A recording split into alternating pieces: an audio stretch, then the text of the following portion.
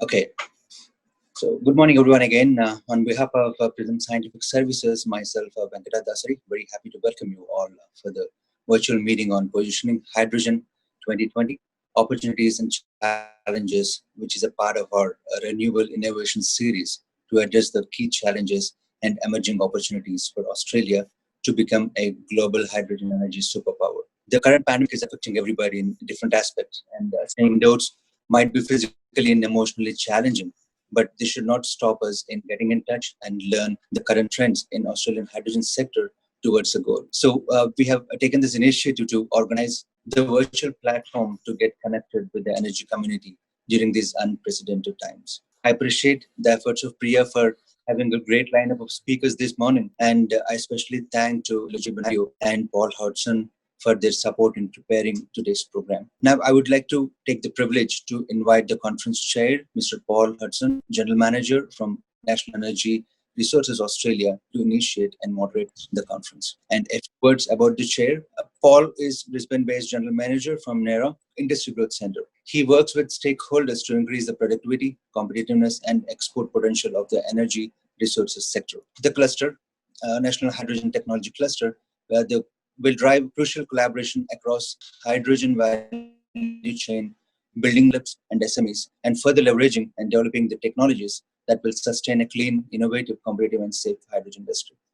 Paul has qualifications in international business and sustainable development and has spent over 20 years exploring the competitiveness of business, industries, and regions, and designing and implementing strategies to improve performance through innovation and collaboration. Over to you, Mr. Venkata, and welcome everyone joining us today. I'm honoured to be chairing such an international webinar with an impressive lineup of speakers and panelists.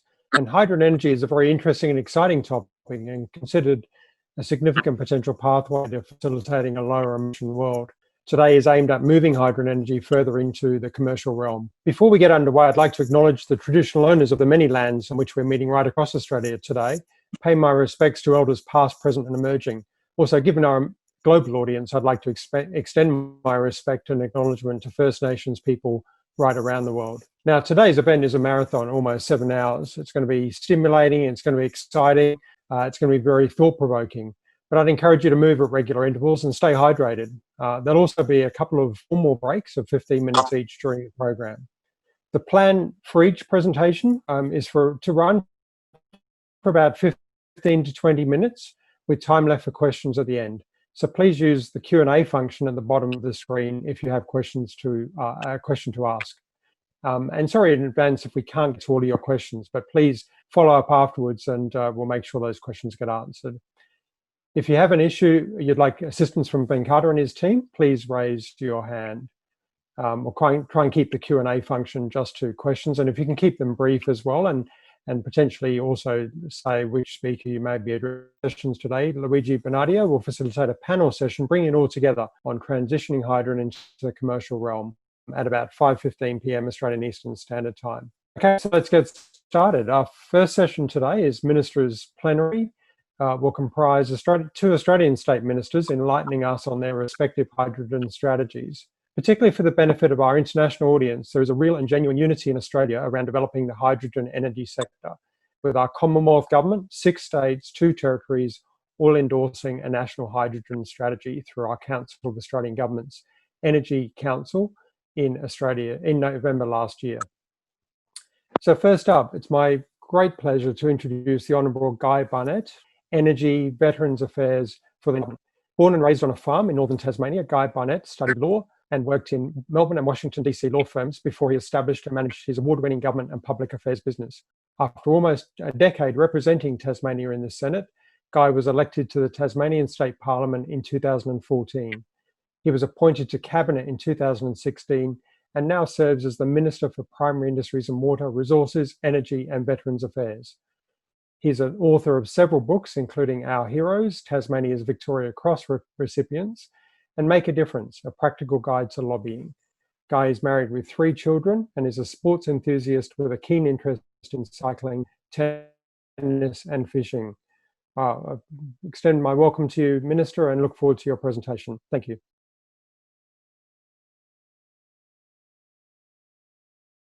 Can you hear me okay, Paul and colleagues? Excellent, and thank you for the invitation to be with you today. It's a very special honour, and I also acknowledge my colleague and friend Dan Van Host Pelican from South Australia, my colleague Minister for Energy and a few other things as well. It's great to be with you on such an important topic as positioning hydrogen 2020 opportunities and challenges. And I'm particularly excited. I think I'm probably the most energised energy minister in all of Australia in light of the wonderful renewable energy credentials that we have in Tasmania and the significant opportunities to grow that to deliver jobs, growth, development, and low-cost, reliable, clean electricity well into the future for decades and decades to come. I wanted to recognise the hard work around this virtual meeting of all governments and workplaces and individuals to keep our communities safe during the COVID-19 pandemic as it rolls out. And secondly, certainly as a government here in Tasmania, we see the opportunities in renewable energy and specifically renewable hydrogen as a key path forward to help build and rebuild our economies going forward as we move out of the COVID-19 pandemic. So having said that, I am extremely excited to advise that Tasmania is the renewable energy powerhouse of Australia, and we want to build on our world-class wind assets and our world-class water assets. As you know, we're in the Roaring Forties, an island state at the bottom end of mainland Australia, and we have access to world-class wind, particularly it's been identified in the northwest, northeast, Central Highlands and Central Tasmania. Further, we have a world-class water resource, so 1% of Australia's landmass and 12% of Australia's rainfall, and likewise 27% of Australia's water in storage. We have 30 hydro power stations, 50 lakes, and we want to use that water very wisely, hence the link with hydrogen. Obviously, we all know there are three key things and ingredients to success in terms of production of hydrogen, and that's water, electricity, and infrastructure, road, rail, and port. And we have those in abundance here in Tasmania, and I'll share more about that shortly. So the plans for renewable hydrogen in Tasmania fit with our Renewable Energy Action Plan and our plans coming decades. Our 100% fully self-sufficient in renewable energy by 2022. We will hit that target. Secondly, we have a plan to reach a 40% target, a 200% target by 2040. This is a globally leading and significant target, and we plan to legislate accordingly in the second half of this year. So going from 100% to 200%. So that's doubling our electricity production, 10,500 gigawatts by 2040, with a 150% target by 2030. So that's the plan. We're on track to reach the 100% with both Granville Harbour and Cattle Hill wind farms coming online later this year, and in fact already online and kicking into the system here in Tasmania. So it's part of our plans for Tasmania to be the battery of the nation. And just a few days ago, the Prime Minister identified Marinus Link, that is our second interconnector, 1,500 megawatts between Tasmania and Victoria. And the Prime Minister identified that as one of the top 15 major infrastructure priority projects for Australia on behalf of the federal government. We welcome that announcement and we're very grateful. We're very grateful for it and look forward to working with the federal government as they plan to bring forward the assessment process so that that the job would flow and the development that would flow from that project can be brought forward sooner. the federal government assesses that that project could be brought forward in terms of timeframes up to half the planned time for the environmental and planning purposes. So we look forward to working with the federal government to bring that project forward as quickly as possible. So that project will unlock a whole range of further renewable energy projects in Tasmania, including wind development and hydro and pumped hydro development. Hence Tasmania then providing that opportunity to provide the three things that the rest of Australia really want and need, and indeed the rest of the world want and need, and that is low cost, reliable, clean electricity. And the Tasmania brand is pure, fresh, clean, natural. It's all part of the Tasmania brand, for which we're very proud. And so if you produce a widget or a service in Tasmania, you can stamp it with the Tassie brand being 100% fully clean electricity, which is also low cost and reliable. Now that leads to, obviously, to the renewable hydrogen plans for Tasmania. And can I say at the outset, it is consistent and aligns beautifully with the national hydrogen strategy that Dan and I and my other colleague, energy ministers around Australia, with the Federal Minister Angus Taylor, signed off last year. And it was released on the 22nd of November by Dr. Alan Finkel. And we support that plan because our plans align with the national hydrogen strategy. And it says that Australia has the profile and potential to be a key player in an emerging global hydrogen industry. We agree. We strongly endorse that plan, and that strategy has been endorsed by the Coloured Energy Council. So that national strategy delivers the $370 million support, $300 in concessional loans and $70 million in grants to the various projects around Australia to bring on the development of hydrogen, and then to make Australia a global player in the decades ahead. And we support that 100%, and we're grateful for it. I released the Tasmanian Renewable Hydrogen Action Plan on the 2nd of March 2020, just a few months ago, and that articulated our vision and our plans for Tasmania to expand our renewable hydrogen, being clean hydrogen or green hydrogen. As you know, there's reference to blue hydrogen, brown hydrogen. So ours is renewable hydrogen or green hydrogen. And to kickstart that plan, our vision is to be manufacturing green hydrogen by 2022 to 2024 for domestic production and use of renewable hydrogen in Tasmania and on mainland Australia. And then secondly, by 2025 to 2027, to be exporting renewable hydrogen, and by 2030 with the vision to be a significant global supplier of renewable hydrogen. And for both export and for domestic use, so on-island use, and creating jobs and development and opportunity here in Tasmania, as well as being a global supplier.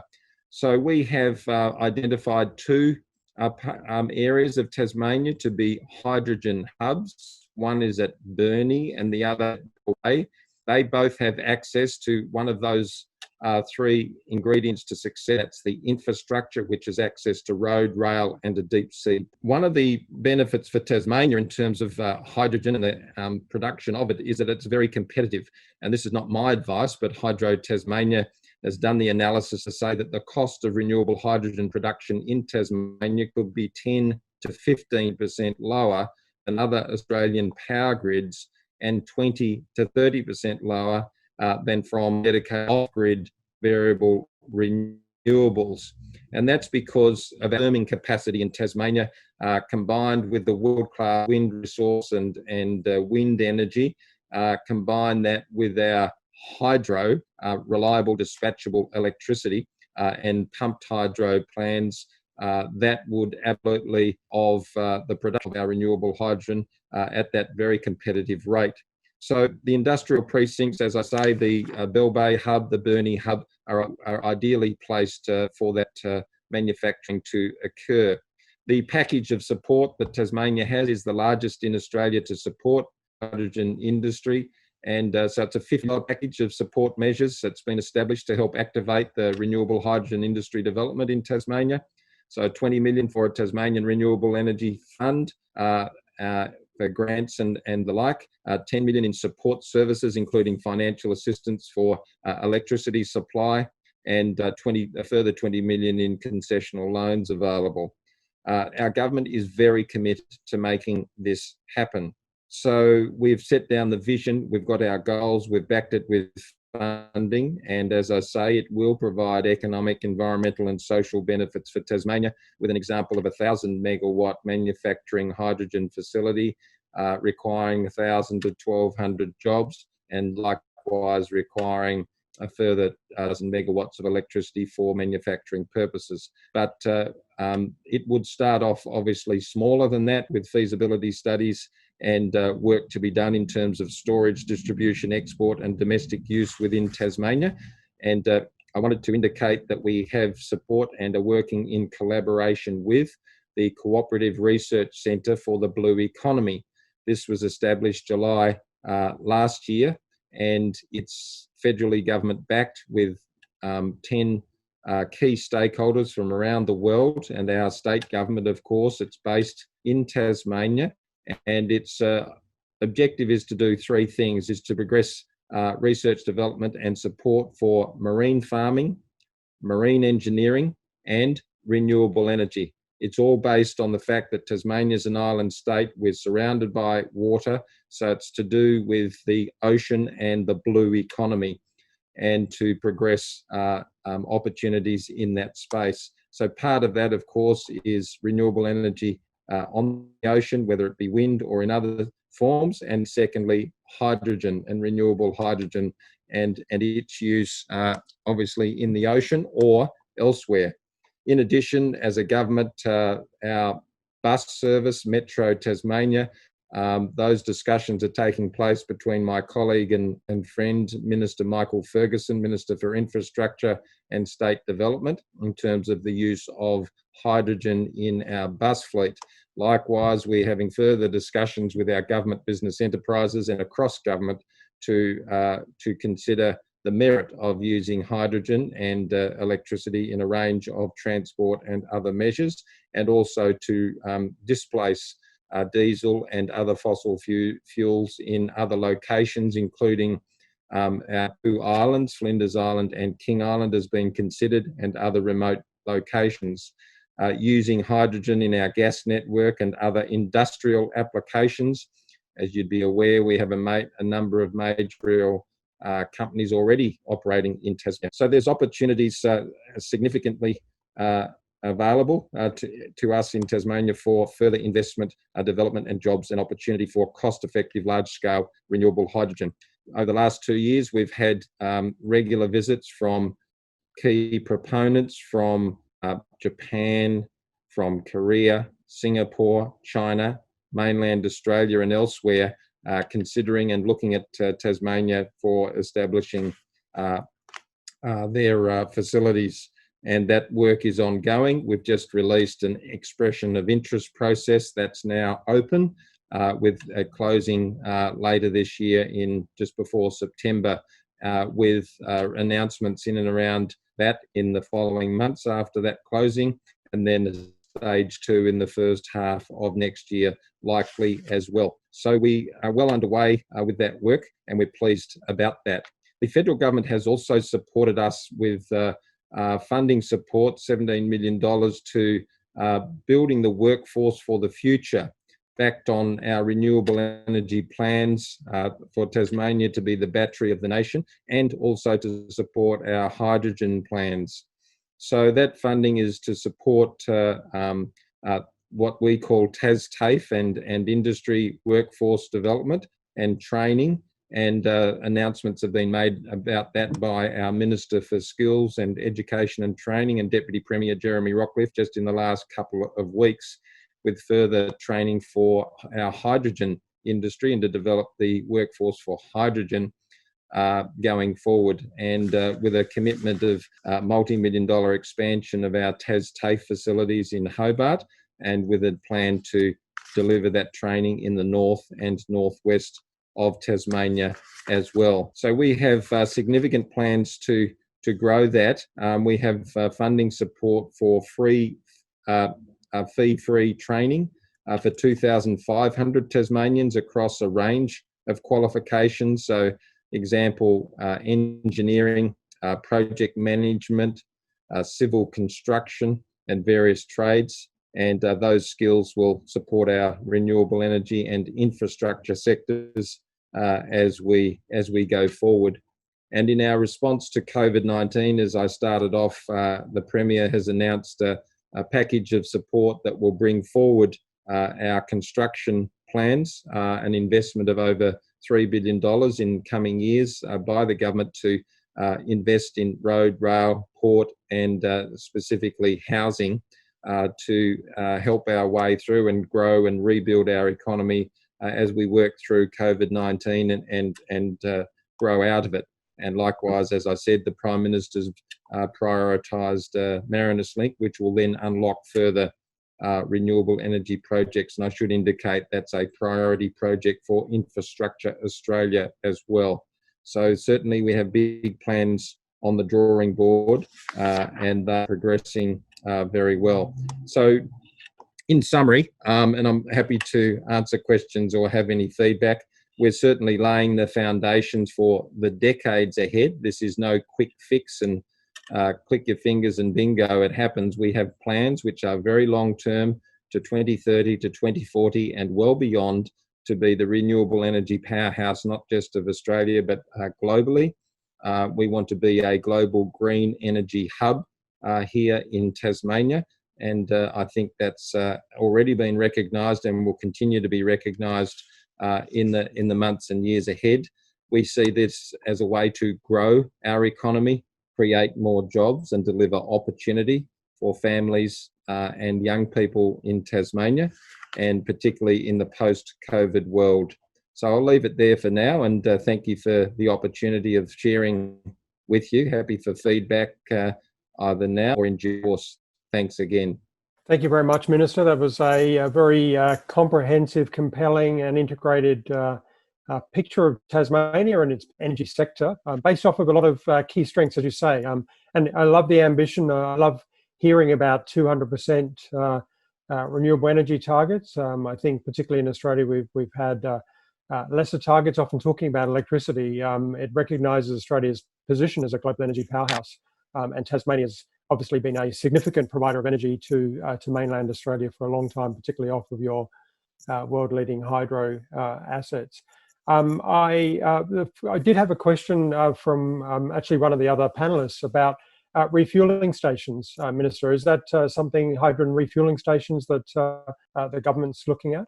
Yes, thanks, Paul, for the question and your feedback on our big vision, which we believe is quite doable and realistic, and it will happen. So we're very confident about that. So yes, in terms of refueling stations, we've already have plans to progress.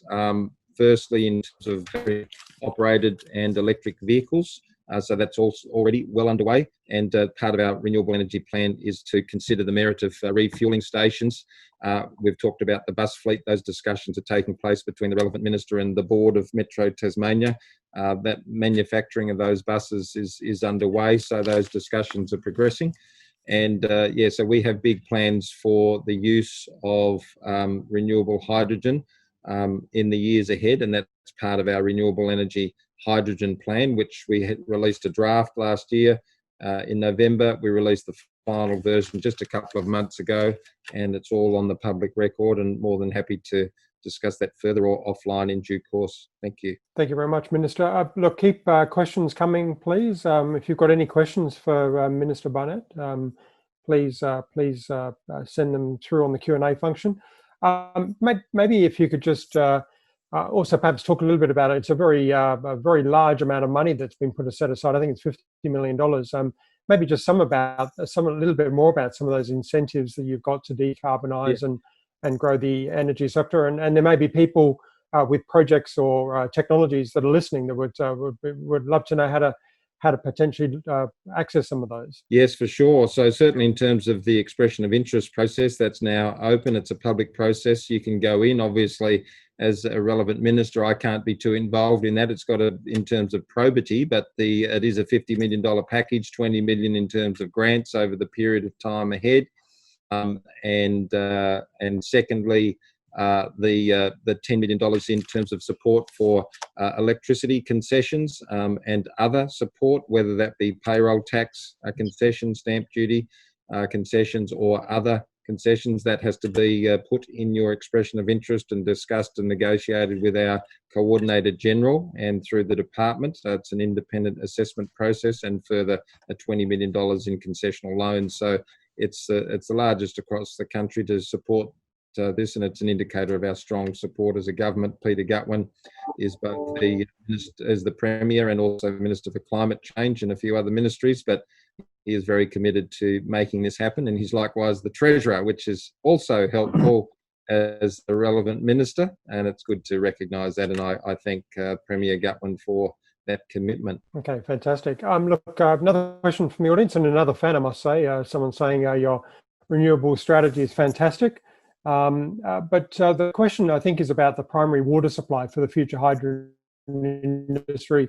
Do you have some thoughts on that? It's, in many cases in Australia, it's sort of seen as desalination in coastal locations, or you're on the freshwater advantage that Tasmania has, and there's also things, people looking at wastewater, and they're like, maybe you could just mention, comment on that aspect. Absolutely. We are an island state, as I indicated, I think earlier, 1% of Australia's landmass, 12% of Australia's rainfall, and 27% of Australia's water in storage. I have the honour of also being Minister for Primary Industry, so agriculture. We use that water for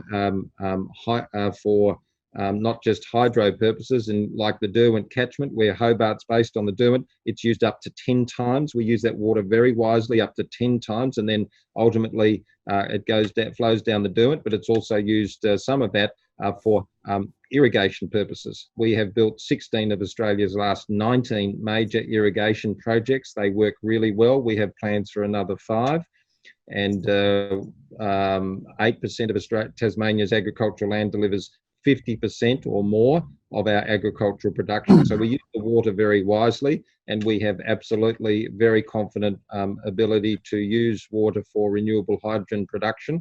And it's because we have access to that, and of course that has to be managed carefully and in a sustainable way, which it will be. So we are very confident of access to water, likewise low cost, reliable, clean electricity, 100% clean in the production and manufacture of renewable hydrogen, and again access to those clean water and also the infrastructure as in road, rail and deep sea port, both Burnie and Bell Bay. Being an island state, we're well placed for that. Fantastic.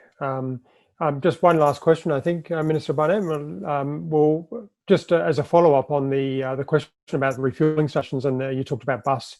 Will your government be partnering with business for refuelling energy or leasing to support the hydrogen bus rollout? That may be part of the EOI process, is it, at the moment? That hasn't been decided as yet, so those discussions are taking place with Metro Tasmania, our bus government-owned bus company in Tasmania. And in terms of those other questions, they haven't been answered. So there will be expressions of interest available through the EOI process. Absolutely welcome. We are very pleased with the TasGas pipeline, where it's a newish pipeline, so it works well. You can use liquid nitrogen or gas likewise through the pipeline. It can work very well in that regard. As you know, some other gas pipelines that are dated, it doesn't work so well. So we're well placed to be able to distribute the renewable hydrogen to the different industries that need it and the different transport facilities that also require it. Fantastic. Look, thank you, Minister Barnett. I really appreciate your time today. It's been a very informative and thought-provoking session. Yeah, thank you. We'll move on to the next speaker. Thank you, Paul, and thank you, colleagues, and all the best to Dan and my colleague and friend from South Australia. Thanks, Paul. Fantastic, thank you. So it's now my pleasure to introduce our second speaker in the Minister's Plenary today, the Honourable Dan van Hulst Pellekaan, MP, Minister for Energy and Mining in the South Australian Government. Minister van Hulst Pellekaan was elected to Parliament as the member for Stewart in 2010. He was promoted to the Shadow Cabinet in 2011 and has held the Energy and Mining portfolio since June 2014. After his re-election at the 2018 state election, he was sworn in as Minister for Energy and Mining in the Marshall Liberal government. Minister van Hulst Pellekaan started his working life as a labourer before playing 4 seasons in the National Basketball League and at the same time earning a Bachelor of Economics.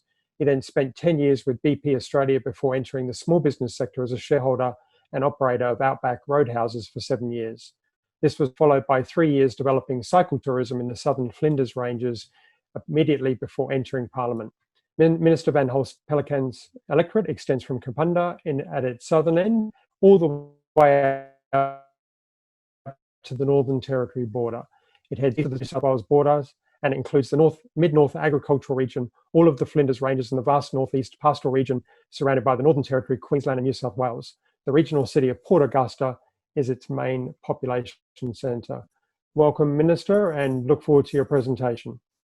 Thank you very much, Paul. It's a pleasure to be participating in the Hydrogen Positioning 2020 virtual conference. Really appreciate that. And it's lovely to actually follow my friend and colleague, Minister Guy Barnett. We have a great deal in common. We have a very, very productive working relationship and a friendship. And it's a pleasure to acknowledge the terrific work that Tasmania has done in renewable energy for decades and decades. And their involvement in a transition towards hydrogen as well. They really are doing fantastic work in Tasmania. From a South Australian perspective, we're also well down the pathway of becoming a world-class supplier of clean hydrogen, putting Australia onto a trajectory towards the Commonwealth Government's economic goal of $2 per kilogram hydrogen, what they affectionately refer to as H2 under 2. In 2017, South Australia was the first Australian jurisdiction to showcase a hydrogen vision through the Hydrogen Roadmap. The government further sharpened this vision with South Australia's Hydrogen Action Plan, launched in 2019 by Premier Stephen Marshall. The action plan outlines 20 actions over 5 themes, with the objective of scaling up renewable hydrogen production for export and domestic consumption to achieve our aim of becoming a world-class renewable hydrogen supplier. The South Australian Government has already committed nearly $15 million in grants and $25 million in loans to 3 megawatt scale renewable hydrogen projects. The first of these is AGIG's Hydrogen Park South Australia, which is obviously is in the southern suburbs of metropolitan Adelaide, and is an $11.4 million demonstration project comprising a 1.25 megawatt electrolyser at the Tonsley Innovation Centre. This facility is currently under construction, with completion only a few months away. The Australian Hydrogen Infrastructure Company, H2U, is also developing a large-scale renewable hydrogen and renewable ammonia production facility on South Australia's Eyre Peninsula.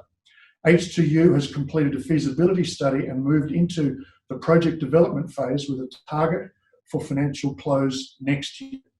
And the third of the 3 projects receiving loan funding is Neoen, investigating the construction of a large-scale renewable hydrogen production facility powered by its Crystal Brook Energy Park. It has also completed the first phase of a feasibility study and progressed onto a second phase with a number of industry partners. I visited AGI to mark the beginning of the construction phase of that work. And earlier this month, members of my department also visited the site to check out its progress. And I'm very pleased to advise that the electrolyser will be delivered to the site in the next couple of weeks, and when installed will be the largest hydrogen electrolyser operating in Australia. The project is on track to start producing hydrogen in the second half of this year, getting 5% renewable hydrogen gas network that already exists around the Mitchell Park suburbs. So 700 homes in suburban South Australia will start to receive hydrogen blended into their existing gas network. This will be a tremendous achievement by EnergyOceania and its partners, particularly in light of the challenges posed by COVID-19. And lovely to be able to say that through the whole COVID period, it's really only added about 3 weeks of slippage to this project. So congratulations to EnergyOceania. Earlier this year, the Federal Minister for Energy and Emissions Reduction, Angus Taylor, and I launched the $4.15 million Australian Hydrogen Centre, also at Tonsley. The centre, led by Australian Gas Networks in collaboration with founding members Neoen, AusNet Services and Engie, has secured funding from the Australian Renewable Energy Agency and the Victorian and South Australian governments. The centre will assess the near-term feasibility of blending renewable hydrogen into gas distribution networks in Victoria and other places in South Australia, and the longer-term transition to 100% hydrogen networks. Feasibility studies to be conducted by the centre include 10% hydrogen blending into selected regional towns in Victoria and South Australia, 10% hydrogen blending into gas networks in Victoria and South Australia, and 100% hydrogen networks for Victoria and South Australia, obviously a bit further down the track. In addition, the centre will publish knowledge sharing reports to present key learnings from HyperSafe. All these projects demonstrate a pathway to scaling up renewable hydrogen production to service the domestic market. In South Australia, we're also casting our minds to the extent to which we can scale up to service overseas markets. I'm very excited about the next project we're undertaking, our hydrogen export study. The Premier and I announced more than $1 million in funding for this project last year to kickstart our hydrogen action plan. It will be a landmark pre-feasibility study to consider large-scale clean hydrogen production in South Australia for international export to prospective markets in Asia.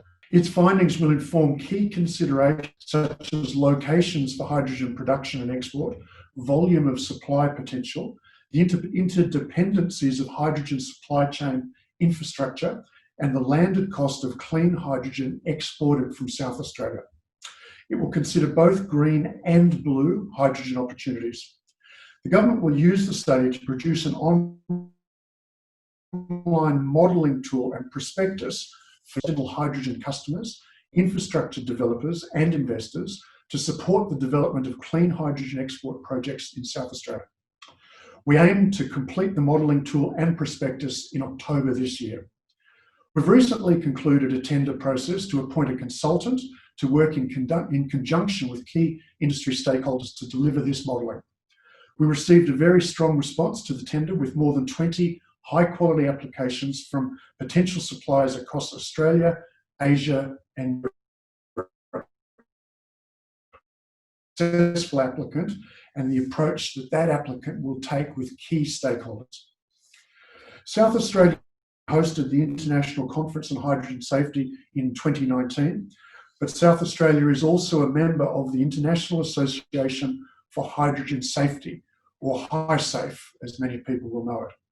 HySafe is the focal point for all hydrogen safety related issues internationally, which puts this state at the forefront of latest information regarding hydrogen safety and regulation. We're focused on establishing a world-class regulatory framework to deliver global best practice hydrogen regulations that are simple and efficient, building community and investor confidence. Our expectation is that fairly soon, South Australia will generate more clean power than is required for a foundation to become a national and global force in clean energy.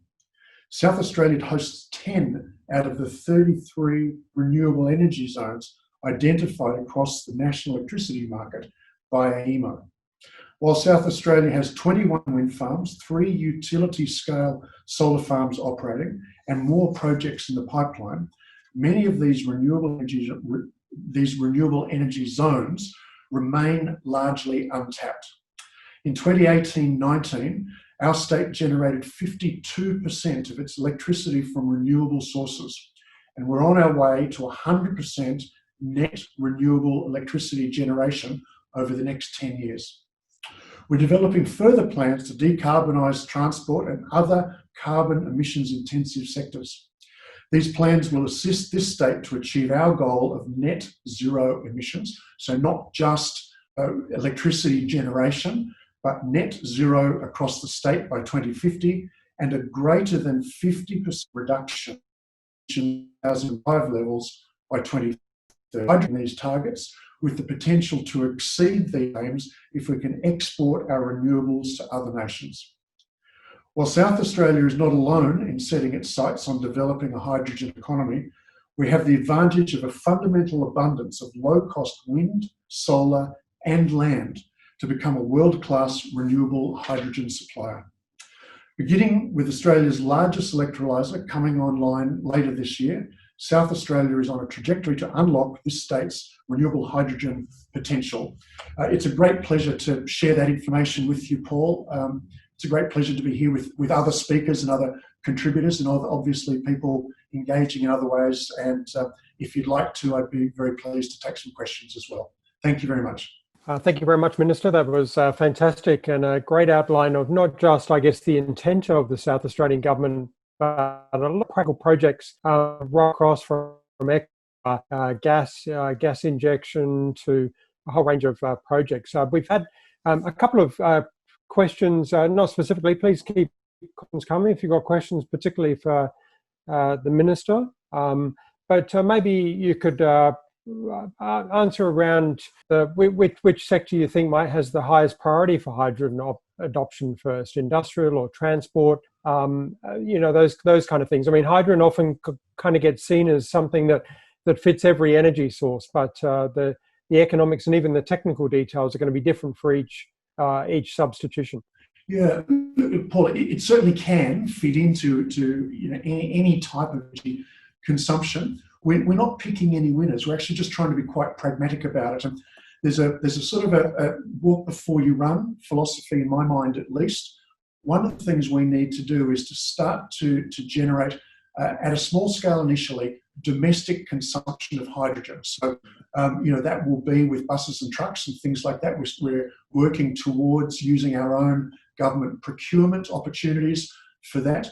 We will very soon, as you know, have the largest in Australia, but by standards in the future, a small electrolyser, but actually producing hydrogen. We want to be able to, from that site, and ideally, hopefully another one CBD fringe, so we start to just get the capacity in a very small way immediately for people to do that. From that Tonsley electrolyser, we'll also be filling transportable storage that can be taken to industrial sites. So we're very focused on developing some domestic demand.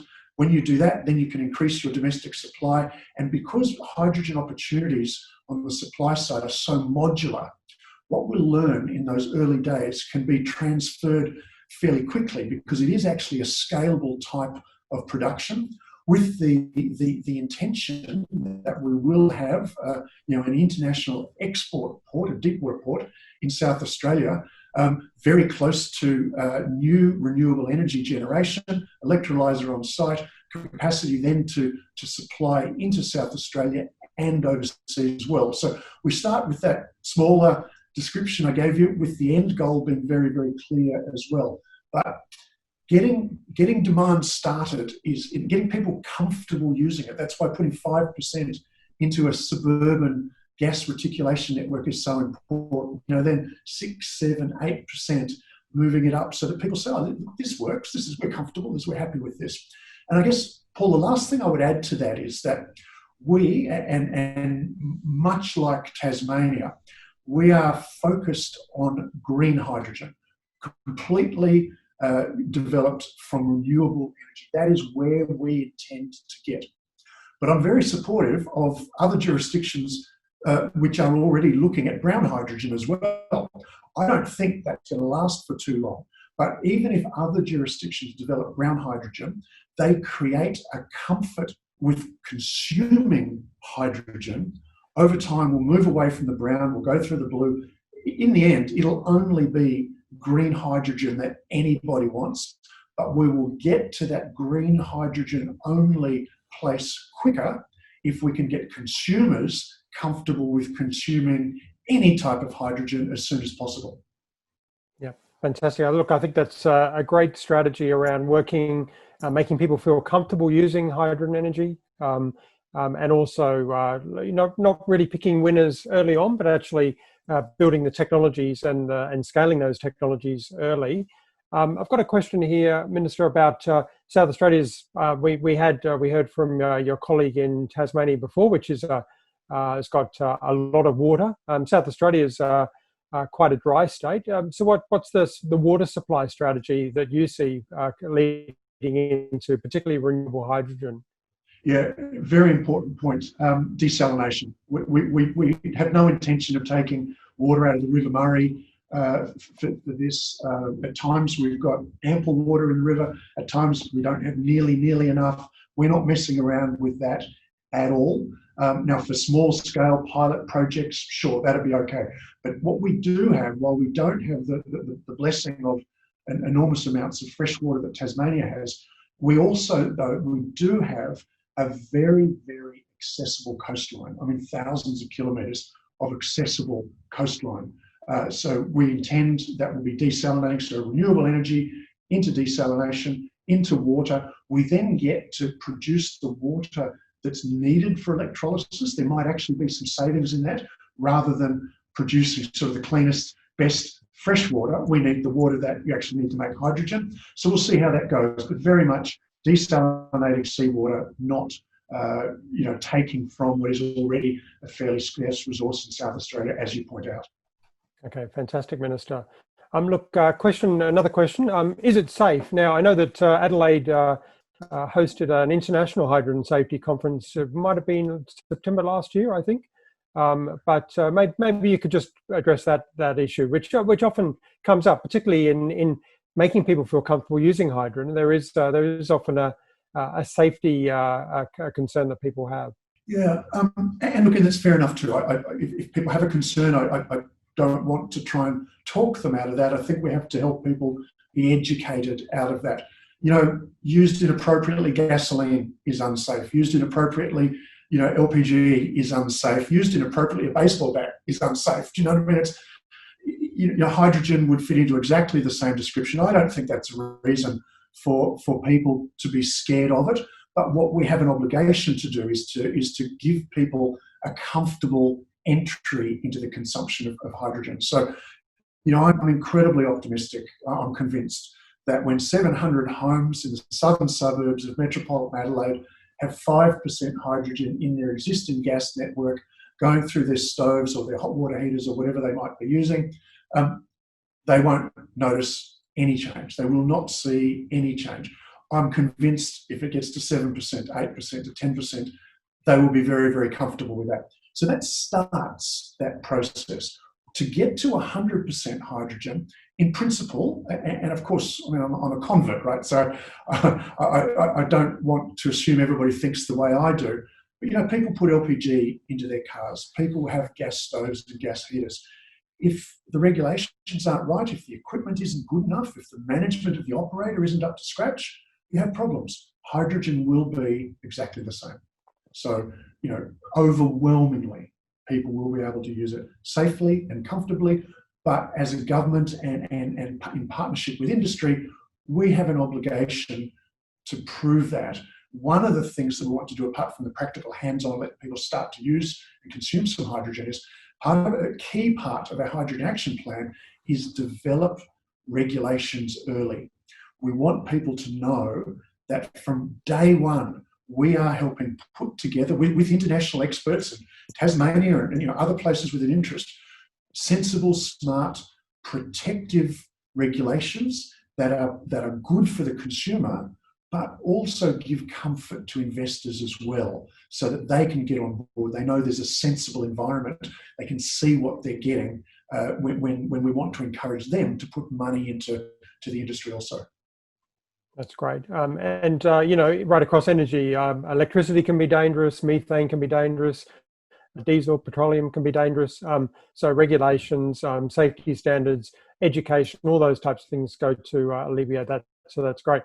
Probably time for one more question. I know that South Australia is very strong in its support of small and medium enterprises, startups, through clustering initiatives. I know the great work that's happening down at Tonsley. So just perhaps if you could mention any support for startups in the hydrogen sector in South Australia? Well, it depends what you mean, I suppose, Paul, by a startup. I mean, a startup is typically businesses or industries that exist and a new player wants to get into it. Hydrogen is actually a step ahead of that. I mean, I'd suggest that $40 million that we've got between grants and loans going to those projects that I described and others, that is tangible support for startups. Those pilot plants and new projects, they've never been done before. And so we are, demonstrably contributing towards those, as are the proponents, as is industry, as are other governments, federal and state as well. So, we're putting in taxpayers' money at the ground level to help these projects prove themselves, because we believe that in the long run, our taxpayers will be benefited enormously from a newer, cleaner, sustainable energy source, and ideally new export markets as well. Fantastic.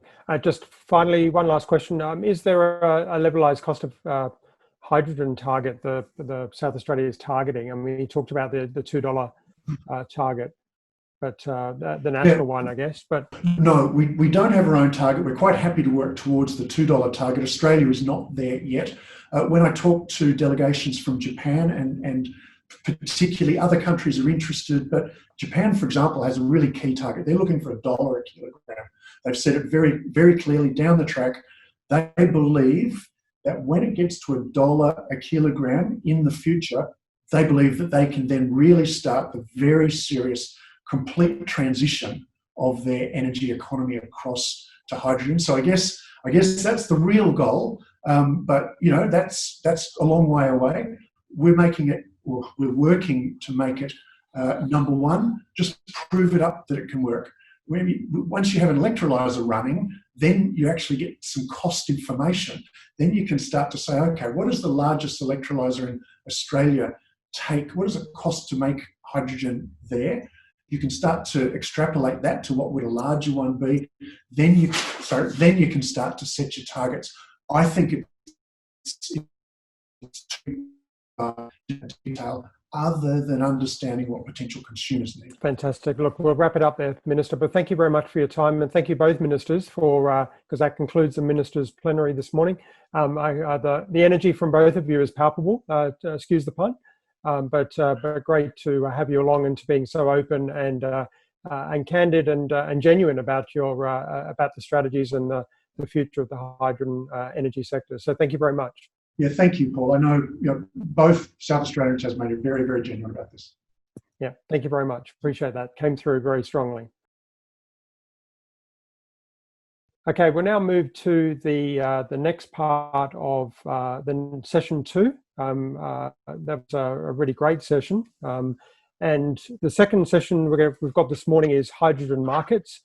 And our first presenter is Luigi Bernardio, Director Luigi Bernardio and Associates. Luigi's a Melbourne-based chemical engineer with 30 years of local and international research and development and engineering experience on solutions for a broad range of government and corporate clients operating across transport, commercial, industrial and manufacturing sectors. He's a recognised leader in the global hydrogen industry with broad knowledge of hydrogen technologies and market. He conducted research and development into renewable hydrogen and hydrogen storage systems at the universities of Melbourne, Florida and Milan in the early 1990s and has served as a technical and commercial advisor to many government departments. He is Engineers Australia's representative on Standards Australia's ME093 Hydrogen Technologies Committee. He's a member of the Australian Institute of Energy Melbourne Branch Committee, was secretary of the 17th World Hydrogen Energy Conference 12 years ago in Brisbane in 2008. He's currently Principal Consultant Hydrogen for APAC at Jacobs, working on the feasibility assessment and design of hydrogen plants for various market applications. Welcome, Luigi. Look forward to your presentation.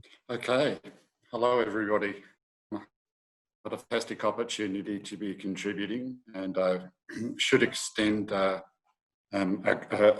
gratitude to Priya and the organising committee, and welcome you all. Let's just hope we have a thorough discussion of a range of themes, and thank you for the introduction, Paul. I gather you can see my screen, but I'll run through my presentation slowly. So yes, I'm currently the director of my own consultancy, Luigi Bernardio and Associates. But just for clarification to the market, I am on contract to Jacobs in the Melbourne of Jacob, and I serve in the role of principal, and I do come with a fair bit of experience in hydrogen. It goes right back to about 1990, so a fair bit of work in R&D, and we've been able to provide services on the technical and commercial side. This is session 2, hydrogen markets. I'm just going to give a broad brush overview of opportunities and some barriers. And later on, I'm going to be the moderator of a Q&A panel looking at the transition of hydrogen into the commercial realms. So please feel free to raise questions through the course of the forum, and we'll do our best to address those questions and put them to the panel. And just on the panel, like I said, the theme is transitioning hydrogen into the commercial realm. So some of the things that you could be thinking about or ideas you may wish to raise is, what are the break-even price points such that markets can come to bear based on a delivered price of hydrogen? Other issues that we should be thinking about: what are the key drivers that support the commercialisation of hydrogen? Is it just purely economic, or are there non-economic considerations? What would be... Sorry, Lou, I was just going to say, I don't think, I'm not sure if you're sharing your screen, but I can't see it, and I don't think the audience can either. So, have you got it now? Hang on.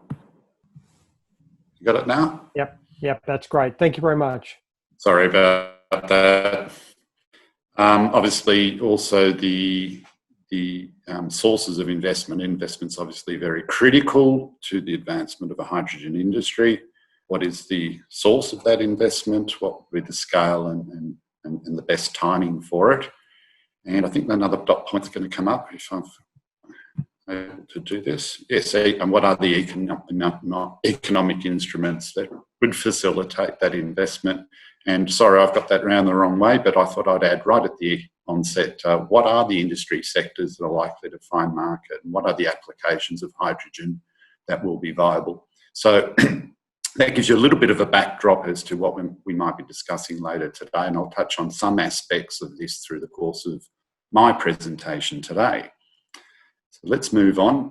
Session 2, markets. What are the markets? So let's break this down. Obviously, power generation is pivotal, be it hydrogen derived through fossil fuels such as natural gas and the reforming of natural gas, or the gasification of coal, or biological production. But what seems to be gathering a lot of emphasis is renewable hydrogen, that is hydrogen derived through the use of electrolyzers. There are a few other technologies in the embryonic stage as well that need to be considered for the purposes of supplying hydrogen and feeding it through a fuel cell to generate power. But it's not just limited to fuel cells, or the 6 different types of fuel cells that you can use to generate power. You could also use a dedicated hydrogen turbine. These are massive units in the order of 300 megawatts, 400 megawatts, which at this point in time, hydrogen's being used in combination with natural gas to generate power, but there is also work in the use of dedicated gas turbines based on hydrogen alone. The other sector that's gaining a fair bit of momentum in hydrogen is not so much focusing on the hydrogen use, although that's useful, but the production of electrolytic oxygen for the purposes of wastewater treatment. And there's a fair bit of reception from the majority of water authorities in Australia at this point in time about that co-location opportunity. What gets a fair bit of exposure are the transport applications for vehicles, different types of fuel cell electric vehicles, be it the light duty vehicle class or commercial vehicles. But what seems to be gathering most momentum and shows greatest viability is that heavy-duty vehicle sector. And we're seeing a lot of new market entrants in that space, such as Nikola and Hyzon of late. So that's an exciting opportunity. By transport, we should also include the use of hydrogen as a substitute for natural gas in pipelines. And what's been heavily promoted as a long-term investment opportunity is the idea of Australia engaging in the bulk export of hydrogen to parts of Asia in particular. Hydrogen's been used for many, many years in regular industrial uses in petrochem and the like. But we're starting to see a fair bit of traction in the idea of using hydrogen from renewable energy sources for the purposes of chemical manufacture, such as ammonia and methanol and the like. So that's, I would regard for Australia, a near-term market opportunity once that price point is met.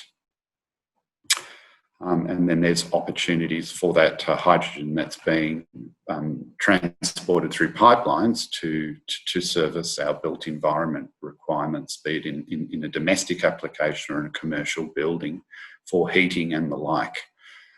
So that's the broad overview of the market segments. It's going to be interesting just to see how receptive the Australian market is to this opportunity. And what really is driving it is the idea that hydrogen provides definitive environmental benefits, and that's part of the reason why I work in this area and many others, is we see the distinct advantage of not only being able to generate economic activity, but also address some pretty serious climate change impacts and also the air quality impacts of the continued use and reliance on petrochem fuels such as petrol and diesel. What is interesting is that in other jurisdictions, not here in Australia, but certainly other jurisdictions in Europe and the like, there are definitive regulatory targets to phase out internal combustion engines that are driven by through the use of petrol and diesel, and that is something that sets a target for to increase investment, particularly for transport applications of hydrogen. So it's something that we're monitoring very closely. In the UK, there was a revision of bringing those dates forward. Not only those listed here, but electric vehicle targets have been set for a number of other jurisdictions. I just wish that Australia would adopt the same. In terms of the market analysis that's been done, and there's varied levels of detail that goes into the underlying economic analysis. I would encourage you to treat certain analyses with some caution, but the best analysis that I can bring to the table here and share with you is the work out of the Hydrogen Council that have written a very good and comprehensive work looking at cost perspectives. I think that report was released late last year. The Deloitte Ballard report, and I think that it was Ballard in China and the Deloitte analysts came together to write a very good report. And some of the data that I'll share with you in a moment is sourced from that report.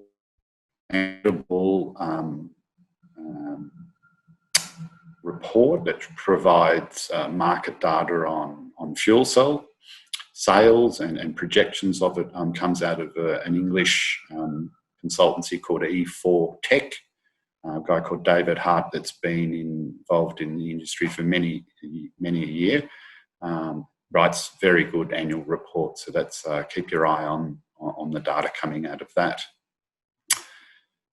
What's driving the uptake, the rapid uptake of renewable hydrogen is obviously the reduced levelized cost of things, large-scale solar PV and wind plants, even though the levelized cost improvement is slowing. So it's approaching an asymptote, which is a little bit of concern to us and people working in hydrogen, because the hydrogen price itself directly correlates to the electricity price.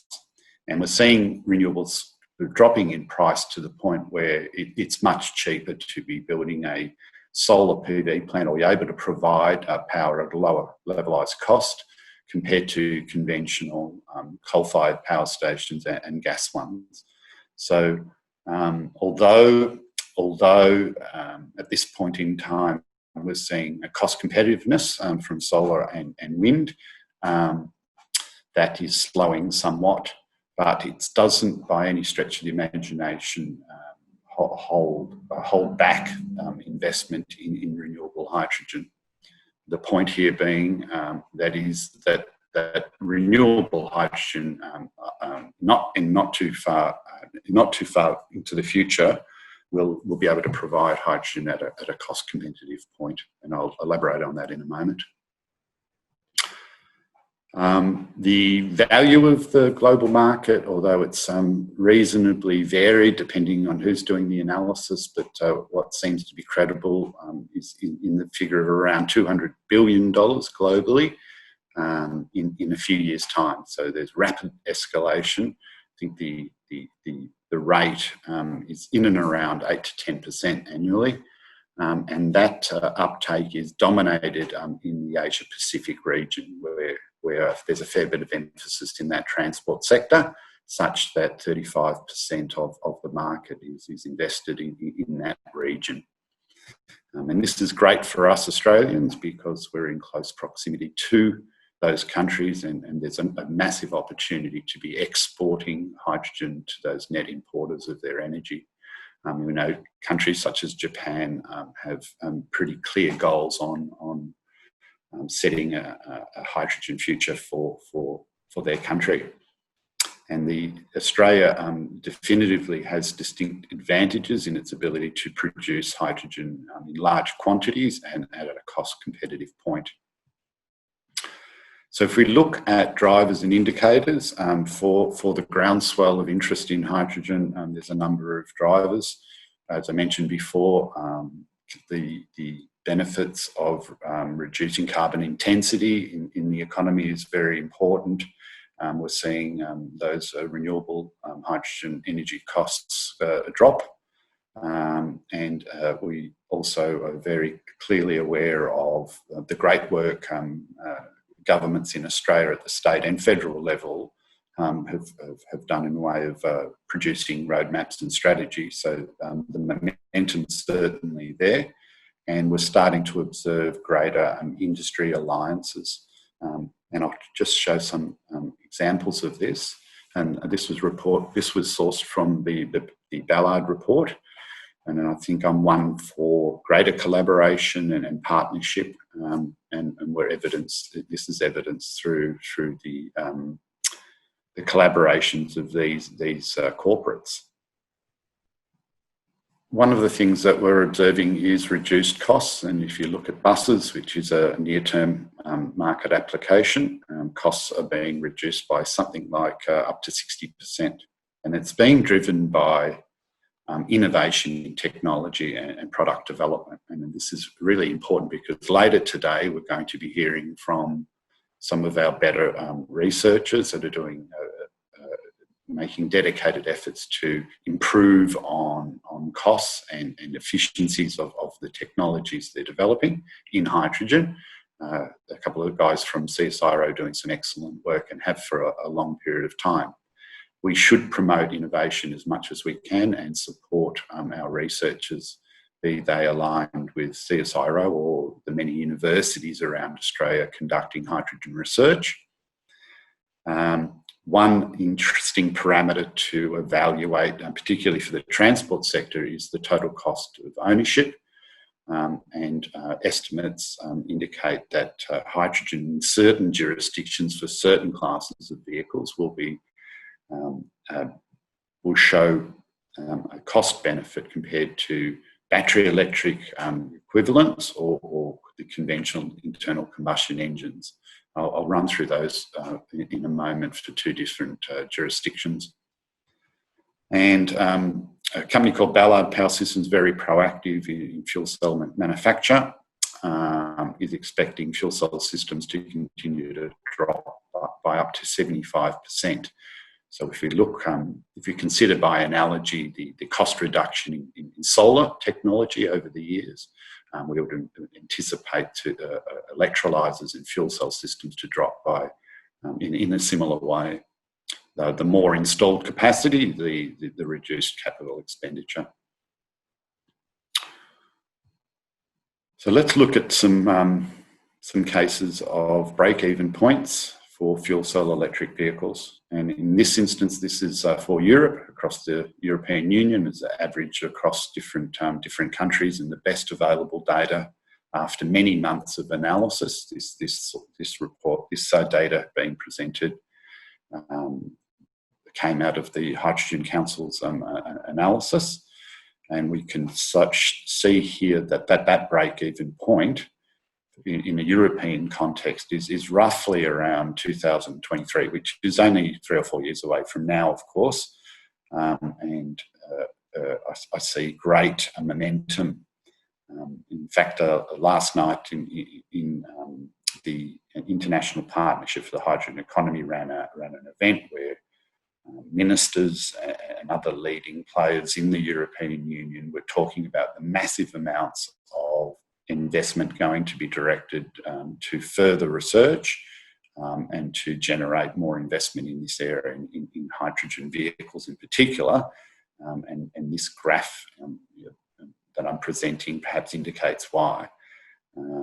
There's been a fair bit of speculation about what hydrogen's role in transport might be moving forward, but I can assure you that there's a great high level of confidence and activity being directed to hydrogen in Europe.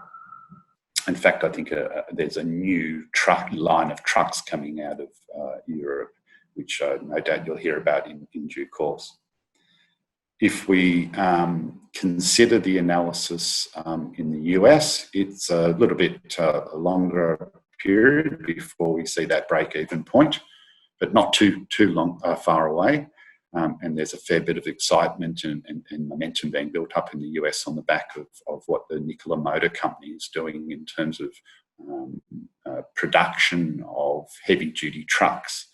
And I'll just repeat that trucks is a near-term market for hydrogen investment in Europe, in the US, and worldwide. So this is just an idea of projection of break-even point for transport, but we could do the same analysis for other applications and other markets. I just wanted to share with you today my views on what's happening in transport in particular. And one of the areas where there's a great level of activity outside of Europe and in the US, and as I've mentioned, a fair bit of activity in APAC, is driven out of China. And this gives you some idea of vehicles on the road already in operation. So sometimes it might not be articulated or shared or disseminated, but the levels of investment in China is quite outstanding.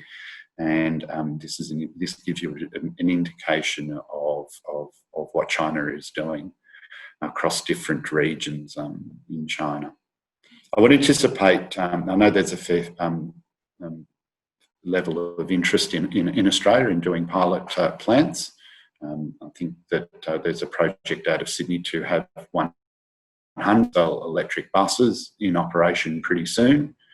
And the Q fleet vehicles in Queensland being run off fuel cell electric drivetrain in Brisbane. So that's pretty exciting. There's a renewable hydrogen pilot plant being developed in the Old Bulwer Island refinery in Brisbane. There's talk of a hydrogen highway of trucks in WA and a few others which I can't disclose with you at this point. But the momentum's good. This is all very exciting. A lot of people would think that the transport sector is going to be lead the way, and that other applications may stem from that. I don't necessarily share that view. I think Australia's a unique market. We're working on a 10 megawatt electrolyser at the moment. I can't disclose where that is, but I can tell you that there's going to be some large-scale electrolysers in operation across Australia very soon. I wanted to cover today. I'm sorry that I wasn't able to go into much detail given the allocation of time. But like I've said, with the Q&A panel session later today, we'll be able to elaborate a little bit more about what the opportunities might be for Australia and what the barriers are. So I'll just run through those points. So feel free to ask any questions and raise them either now or through the course of the forum. So at that point, thank you for the opportunity to be presenting and part of this forum. Thank you, Priya and Paul and the rest of the speakers and panellists. I hope that you enjoy the forum, and if anybody wants to get in touch with me to ask any specific questions, I'm very responsive, and there's my email, luigibernardio@jacobs.com. So at this point, Paul, I'll hand back to you if I can. Fantastic. Thank you very much for that, Luigi. That's really been a fantastic presentation. And I think one of the things, and we're sort of running right on time, Luigi. So what I might do is, because you're chairing the session later this afternoon, I think you'll get an opportunity to add some comments and answer some questions there. I think one of the things is that you really bring to this is a very deep and long-term understanding of hydrogen. A question I won't ask you now, but a question I'd love you to perhaps think about and answer maybe in your opening remarks for the panel session later is, 12 years ago, the conference in Brisbane, what's different now about hydrogen? So don't answer it now, because we'll move on to our next speaker, but what's different now? For those of us that are much newer to the hydrogen sector, what's new, and potentially what does that mean in terms of confidence in the way forward? So, but look, thank you very much, Luigi. We'll now move to our second session in this session, and I'm delighted to welcome Sally Torgerman, Managing Director Energy at PricewaterhouseCoopers. Sally's an Australian lawyer and commercial advisor specialising in renewable energy transactions and development projects. She's an industry-focused lawyer and engineer who is dual qualified in the legal and engineering professions. Sally has worked at leading law firms as well as in-house, including at employers such as Origin Energy, EnergyOceania and BlueScope Steel. Prior to joining PwC Australia, she was Global General Counsel of EEW Limited, a renewable energy developer and operator. Sally has widespread transactional experience in major infrastructure projects. Sally also has extensive experience advising on green developments, including due diligence, construction, feasibility, grid and offtake agreements. Sally has worked on projects in Australia, PNG, Philippines, Indonesia, Korea, China, Egypt, Israel, Chile, the European Union and the US. Over to you, Sally. Really look forward to hearing your presentation. Well, thank you very much, Paul, for that very warm introduction. And first of all, thank you to all the organisers. I think it's incredibly important that we provide awareness of this really unique and booming and growing new sector, and that is the sector of hydrogen. And we're doing this because it's not just good for our nation, but also good for the environment. Welcome to you all. It's all lovely to see so many faces on this webinar, and I'm pretty relaxed as a speaker. If you have any questions, I can see them popping up, so feel free to jump in. But look, my presentation here today, and before I kick into it, I also wanted to pay my respects to the traditional owners of the land, and living in the beautiful part of Sydney, that is the Gadigal people of the Eora Nation. So my presentation today is really all about not just giving you a bit of an insight as to why this is important and why our clients are seeing this as important, but I also want to perhaps try to debunk a bit of a myth, and that myth is that hydrogen is only going to be for the big players, right? It's because of big projects, big capital, big players only. And I wanted to say that that's not really true at all. I think we have an opportunity for the entire value chain for hydrogen to involve so many parts of the economy, and there are many aspects of projects that don't require a huge amount of capital, and that anyone can get involved in the hydrogen economy. But obviously, the key thing is knowing how to, and I hope that is obviously what we're all working towards. So if we can go to slide 2. We have been, working through a number of transactions, which unfortunately, because a lot of these deals are current, we can't actually mention them. But what we did do, because we were being asked a lot of questions, is we did put together a paper on what we thought the journey for some of our clients has been, and sort of globally learning from our partners overseas. I do encourage you to have a look at that paper. Whilst it is not a very technical paper, it is a more of a big picture paper that talks about, who's going to come in first and what are the possible applications that you can start investigating. So I really encourage you to have a real squeeze through that. If we can go to the next slide, please. I wanted to just declare right at the very front that, what we're seeing here is that although there's a little bit of different sources of numbers in terms of, how big this is, according to kind of some of the numbers that we've got, is that, hydrogen really does have an opportunity of being big. And when I mean big, I mean, potentially by the year 2050 of being able to reaching, something like 530 million tonnes per annum. And that is quite a lot. It is incredibly, given the opportunities that we can see to being able to convert something as simple as, water and electricity and energy into hydrogen, and that once you burn it, all you get left, once you use it, all you get left, the only result is water. It's also really important that we can understand that hydrogen is very, it's storable. It can retain its energy far longer than utility scale batteries, and that's something that we should always look at, as that when we're choosing and we're trying to not choosing winners, but when we're looking at different options, is that this is a competitive market, and the energy sector does have lots of options to choose from, of which hopefully hydrogen will be, for the reasons that we'll go through today, is a clear winner. It's transportable, it's easily converted. The interesting ones that I really care about is that it's also blendable, so that you can begin to integrate it in the existing value chain. And it is lighter than battery stacking. So if you're looking at transporting it in sort of a heavy vehicle transport, it makes a bit more sense for trucks, buses and trains, and I'll go into all that. But I guess not to state the obvious, but until last year at least, there's the main applications for hydrogen has been mostly for the production of ammonia, methanol, and just petrol refining. So we're not only having to build a supply, but we're also going to have to build a demand. And I guess that is the challenge that we have here today, is bringing both of those together. Just moving into the next slide. Again, reiterating that this is a wonderful opportunity for Australia. Sorry, yes, next slide, please. Thank you. It is a wonderful opportunity for Australia because previously, you can sort of think about this has now become a global race. You're getting competition from sort of the best. You're getting the Middle East, you're getting North Africa, you're getting Europe, you're getting Asia.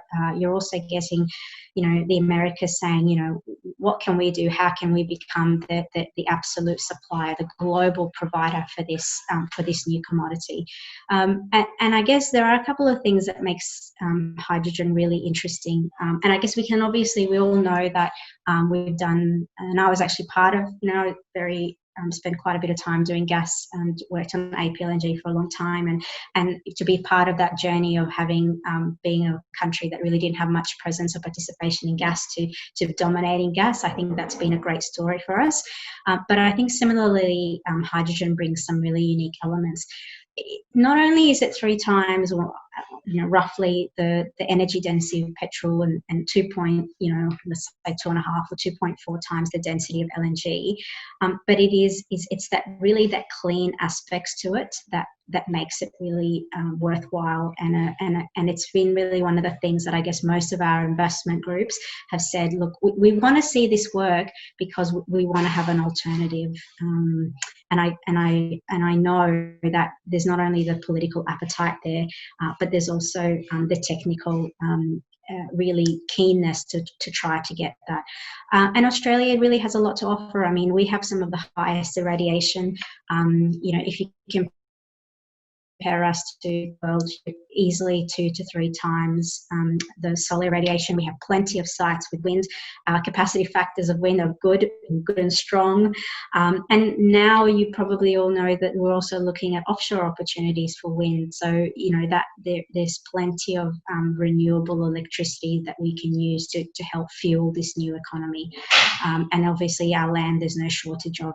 One of the interesting things that Dr. Finkel and I, we borrowed this from him, has been in him being able to explain that you can come up with almost 990 terawatt of hours of energy through these sort of 30 megatons of hydrogen, but at the same time you're only really using a quarter of a cattle station. Now, it's fair to say that is the world's largest cattle station, so it's not just any cattle station, but it goes to show that we certainly are well positioned geographically for it. I'd also like to acknowledge, if we move to the next slide, please, the amazing work that's been done by government. If you have a look in terms not just from a federal level, because that's been fantastic, but also by the states. New South Wales really thinking really hard about that $100 million tech fund that they're putting together for clean tech. You've got Queensland commitments, South Australian commitment, very strong, we heard about that earlier just before, and then equally you've got Victoria having a really deep consideration as to how it's going to intertwine that in its energy strategy, and similarly Tasmania and WA. So I would say that this is just a remarkable effort. I mean, if I was to put this same slide of what we were with wind and solar, let's say 5 or 6 or even 10 years ago, we did not have that same political will, and I think that's just absolutely fantastic. So there's obviously a lot more work that needs to be done, but it shows that whatever these sessions are there to add awareness and promote this industry, it's clearly working, and everybody's on board. So I think it's just time that we get on with it, right? So in terms of getting on with it, what we wanted to do, and I guess Lou, I'm really looking at you on this slide, that next slide that I have, please, is being sure to sort of say, look, PwC has done quite a bit of analysis to sort of suggest, who's going to go first, which areas, where are the winners, where are the losers in this. And I guess what we've come to see is that the way that the modelling has worked out is that this is going to be something that there's going to be growth in all those areas bit by bit. But having said that, we wanted to just highlight a couple of case studies where we believed that they would be really worthwhile having a deep think about considering them. And I'm going to tell you why in just a minute. So first of all, I think that the blended hydrogen gas, I think I don't really need to talk about that because I think that's just stating the obvious. We all know that if you can blend something in an existing infrastructure base, particularly given that it's higher efficiency, you're able to create an immediate market for that product. So, that is almost a done deal. I think that the next angle is to what extent do you then look at it from transport, and I guess for us here, we wanted to really highlight that if you're in a position in terms of considering either an investment or putting together a business case for a new transport, Clara line is being in consideration, some high-speed trains that are being put aside. There's also thoughts about the electrification of trains and transport outside of capital cities. It just makes more on where the planning of those projects and the development of the hydrogen economy. We feel that some of that really that positioning between those two possibilities would really make a really good marriage. The other thing I wanted to really raise, and it's something that's very much close to my heart, having been in power systems and starting out as a power systems engineer from the beginning, is that we have a challenge at the moment in the electricity sector, and that is around storage and firming. And that challenge comes from the fact is that we're moving all of our energy supply essentially from something that was incredibly consistent like coal, because it takes you 4 hours to get back on, to something like wind and solar, which is a lot more intermittent. And so the role of firming is going to be really important. And to the extent that we can use hydrogen to provide more innovation into that need, because it certainly is a problem. It may create challenges for us if we don't meet it progressively and adequately. Now, surely we have options. We can go back to gas. We can always do pumped hydro. We can do batteries, but we all know each of those applications have their shortages, and so therefore it's really important for us to look at how can hydrogen actually address that need. And it might also be a way of creating additional demand for hydrogen. So that's just something there that you can always keep at the back of your minds if you're sort of thinking about additional applications. Moving to the next slide, please. We borrowed this from Arena because one of the questions that we often get asked is hydrogen economic?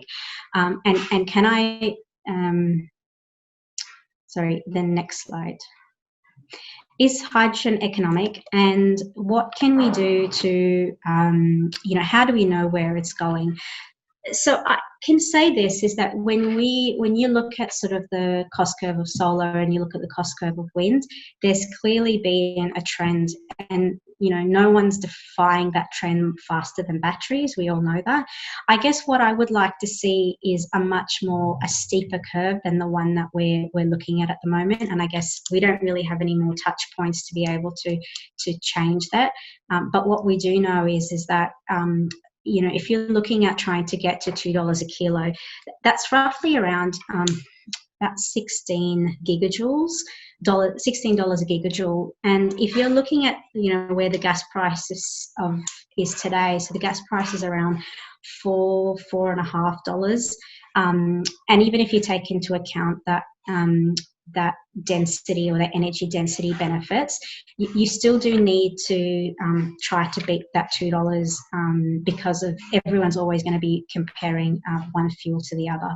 So that's obviously something that we're always going to be keeping in mind, and I think that the innovation and the capability for us to work hard as an industry to bring those costs down quicker and faster is really the challenge that we see. And you can almost see that there's quite a contentious view as to how quickly we can get there. I mean, Morgan Stanley, for example, doesn't even think we can get to $2 by 2030. They think we're getting around $2.85. We don't think that's going to cut it. So we do need to work hard on that, and we will, because we've seen us do it. We've done it on solar, we've done it on wind, and we're doing it on batteries. So there's no reason why not to. Going to the next slide, please. The challenges, the benefits are really strong, right? You know, $10 billion plus of an industry. Dealing with decarbonisation. You're creating a market for distributed generation and maybe transforming the grid. You're looking for Australia to be a leader, but there are some challenges that we have to get to on the cost side, and one of those is if you're using hydrogen for the purpose of electricity, I think that's obviously a key concern.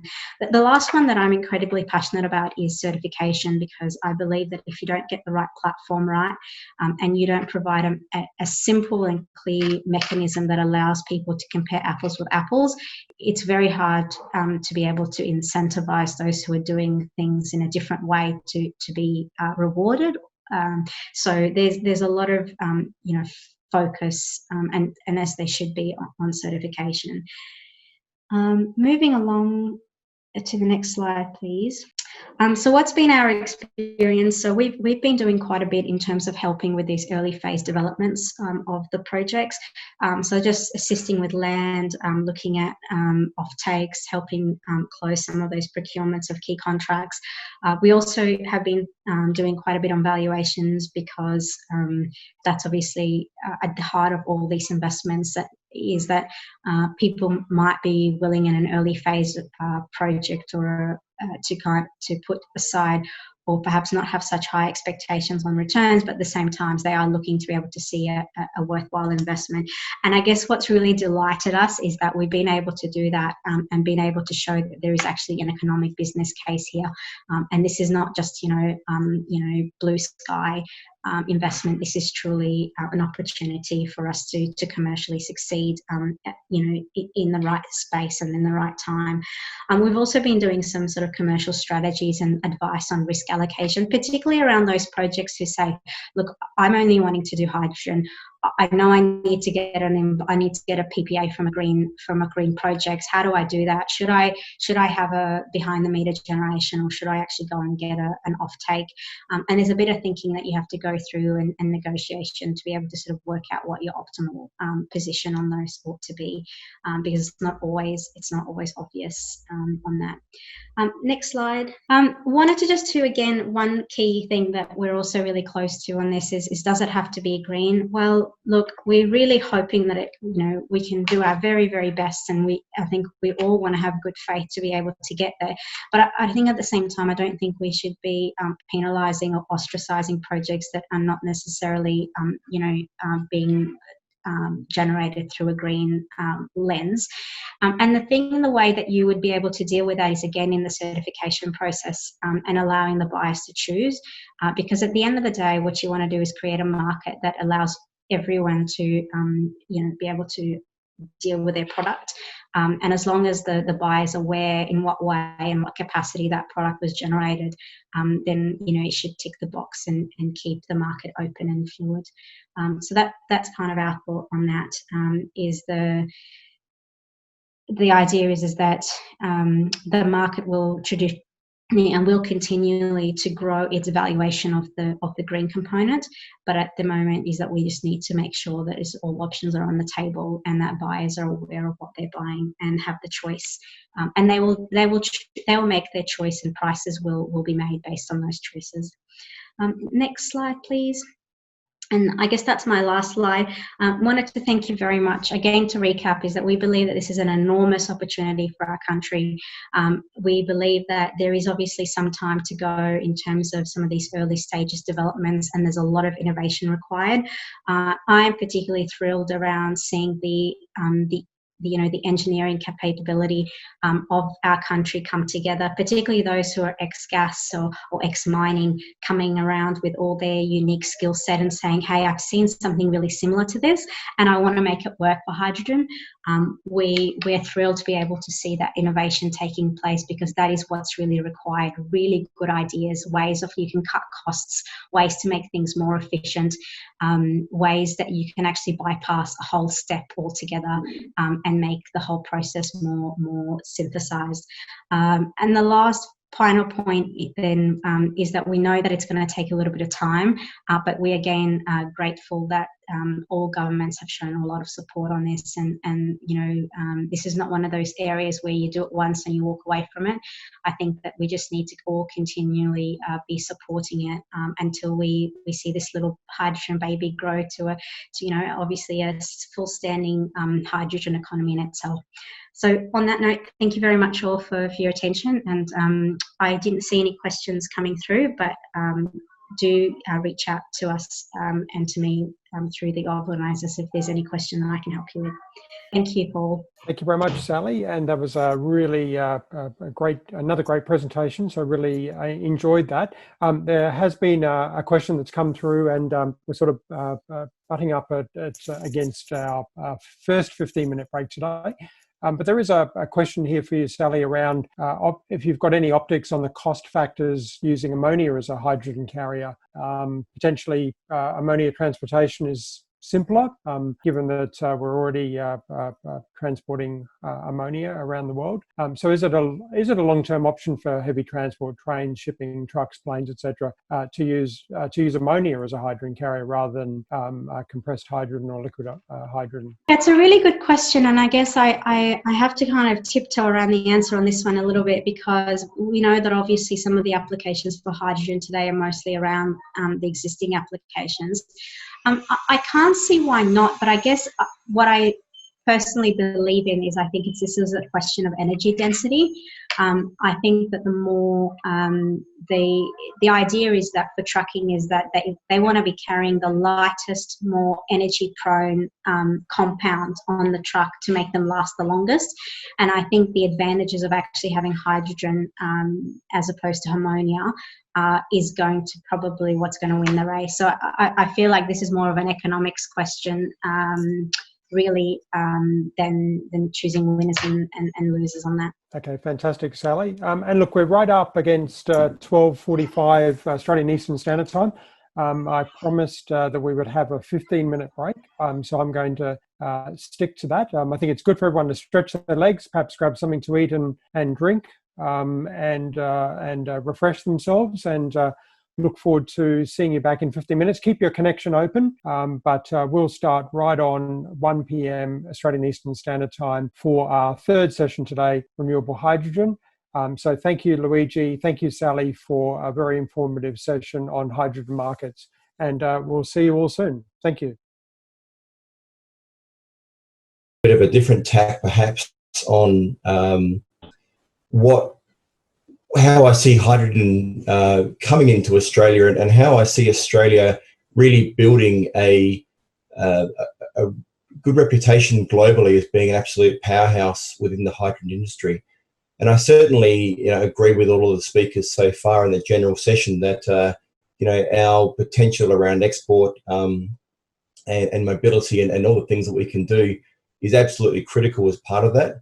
But I guess I look at it a little bit more from a domestic standpoint, and how do we domestically get our heads around using this source to allow our country to sort of maintain its place and build its place globally. So I'm talking today about hydrogen-based standalone power systems, and I'll talk a little bit about how that sort of comes through. Is my screen all there all right, Paul? We can see your first slide. Yeah, looks good to me, Craig. All right, good. Okay, thank you. So look, I think there's no argument from everyone here that the world is potentially a little broken when it comes to the environment, and I think that we all it's incumbent on all of us in our roles to be fiscally responsible in how we go about sort of repairing that and doing that. And certainly the government is taking on its role to help us go through that process. And bring this hydrogen technology to the world and get it to scale where it makes sense. The challenge we do have is the technology is expensive, as been discussed already. And what happens with that, potentially is that the movement's very slow, and we're seeing that. The forecasts are not that far away. It is closer than it's ever been. But we don't necessarily get fast traction, and the environment continues to go into a bit of a nerve-wracking future. But where I see, I guess, solutions to that now and maintaining that fiscal responsibility is using hydrogen in standalone power systems, which are becoming quite prevalent in many places. Powering remote Australia is hard.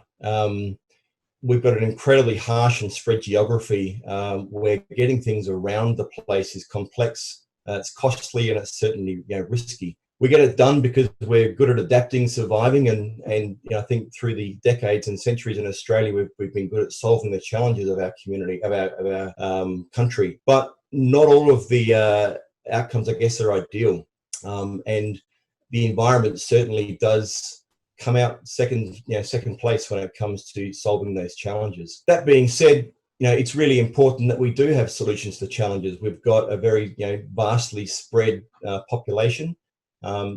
either living as a community or operating as a commercial venture.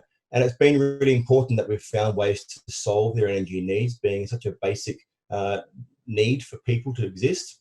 And here's some examples of 3 sort of large energy providers in Australia who have done a great job over the years developing standalone power systems and microgrids for remote communities and remote businesses. So it's there, it's all very good, but it comes at a cost. Certainly environmentally it comes at a cost, but also it comes at a cost in terms of the subsidies that the government provides to ensure that the power is affordable for all. And it certainly comes at a cost as well in the cost of the fuel, being typically diesel. To add to those challenges from a remote standpoint, you also have a rural standpoint. It's estimated that there's more than 20,000 customers who live on the fringe of the grids. And the fringe of the grids are challenging too, because you've got long lines heading out, sometimes hundreds of kilometres, to support communities or businesses with energy. Very costly to maintain, very costly to install, and reliability can certainly be challenged in recent devastating times of bushfires, but also when just natural events happen and lines can go down. So that's certainly a big challenge on the one side. The other challenge I think that we face is more on the commercial side, the mining, agriculture, aquaculture businesses around Australia that are operating their own private grids. They're very important to have those grids, and the commercial ventures are critical to our nation. However, it's costly, both once again on the financial side and also on the environmental side. And to put it in perspective, if you look at Newcrest Mining's annual report, their global use of diesel to generate energy was just under 9 million gigawatts of energy was used just from coming from diesel alone. So when we think about the diesel and the pollutants from that, it's a pretty bad outcome, critical for their business and critical for our world to get to where it's gotten to, but it's not a position that we need to stand at and want to stand at forever. So what we see with my partners is that hydrogen really can solve these problems today. And that's where the domestic sort of points come in. Using localized production and storage through solar and wind sometimes, you do actually have a lower levelized cost of energy than diesel using these processes. And it allows us to then use renewable energy 24/7, 365 days of the year. And that's certainly important, and we've seen that through earlier presentations, but hydrogen really can position us to move forward and domestically use that to become part of our strength. So how does hydrogen solve these challenges in a standalone power system? I guess the first strength that hydrogen has that can support that is its density. We all know about the dense energy medium that it is, and where you are in remote areas that aren't particularly struggling for space, there's no limit to how much you can generate and store, which allows these places to get through the night or seasons of low sun. The equipment goes for decades, so it gives you that sort of large ability to support large power needs as you go. Hydrogen, getting diesel and LPG around, which is sort of the more common fuel that's used today in these remote locations, it's not particularly hard. Logistics, we've been doing it for a long time, but all sorts of weather events, monsoons can cause challenges, mechanical failures of trucks to move things around. It's challenging. And having a hydrogen-based standalone power system can allow you to remove that logistic sort of nightmare and supply things locally. A hydrogen-based SAP can actually have a lower levelized cost of energy than diesel. When diesel's at around $1.40 as it is at the local city pumps, it may be not quite so easy, but there are parts of Australia where they're paying beyond $5 a litre of diesel. And certainly when you're matching up against that sort of cost, hydrogen can certainly be very, very competitive and cheaper to run. It does fix the cost of energy. Perhaps not necessarily so important on the individual side, although we all do worry about the cost of energy going up and up each year. But certainly from a business point of view and running a P&L, being able to forecast and know what your energy costs will be for the next 20 years can certainly be a benefit. It provides reliable local power. You know, when I read about some of the work that the energy companies have been doing with their standalone power systems, you know, moving communities into localized solutions gives them so much more reliability than they've never had, which certainly helps their businesses as well. But it's an important resource, energy, and making it reliable is pretty critical. Hydrogen can certainly scale with growth. Rather than having to necessarily forecast what your energy need might be in 5 or 10 years and build a generation system accordingly, hydrogen's quite modular. The electrolyzers and fuel cells are quite modular, and therefore they're able to be scaled as necessary to make sure that as the needs grow, you can grow the provision of energy without any sort of real negative impact on a financial side.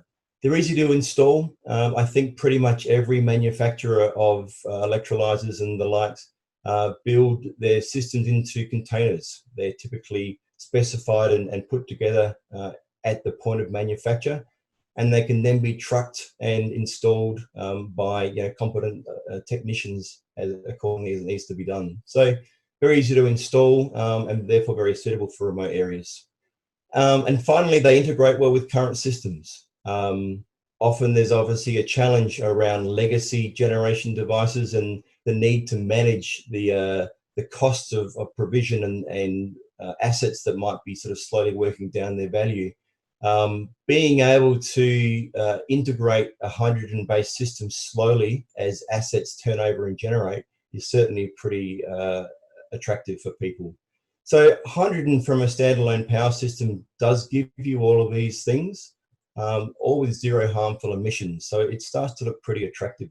So how do it look at a very basic level? What you see here is I guess a typical setup that they've where you've got your renewable generation, typically solar, but it can be wind, feeding into the energy need, whether it be a factory or a house or anything else. And then, but also it's feeding into an electrolyzer to store that energy in hydrogen for later use and off-peak times, being at lack of wind or lack of sun. So it's a fairly simple process, and it all can sit alongside what's going on. When you're actually building up the system, you work in reverse, hence the numbers working backwards there.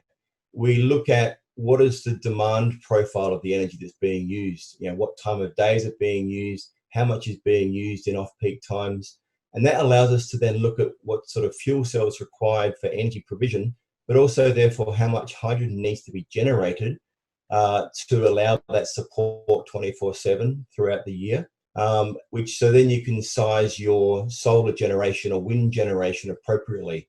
That basically allows you to then feed the resource directly, which is the most efficient through the days and the windy periods, but also store enough energy for the off-peak and non-attractive sort of processes. At a more sort of specific level, it looks a bit more like this. So you can see there's a town there, or it could be a community, a factory, it could be anything really, but you can see the solar panels of the solar farm is off-site, outside of the community, set up to supply the energy that's needed during the day, with excess going into the containerized hardware of electrolysis and fuel cells to supply the community in the non-peak periods.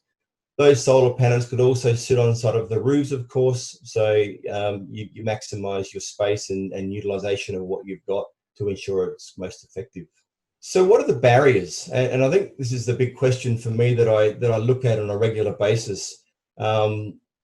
If hydrogen is viable today in rural and remote mining agricultural sort of scenarios, how do we get it to gain more traction? And that's the big question that sort of keeps me awake at night. I think one of the first things is awareness and education.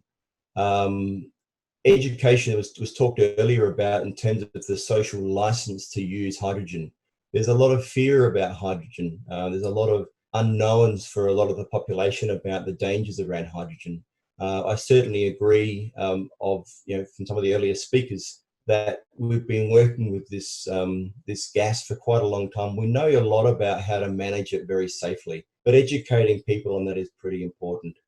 Obviously, also the awareness. I think the general conversation today is really about domestic export and mobility use of hydrogen, and I don't get the sense that people sort of are aware that it could really even work and is working in other parts of the world in a standalone power system type scenario. So awareness of that, I think, will certainly help it gain more traction in Australia. I think more focus on domestic and stationary use certainly helps as well. As I was saying, the discussion in the papers or the articles, everything else is very high on export for Australia, which I think is obviously very critical for us as a future nation and our export revenues. And of course, that needs to start now so it can happen now. But really focusing on the domestic use of hydrogen and how we can use it effectively will certainly help us become that sort of superpower in the hydrogen status and having it used more regularly. Managing the risk appetite.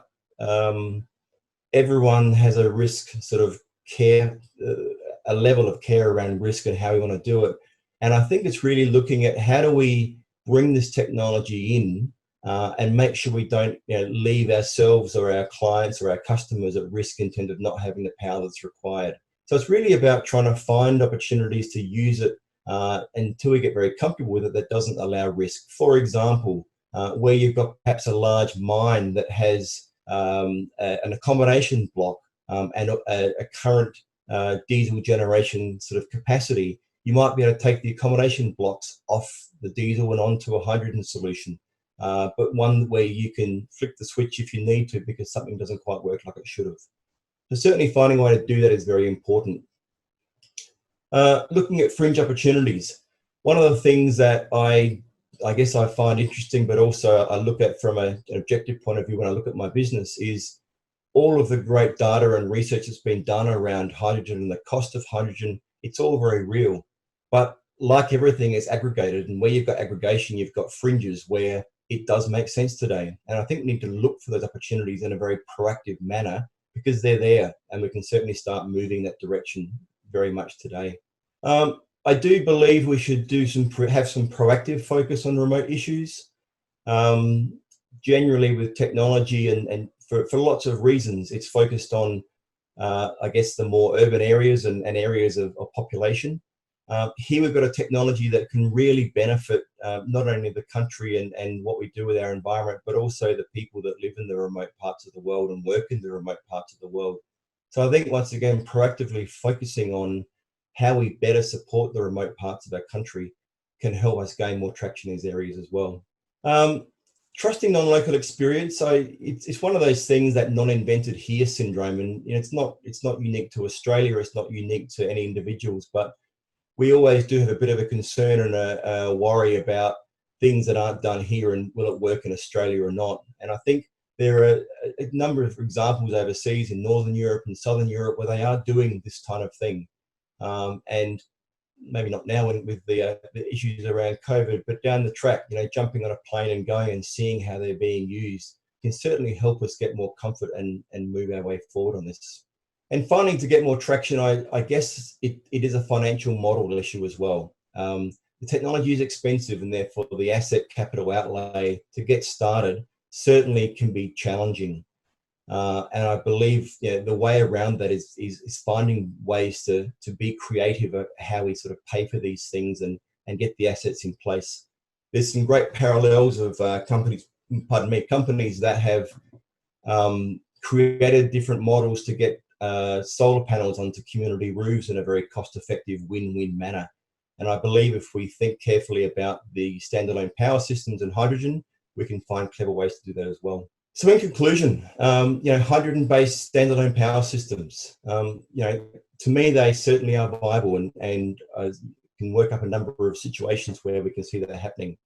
To place diesel and replace that cost of diesel, but also the negative environmental impact of diesel.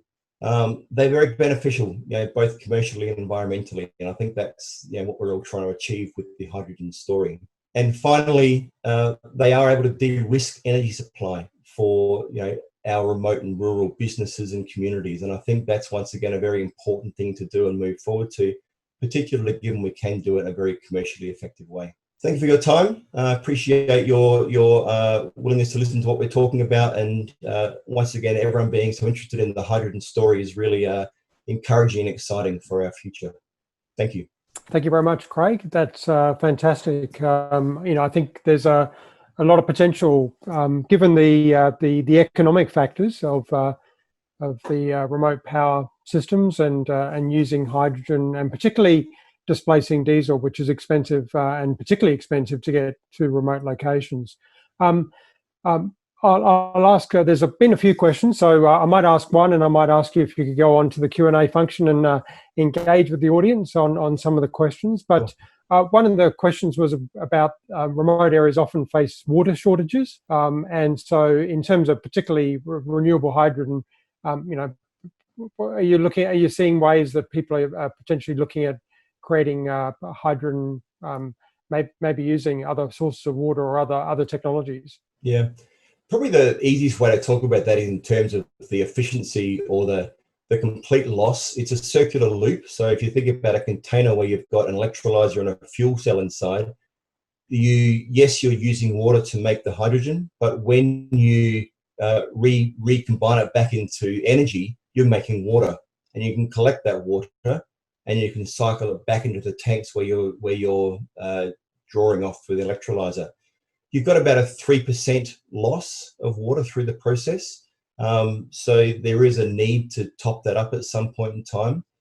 But to put it in perspective, I've looked at an office here in Melbourne of about 100 people, and the circular loss of water in that process was about 1 litre per day of water to lose. You could literally, in a very remote area, find waste grey water and clean it up and use that to top it up, as opposed to using fresh new water.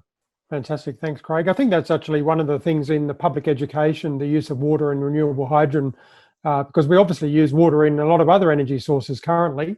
And there's a lot of wasted water, as you mentioned, across a whole range of sectors. So, and the amount to split to create hydrogen out of water is not necessarily a lot of water either. So yeah, that's been great.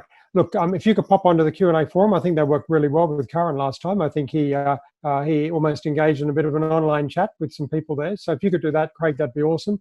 And we'll stick to time. Certainly. And I'll thank you for that. And I'll now like to introduce Nikki Eisen. So Nikki is the Energy Transition Manager of WWF Australia, where she's leading their new campaign to accelerate Australia to become a renewable export powerhouse. Prior to joining WWF, Nikki co-founded the Community Power Agency, was a senior research consultant at the Institute for Sustainable Futures at the University of Technology Sydney, UTS, and a strategist at the Climate Action Network Australia. She was the lead author of the Repower Australia Plan, a policy blueprint to get to 100% renewables. She's an acknowledged leader, expert, and commentator in the fields of energy policy, community energy, and the transition to clean energy. In 2014, Nikki was recognised as Westpac and the Australian Financial Review's 100 Women of Influence list. It's a pleasure to have you join us, Nikki. I really look forward to your presentation. Thank you. Thank you so much, Paul. I appreciate it. Can people hear me? Yes. Great. And can people see the slides that I'm sharing?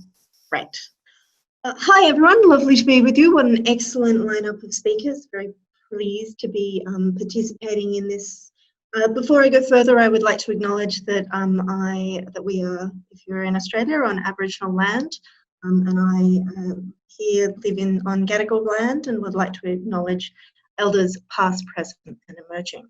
So I'm going to talk a little bit today around the role that WWF Australia sees renewable hydrogen playing, or hydrogen playing, in a low emissions world. As we know, climate change is a global crisis that is affecting millions, if not billions of people. The Black Summer fires that we experienced were unprecedented and likely to escalate unless we take urgent action. So for those, before I get into the nuts and bolts of where we're headed with hydrogen, I thought I'd give a bit of background to WWF Australia. So WWF Australia is one of 100 national offices of WWF globally. We are the world's largest environment organisation. And globally and in Australia, we're often known for our work around environment and the protection of different species. You might have seen earlier this year, Marianne, who was one of the koalas saved through bushfires with the aid of funds from WWF. But what you may not know is that WWF has, both globally and in Australia, for decades worked on the clean energy transition and the technological and market solutions for this transition. Currently, we have 3 main programs in Australia that are really helping to drive this. So the first is the Business Renewable Centre, which helps broker between renewable developers and large energy users who are looking to purchase renewables. And as a result of that, we've seen a massive uptake in corporate renewable PPAs. We have the Global Science-Based Targets Initiative that works with companies to help them set climate science-based targets, and we have developed, in partnership with a number of other organisations, a series of decarbonisation methodologies for different sectors.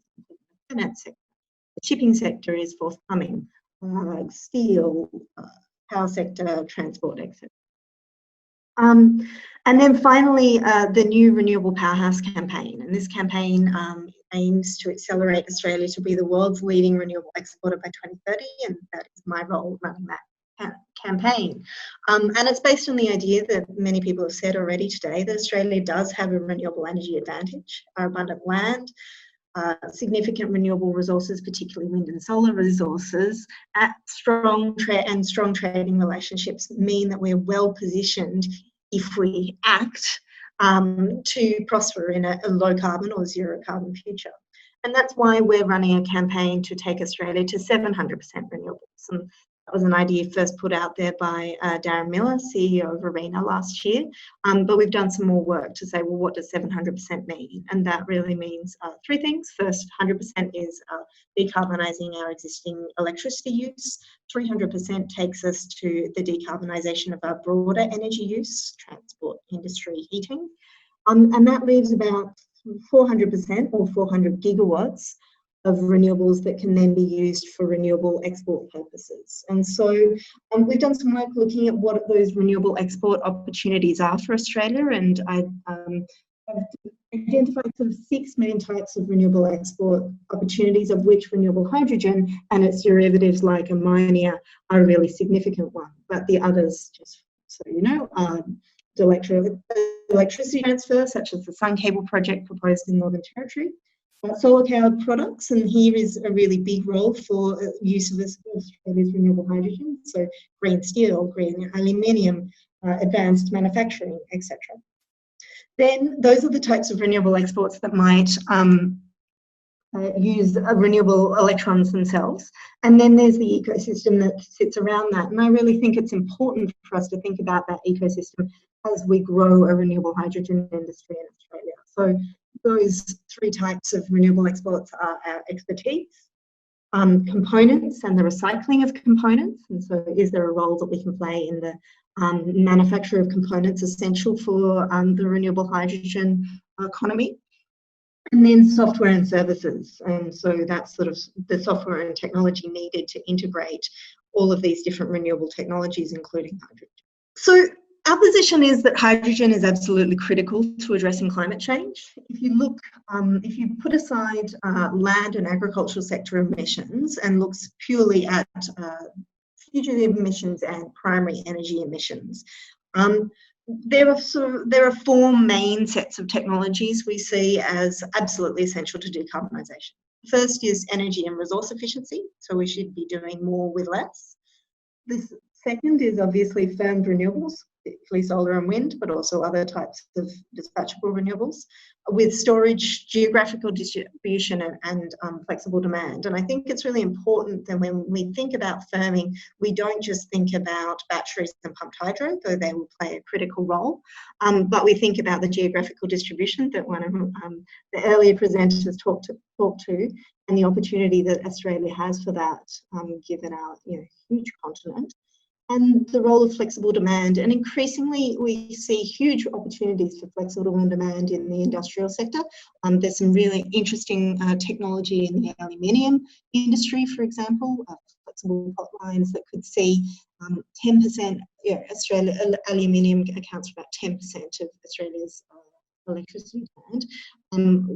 With the ability for that technology to ramp up that 10% generation by 20 or 5%, it is quite a significant contribution to managing Australia's energy system, or it could be.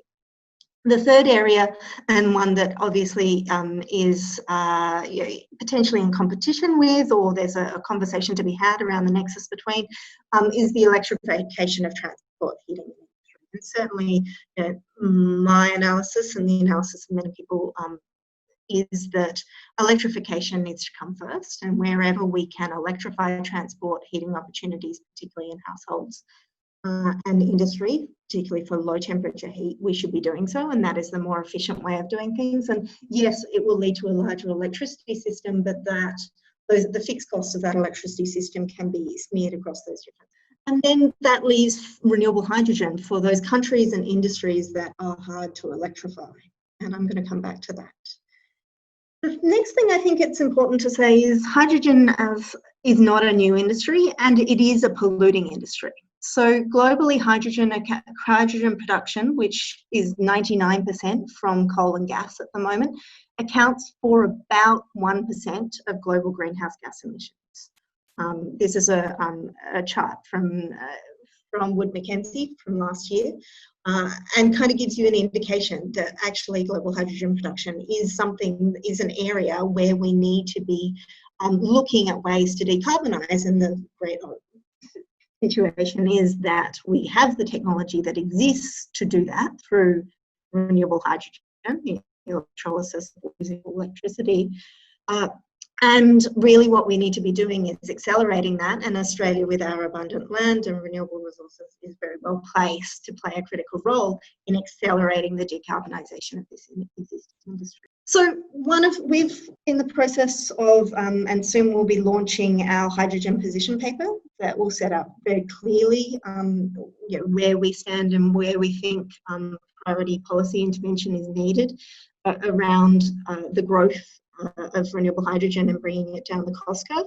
We've been looking at what are both some of those short-term and longer-term market opportunities, and two of the questions that we've been asking in trying to assess whether an application of hydrogen or an end-use case might be worth investing advocacy time around, or market development time around, is firstly, is the renewable hydrogen technology available for this use case soon, or is it likely to be available in the longer term? So for example, the technology exists for renewable hydrogen to be integrated into ammonia manufacture, but the technology does not yet exist for hydrogen to fully decarbonise steel. There are trials going on around that at the moment, so it is likely to be available in the long term, but it isn't there yet. And then the second question is an alternative zero carbon pathway likely to be more cost effective, more functional, and have less negative externalities? So I'd point you to the graph on the right hand side. This is a comparison between electric vehicles and hydrogen fuel cell vehicles in the light vehicle sector, and you can see that battery technology, electric vehicle technology, is much more technically efficient, and that's not likely to be much more cost efficient, particularly in places like Australia. So really we need to be looking at those technologies and use cases where we can't, don't have easy electrification options. So we've identified three big long-term opportunities for Australia around renewable hydrogen. The first is in green building materials, steel, aluminium, and cement. As the world's leading exporter of iron ore, the world's leading or second largest exporter of alumina, and as a big user of cement. These are industries that are critical to decarbonisation. Steel, for example, accounts for 7% of global emissions, and as the Grattan Institute just found recently, there is opportunities through a renewable hydrogen pathway to create 25,000 jobs in central Queensland, in the Hunter Valley, through the creation of a green steel industry. We're fully supportive of that and see it as essential. We are currently working with the New South Wales government to look at and see whether we can develop a similar setup to the Business Renewable Centre, but for green building materials. So can we create markets and short-term demand for green decarbonised versions of these different materials that will then help stimulate and encourage the research and development that is needed and the early commercialisation that is needed to demonstrate these technologies and then start to bring it down the cost curve. The second opportunity that we see, particularly for Australia, is in zero carbon emissions fuel for shipping. There's a lot of work going on in the global shipping industry. Heard a little bit of talk about that today around what are the zero carbon fuel options.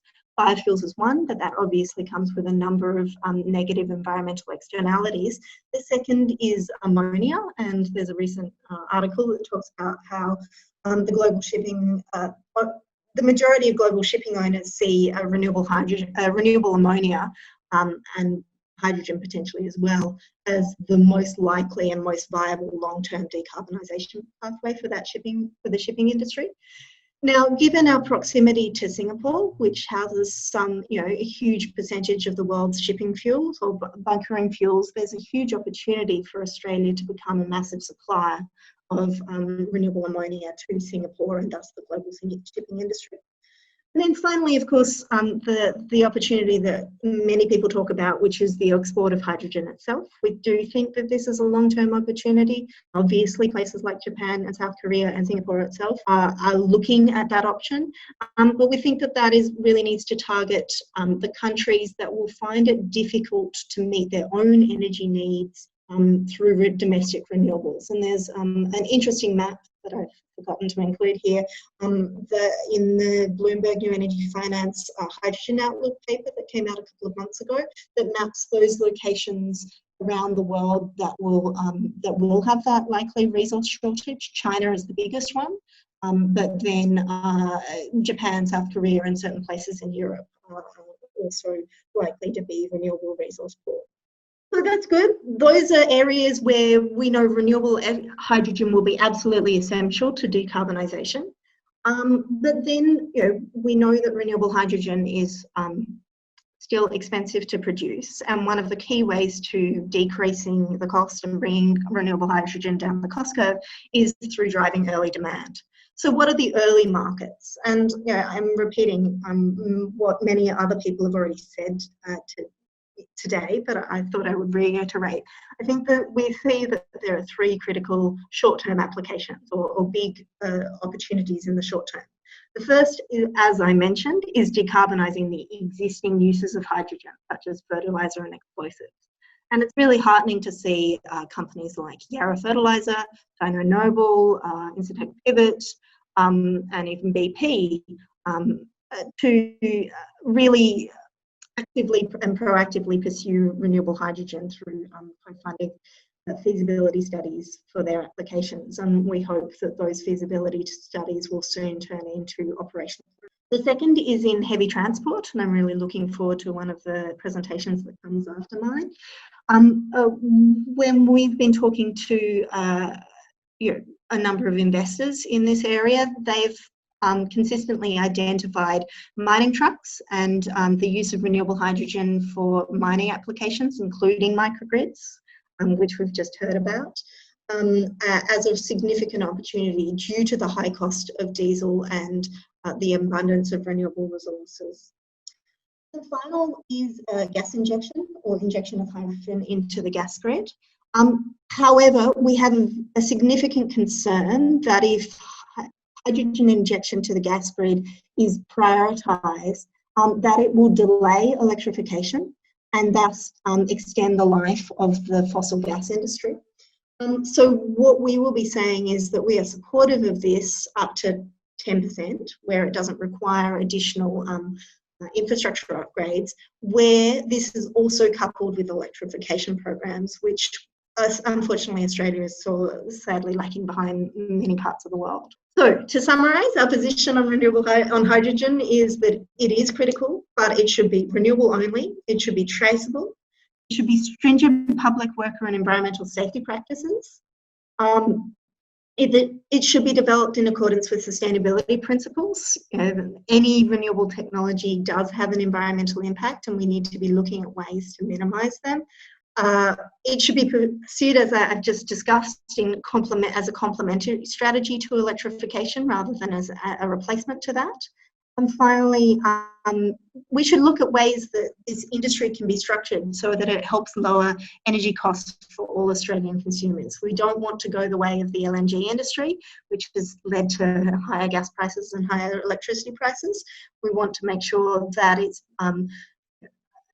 renewable hydrogen production is incentivised to operate at times of high renewable generation and disincentivised to operate at times of peak demand. Not dissimilar to the aluminium smelting industry at the moment. I want to come back to one aspect of the sustainability principles. There's been a lot of questions and discussion today around where the water for renewable hydrogen will come from. We think that there's a significant opportunity to really stimulate a more circular economy mindset in the creation of this new renewable hydrogen industry through looking at the opportunities around recycled water. We have not got a large recycled water industry in Australia, mainly due to the ick factor. However, if recycled water is used as an industrial feedstock, the same ick factor does not exist. So there's a real complementary opportunity for more sustainable water practices in Australia and synergies between these two industries that we really hope will be adopted and incentivised. So what's next? We are a week and a half ago for renewable recovery to the current economic crisis that we are facing in this country and around the world. Based on this, we've worked with consultancy EY to identify the opportunities in a renewable recovery, and both based on those high-level opportunities, we've picked 5 that we think can help stimulate the economy right now, help put people to work, as well as position ourselves to be that renewable export superpower of the future, or at least put us on the pathway to doing that. And that's why one of our 5 stimulus measures is around accelerating the deployment of renewable hydrogen. So what we've done is created a pretty straightforward renewable hydrogen stimulus proposal that we're talking to the federal and state government around. This is primarily based around support for ARENA. Apologies, Paul. I think Nia is doing a great job. But we're progressed on ARENA at the moment, not least because it is running out of money and we're concerned about its future. They are obviously running an excellent hydrogen electrolyser round that we're fully supportive of. But we propose that there are 2 additional programs that ARENA should be doing. One is a $25 million renewable hydrogen trucking or heavy vehicle grant round. And the second is the idea of establishing a renewable hydrogen industry hubs program. This is an idea that is part of the National Hydrogen Strategy, but we haven't seen any policy development towards that yet. Our suggestion is that those companies that are currently undertaking renewable hydrogen feasibility studies, where they're found to be feasible or there's a pathway to feasibility, that they should be supported to scale or turn the feasibility into a real plant that could then become an anchor customer for a hydrogen industry hub. And there are some key strategic locations where you might want to focus those hubs, and I've suggested. So that's our work around renewable hydrogen at the moment. We've we've developed a position paper and we're starting to turn that into direct policy advocacy and campaigning, and would be really welcome talking to anyone on this call who would be keen to support the advocacy that we're doing in this space because to finish where I started, we are in a climate crisis. We need to urgently be decarbonising. Renewable hydrogen will play a critical role in doing that, but we need to make it happen at scale as quickly as possible. Fantastic. That's really great, Nikki. Loved very comprehensive, holistic plan there around renewable energy. Love the renewable energy superpower approach that Darren Miller espoused with his 700%. People might not be aware now, but we're currently a 350% energy economy, Australia. We export more than 2/3, but of our total energy production in gigajoules, only about 2% is in renewable. And as Geoscience Australia has shown, we've got huge potential to produce green hydrogen, and as you've heard today, and don't doubt that Australia can do that to become world leaders in an energy source. The last one we did was LNG. We spent $400 billion on LNG over a decade, and last year we exported more LNG than any other country. So really look forward to the days where we're exporting renewables and not only helping ourselves decarbonise, but helping the world decarbonise.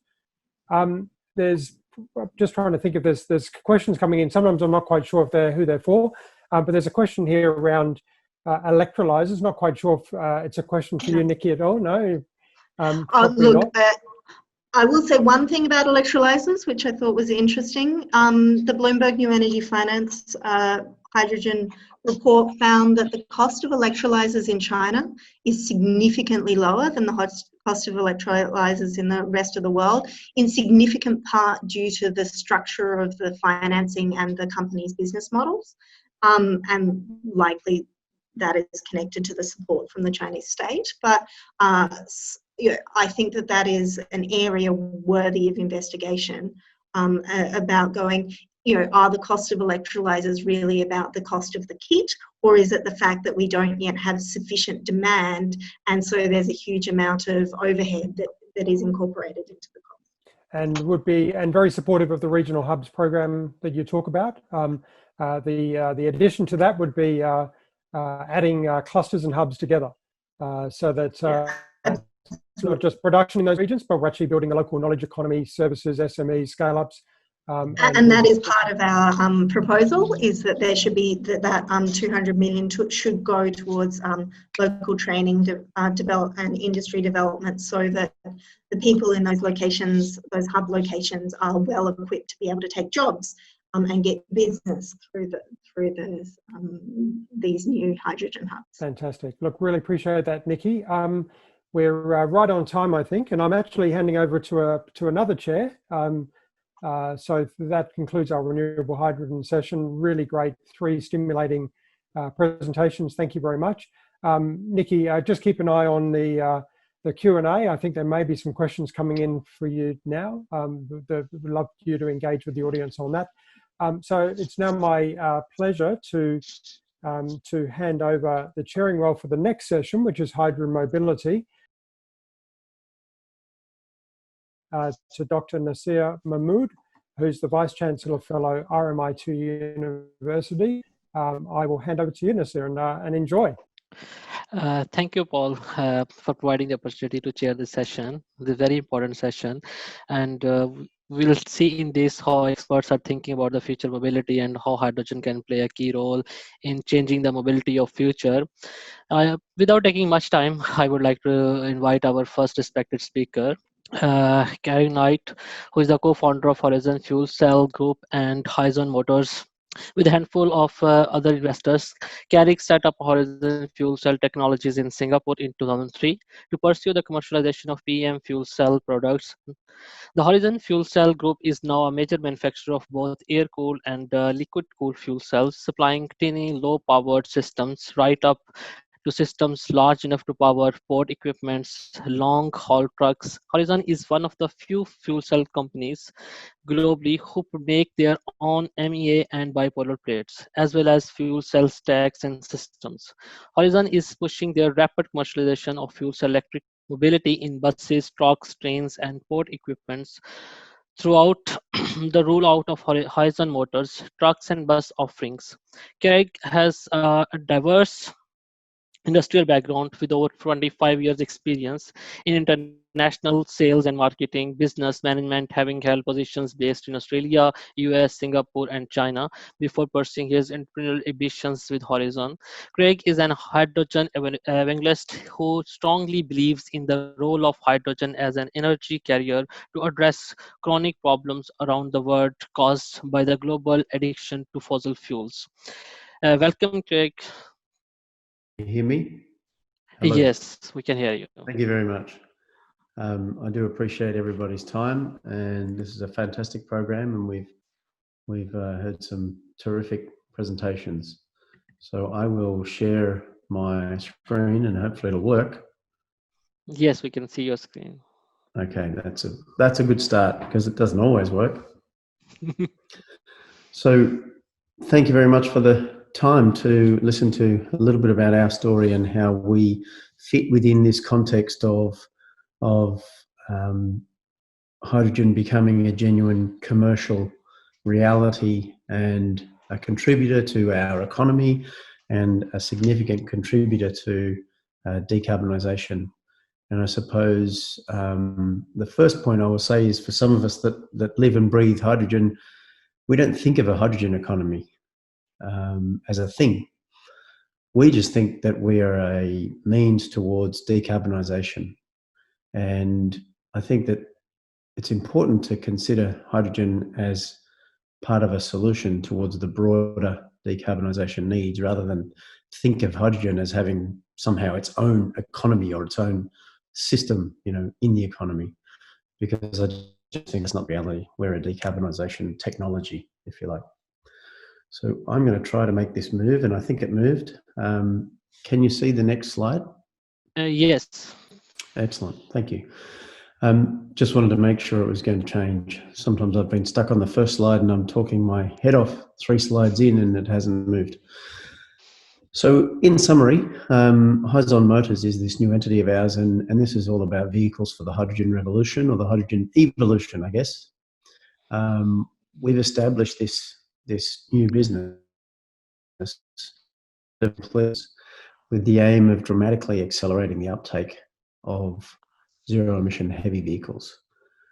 So our initial deployments all target back-to-base fleets, and preferably heavy vehicles with quite high utilisation, because this provides you the most rapid payback for your investment. So the big stumbling point for adopting these vehicles is really the availability of hydrogen, and the investment in hydrogen is most rapidly justified by back-to-base operations, basically, where you need very little infrastructure to run quite a lot of vehicles. It doesn't like the arrows. Okay. So there are places where the hydrogen advantage is clear. It's not like we don't believe in batteries. We certainly believe that battery electric vehicles will coexist with fuels. And the more hours of operation each day, then the more likely that hydrogen can add value. In addition to the considerations here around emissions and range and and fast refueling, obviously there are grid issues associated with large-scale electrification of transport, because quite often fleet vehicles all want to charge at the same time. So you don't only have an infrastructure issue within your own, say, depot or distribution facility or whatever. You also have issues around wanting to drag an awful lot of power from the grid at one time, and then all want to charge at the same time. So hydrogen makes that a lot easier with rapid refill times. So we've created this new business on the back of Horizon fuel cell technology, with 17 years of R&D in the PEM fuel cell space. We've driven a lot of kilometres on the liquid-cooled stacks, and we've manufactured about 1.5 million. So we've got quite unique. There aren't many with this amount of experience and depth of IP. Our goal with this technology is to offer zero emissions combined with a competitive TCO, total cost of ownership, and I'll explain how we get there. At the moment, we have fuel cell trucks in service with fuel cell modules up to 150 kilowatts as a single module. And this has created a kind of an advantage for us in a relatively heavy vehicle space. So most of the trucks over 20 tons in service in China are using our fuel cells because of the fuel cell stacks, not that large physically, but very high power fuel cell stacks, up to 500 horsepower in a single module. So that's 370 kilowatts in a single module. So some of the applications for trucks are, concrete trucks, general prime mover applications, rigid bed trucks for heavy loads, and port trucking, for example. These vehicles we're integrating at the moment, and we'll be shipping some of these kind of vehicles especially. So what are these trucks? They're basically 6x4 and 6x2 prime movers, and they're also rigid chassis trucks with either a 6x4 or 8x4 configuration. That's describing the axles and the drive wheels for those that aren't familiar.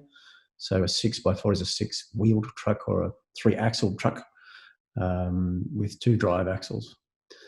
So this group of trucks are all based on DAF chassis. So we have partnered with DAF to adapt their truck platforms to fuel cell electric configurations. So we continue to benefit from all of the various features of those trucks, like all the in-cab features and the safety systems and all the rest of it.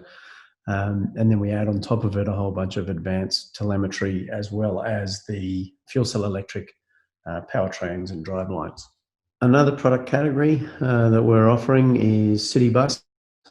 Anxiety because you have the same kind of range as you have with diesel. The city buses, they kind of look like this. This picture is really just designed to show you, what happens when you tear out an engine and you put in a fuel cell. Really, it kind of occupies the same, essentially the same space as the engine. The one thing that does have to change significantly is how you store fuel.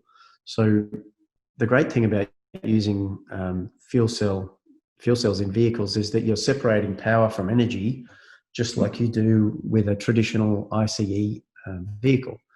The power is coming from the fuel cell, so you're able to configure the power needs with the fuel cell and battery configurations, and the energy is coming from the stored hydrogen. So you're able to, configure the hydrogen storage based on what the range needs of the vehicle are. This is something you can't really do with a battery electric vehicle because you need to increase batteries in a linear fashion to increase range capability in a battery electric vehicle. So it's really the electric vehicle and a fuel cell electric vehicle. And it's the main reason why for heavy vehicles that need to drive a lot, you tend not to use batteries. You tend to use hydrogen-based systems because of the far better weight efficiency of the systems. And we have future vehicle rollout plans from next year, which include trucks with a capability of having a gross vehicle mass of about 70 tonnes. So this serves all of the kind of B-double applications in Australia. This is again using European-built vehicle platforms with very high standards of vehicle safety, and also our remote telemetry capability gives you excellent predictive modelling capabilities and predictive and what do you want to say, proactive maintenance to ensure you don't have breakdowns and that sort of thing. And then from the second half of next year, or around Q3 or Q4 next year, we should see a truck capable road train weight, which is about 135, 140 tonnes. It looks very much like that truck is not going to be this configuration. This cab over configuration will probably stop at the B-double configurations, and we'll probably go to a heavy-duty bonneted truck style for this truck, but that's all still being finalised at the moment because these trucks won't deliver until the latter part of next year. So what do we offer? When we offer these vehicles, what are we doing? We believe we're offering zero emission with zero compromise and zero financial burden. We do that by offering a full lease package of the vehicle and the maintenance, and we can do so for modest-sized fleets, not for 1 or 2 vehicles, obviously, but for 50 vehicles or 100 vehicles, it's quite possible to have this kind of packaged offering that makes sense, where you just pay essentially like a subscription fee, pay to drive kind of thing. On the other hand, if you prefer to buy, if customers prefer to buy, obviously we sell vehicles as a capital sale, but this is all part of trying to facilitate that move to commercializing hydrogen that this seminar is all about. It's all about getting to a point where hydrogen is relevant and is contributing in the greater decarbonisation effort and the energy transition. In some cases, we can bundle fuel with the vehicle. It just depends on the availability of the fuel and who local hydrogen project managers are and how they want to supply and commercialise their own fuel. A couple of slides on what we're doing for Australia. We've set up a new Australian entity, and we are initially supporting deployments of small fleets of fully imported vehicles. But even doing this is a move towards decarbonising transport and kind of the learning process around becoming a leading player in heavy vehicle decarbonisation. And there'll obviously also be local environmental benefits every time you take a heavy truck off diesel and put it into hydrogen. And we are offering all of the hydrogen project owners a potentially high-value local demand, and this can also help to justify, production programs generally. And we believe we have the chance to upskill operations and engineering type personnel, and this will be very useful skills for the future. The next phase of what we're up to here in Australia is vehicle assembly, and this starts to make sense once we have some volume flowing to justify local installation of fuel cell powertrains and the hydrogen systems. So we don't need ridiculous numbers of vehicles to do that. I would say we can readily justify a few assembly plants around Australia within the next couple of years. And obviously this is then local job creation and skill creation right through the system with this kind of program, including the refurbishment work on fuel cells, because fuel cells are fully recyclable and reusable. They don't really have a waste per se. At the end of life, you just recover the platinum and put it back into another stack and put the vehicles back on the road. So it's kind of continuous, cradle to cradle, if you like. Kind of like how aeroplane engines work. They pull them out and refurbish them and put them on another plane. And then finally, with some volume, you would actually manufacture you wouldn't only do the integration of vehicles, the build-up of vehicles from, say, knockdown kits, but you'd also be looking at local manufacture of fuel cells. And you can have a globally competitive fuel cell manufacturing base with a scale that actually matches the local market size without any trouble. And that's because the scale economies are reached at much lower levels than traditional, if you like, engine systems. And then this then underpins the local assembly of the trucks and buses, creates a whole bunch of flow-on effects, and especially creates new supply chain needs and all the rest of it. Local job creation and ongoing skill development and all the rest of it improves. And then ultimately, hopefully, you could even be a production base for export, for example. So if you're making 10,000 or more vehicle powertrains a year, you can be globally competitive with this kind of technology based on our experience. So just to close, the bottom line of what we're up to here is we're leveraging our national experience to unlock the enormous potential, we believe, for zero-emission heavy vehicles in Australia. And we think this is an important element in moving hydrogen into that commercial realm that's been talked about through this forum. And when we talk about our international experience, it is pretty significant. We put our powertrains in around about 400 commercial vehicles last year in China. And we're not revealing our 2020 numbers yet, but it should be a pretty decent number in spite of COVID. So by the end of this year, we will have a very significant number of trucks running around on a daily basis, powered by our systems within China. And we'll also have our first small fleets deployed in Europe by the end of the year. And we'll be starting the local build within the US as well by the end of this year. So that's all I had. Short and sweet. Thank you, Greg. It's very nice talk and insightful information about the mobility of future. There's I think a lot of interest in your talk, and there's a few questions in the Q&A. Oh, okay. Few of so them look are on some. the Click come on the Q&A, along. right? Yes, Justin, it is. They were saying someone is thinking about 300 trucks. So, what do you think about the fuel cell technology for them? So at the moment, the largest systems we are powering are train systems, electric drive trains. These are in the hundreds of kilowatts because these are just passenger trains. They're not the type of mining trains that have 3 kilometres long with tens of thousands of tonnes. These systems are only in the hundreds of trucks. You're going to be north of a megawatt even of electrical power for sure. The fuel cell itself is not really the constraint in moving into that kind of application.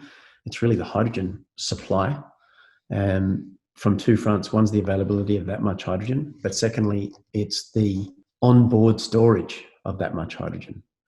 So there are possibilities for on-vehicle cracking of ammonia, for example, to use fuel cells. And there's also on-board reforming of renewable methanol, for example. There are different ways to kind of get to that point, but we don't believe that it's a low-hanging fruit. We think that the low-hanging fruits pay for themselves very quickly, and they are high utilization, thousands and thousands of buses and trucks in the next few years, and make a meaningful impact. Oh, that's great. Oh, thank you. And please go into question and answers tab, and please interact with the audience. I think they want to, Sure. they would love to listen from you. And we will move towards our next speaker. Very good. Once again, thank you so much for your Thanks, nice guys. talk. Our next speaker is Toby Roxburgh, Managing Director of Electromotive. Toby will speak on the delivering affordable net zero emission hydrogen buses in Australia and New Zealand. Toby is an advocate and entrepreneur for transitioning the transport sector to zero emission. He co-founded Electromotive 3 years ago, which delivers turnkey renewable transport refilling stations, electric and hydrogen, and sport operates and governments in the transition. Toby is an electrical engineer, has up to 5 companies in the renewable energy space, and has with over 17 years of experience in sustainable energy projects across the energy delivering spectrum, from education and energy policy through to cost benefit analysis, feasibility, design, construction, commissioning, operation, and finance. His experience covers the transition to a zero emission carbon neutral world. Toby brings a passion and experience from his work in the energy sector to solving the electricity grid transitioning, including smart grids and microgrids, integrations of energy storage, hydrogen, and renewables into the transport in the most cost-effective, efficient way. His wealth of experience is invaluable in delivering of a new energy project, saving time and drafting infrastructure spending while delivering the project's outcomes. Welcome, Toby, and we would love to listen what you think, how we can go towards net zero emission. Thank you, Nazir, for the kind introduction. Hello, everyone. Yes, I think I echo the minister's opening of this event with their passion for zero emissions, and I'm only talking green, clean hydrogen here. I acknowledge transition sort of side, but we've reached a point now where we can just go straight to renewable hydrogen, and it's quite exciting where the price points are, and I don't need to wait, in my opinion, and I've got a company to throw weight behind it, and so I'll dive into a few slides to give you an idea. So just checking, I'm sharing the right. Can everyone see my screen now? Is that yes working? Okay, excellent. So Electromotive is agnostic on hydrogen. We're not a hydrogen evangelist. We're just straight practical. Let's deliver stuff, and hydrogen makes sense for a lot of applications. So, as I echo what Craig has said before, there are some nice sort of usage things for hydrogen, and for us, it's just a case of there's a battle between hydrogen pricing, battery pricing, and the associated supply chains, and the benefit is everyone. So the more competition, the better, and we're here to advocate to get things out there, and the price is reducing.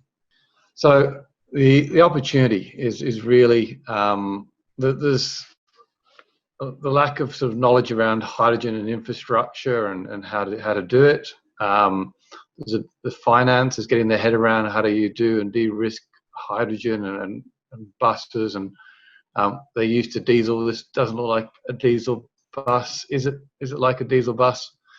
Are they reliable? What's happened? I hear that 10 years ago hydrogen wasn't efficient. Why aren't people using it for passenger cars?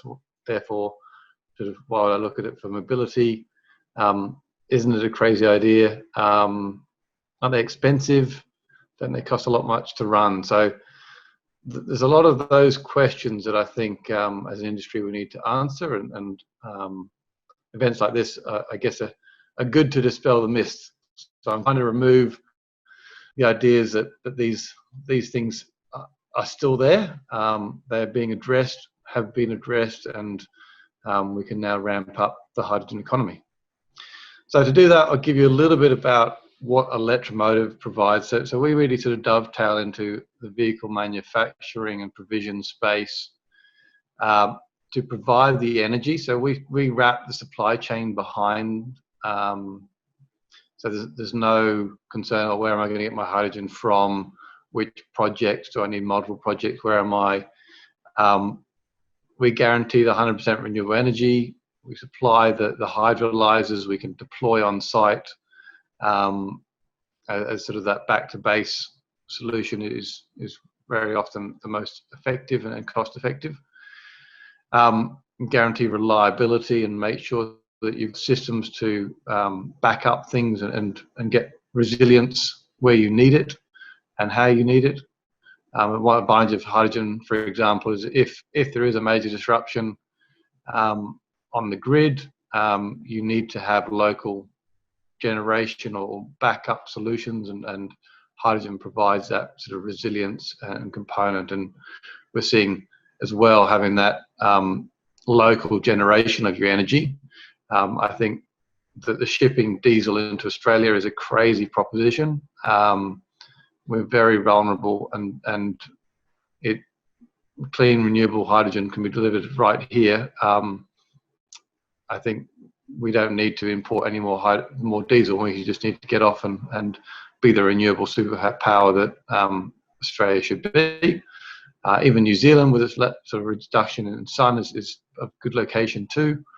And each country now can do its own power and have its long-term reserves, even if it does need to do desalination or other things for the water supply.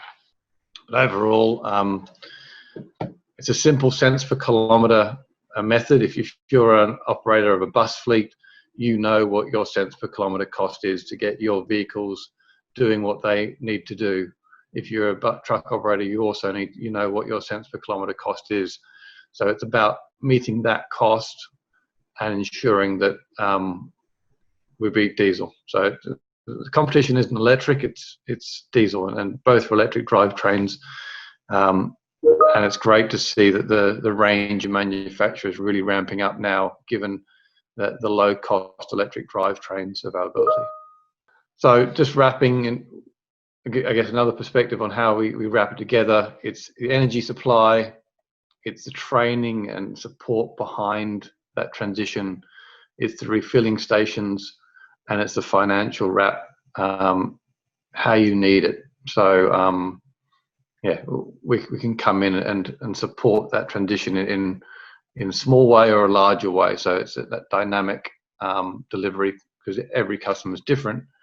And really the outcome is to make sure that they're comfortable in that transition, and the electromotive, with our skills, we take on the risks that we understand and can reduce the price of those. And I'm a big believer of whoever's best placed to take the risk can give you the lowest price. And so it's really about that risk reduction and how we wrap that risk to enable cost-effective delivery.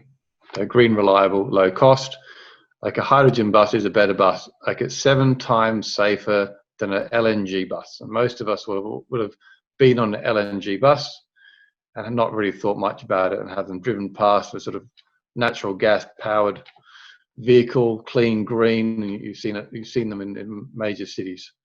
There are a lot of irritations behind it, and most fleets are moving away from LNG because sort of some of the issues with compressing natural gas and the age of the vehicles.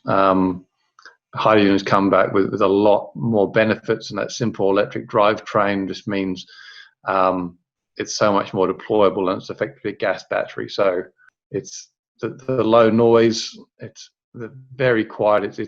They do have batteries. They just you're removing that engine noise. The zero emissions. You're creating water.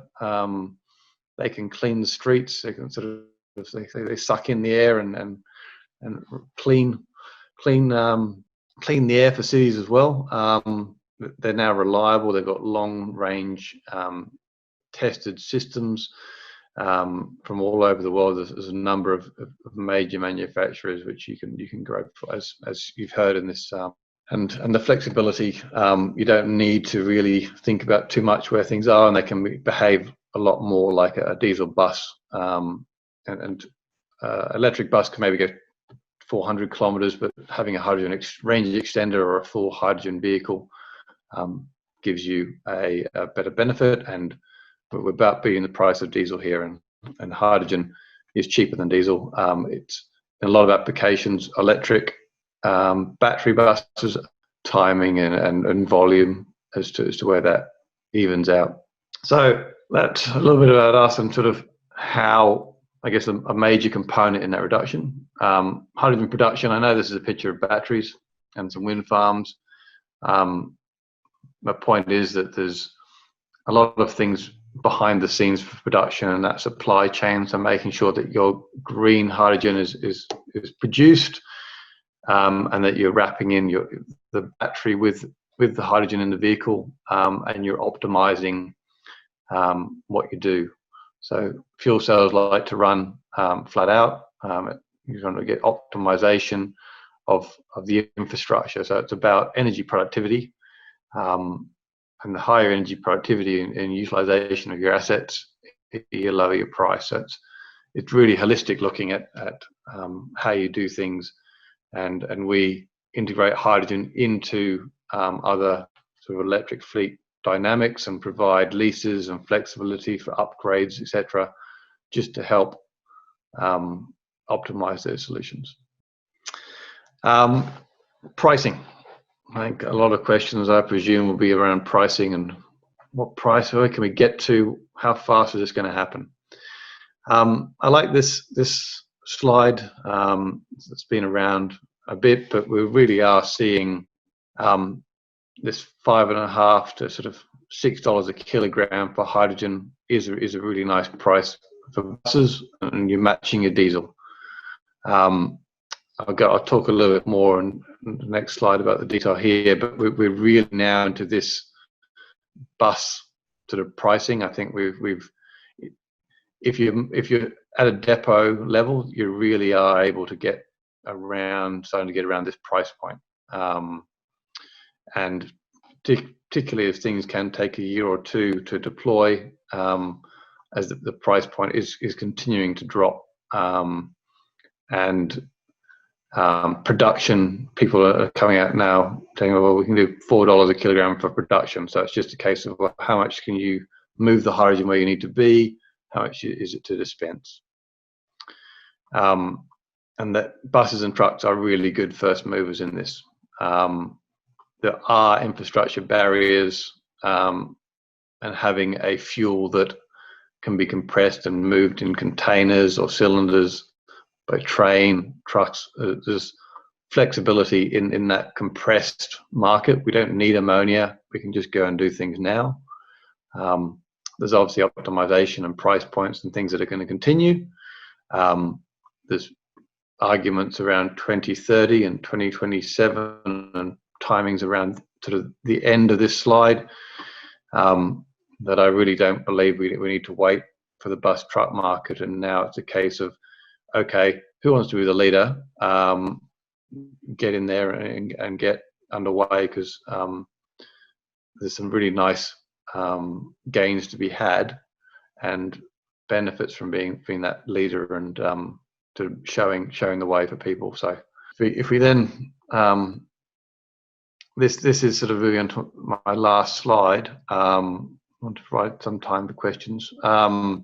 Breaking down the cost of hydrogen. So really with projects, and we've got a first one, we could deploy a bus, I think sort of early sort of Q1 next year, with fuel and vehicle. If we're in talks for a few things, but it's really looking at zero emission depots and bringing in a number of vehicles, even mixing with the electric fleet. So there's a few things that we're working on, and we're, as I mentioned before, trying to get to this diesel bus equivalent.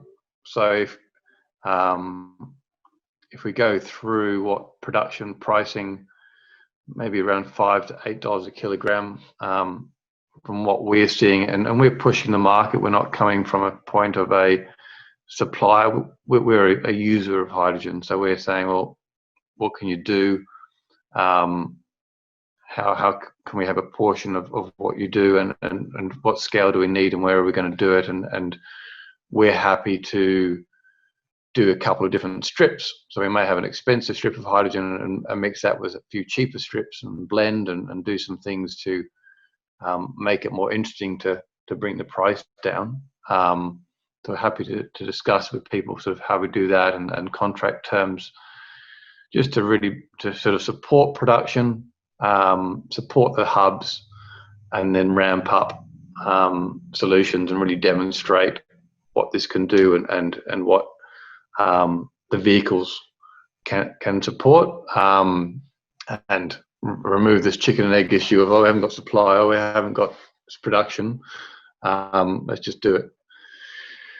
So with transporting costs, like for things like the SA bid in South Australia a couple of years ago, it was sort of on site, and a lot of on site things are going to make sense, but also scale helps as well, and we've got piping and trucking and rail. There's lots of different ways you can do it. So your transport costs can be there as well, and then your dispensing requirements. We're only talking we can put temporary, say a 10-foot container with dispensers, and then you have, say, a 20-foot container as storage, and then we can switch that out once a week or a couple of times a week, or have larger containers. So it's flexible to scale, and so I don't see that now as a barrier. I think these technical things I'm comfortable with, and we're comfortable as a business.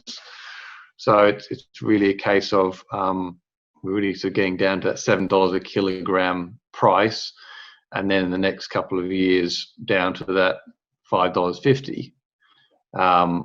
And really, it takes a couple of years to deliver a lot of these projects and make sure you've got everything lined up, unless you're one of these early movers who've got things happening quickly. And so we're already basically saying, look, we can deliver you a price cheaper than diesel. It's a long run price of diesel. It's not today's price, today's COVID price, but that doesn't take into account the supply chain and what you need to do for diesel and the risk and the effort to get it into Australia. Some things are being priced, some things aren't. So hydrogen is cheaper than diesel, particularly when you put in the cost of ownerships, and just that's the operation and maintenance side.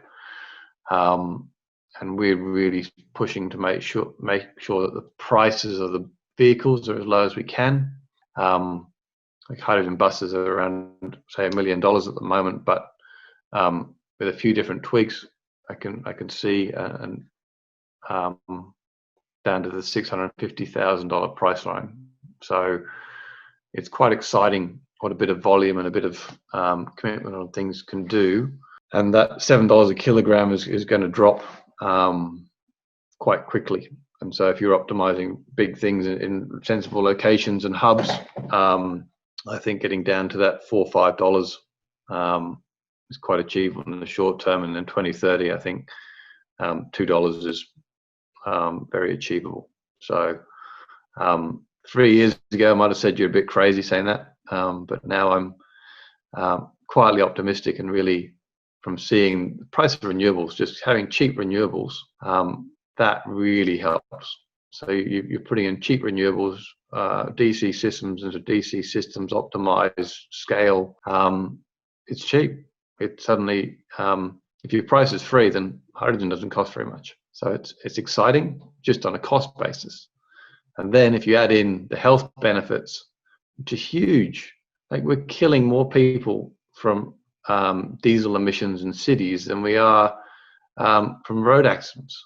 Like, it's just ridiculous. Like, why are we still doing this? Why are we causing such huge impacts? Like, just for 20 buses, we're seeing $30 million worth of economic benefits, including the health, the carbon reduction, the jobs. It's a huge story.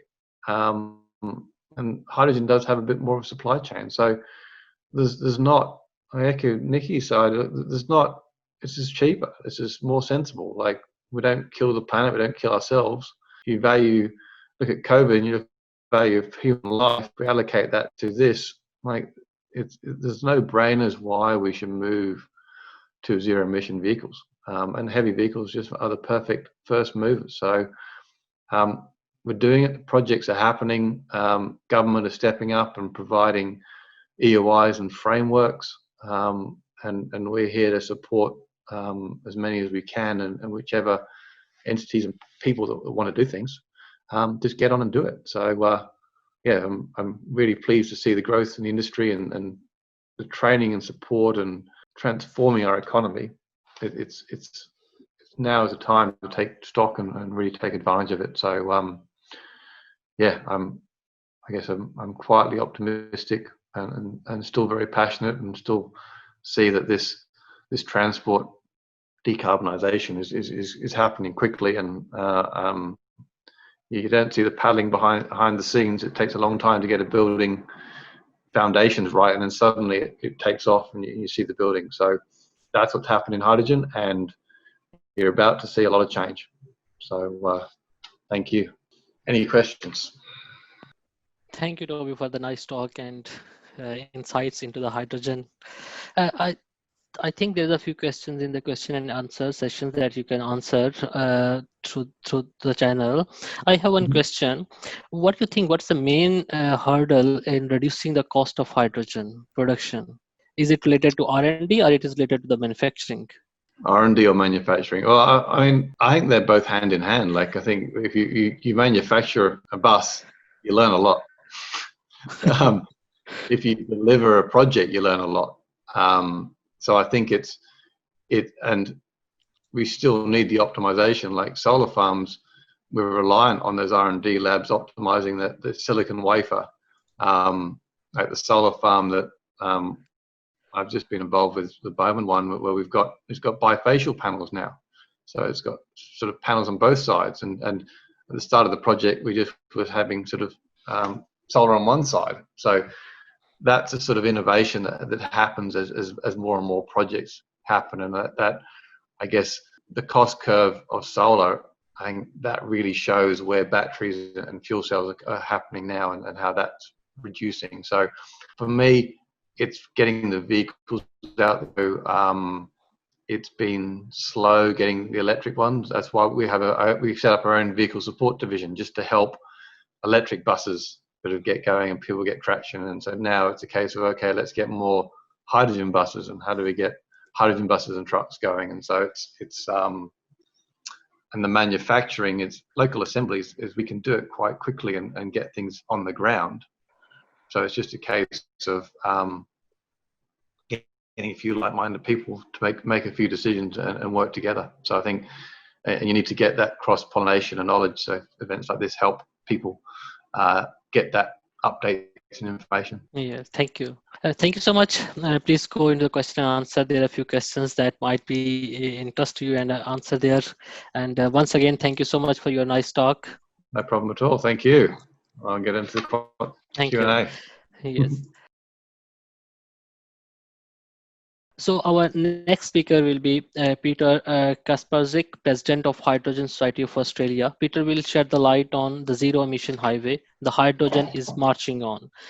Peter is the president of Hydrogen Society of Australia and co-founder and CEO of Innovate Australia. Over his career, Peter has gained experience in Europe, the United States, and Australia in fields of emerging technologies, automotive industry, energy, environment, and financial services. He has been director of a number of companies ranging from geophysics to manufacturing, electric vehicles, charging stations. Peter also headed CRC bid group to create sustainable electrical transport cooperative research center. Peter is the past president of the Innovators Association of Australia. He was the convener of the Hydrogen Society of Australia and heads Hydrogen Highway Group for heavy transport, currently developing zero emission highway, which merges hydrogen highway infrastructures with electric highway infrastructure. As long-term advocate of hydrogen, Peter is delighted to see that hydrogen is marching on. Welcome, Peter. No sound, Peter. Can you see me? Can you hear me? Yes, we can see you and hear you. Okay, so thank you for the invitation. Topic of my presentation is zero emission highway. Some of you already on this call are familiar with what our vision is here for Western Australia. So basically, this is our vision. So to cover whole Western Australia with the network of 80 stations within the next 8 years. The stations, as you can see here on this image, actually are both hydrogen and also facility to charge electric vehicles as well. This is designed for heavy transport, so we aiming at trucks. As you know, from Nikola, roughly, they create both trucks, electric and hydrogen.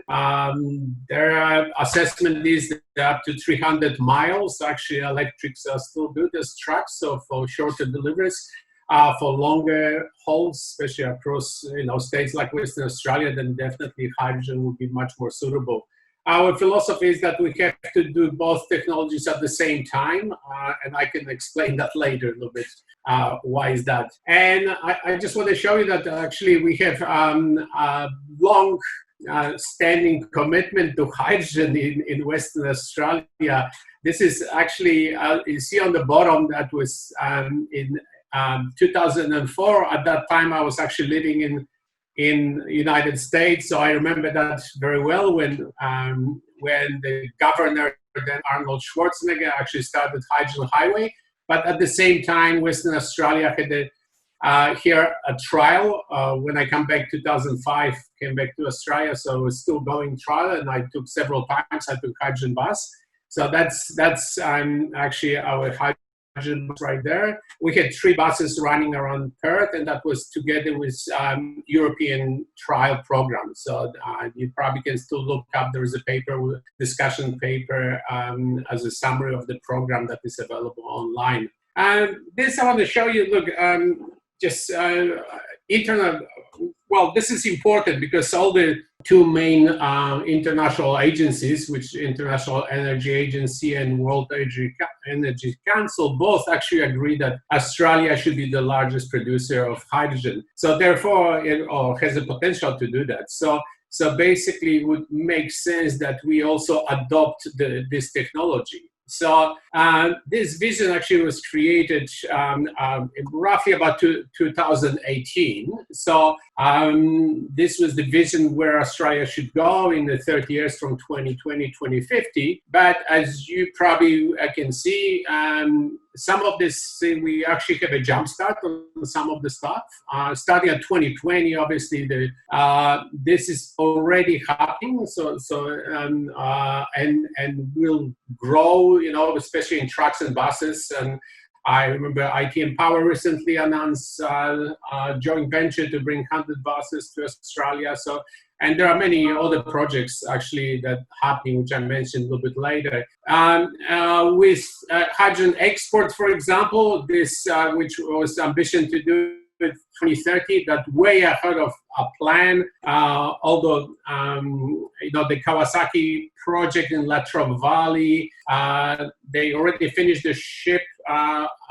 It's not finished yet, but it's already on the water and being finished. And actually, the first shipment is planned towards the end of this year. So somewhere right here. So and theoretically, there was the first export of hydrogen from Australia to Japan, but that was sort of more of the symbolic thing between universities, but hydrogen ships. So, but still, we are pretty much ahead of time. This is sort of also quite interesting because most of you know that we have Australia's national last November. And this is interesting that sort of in bold you can see the hydrogen.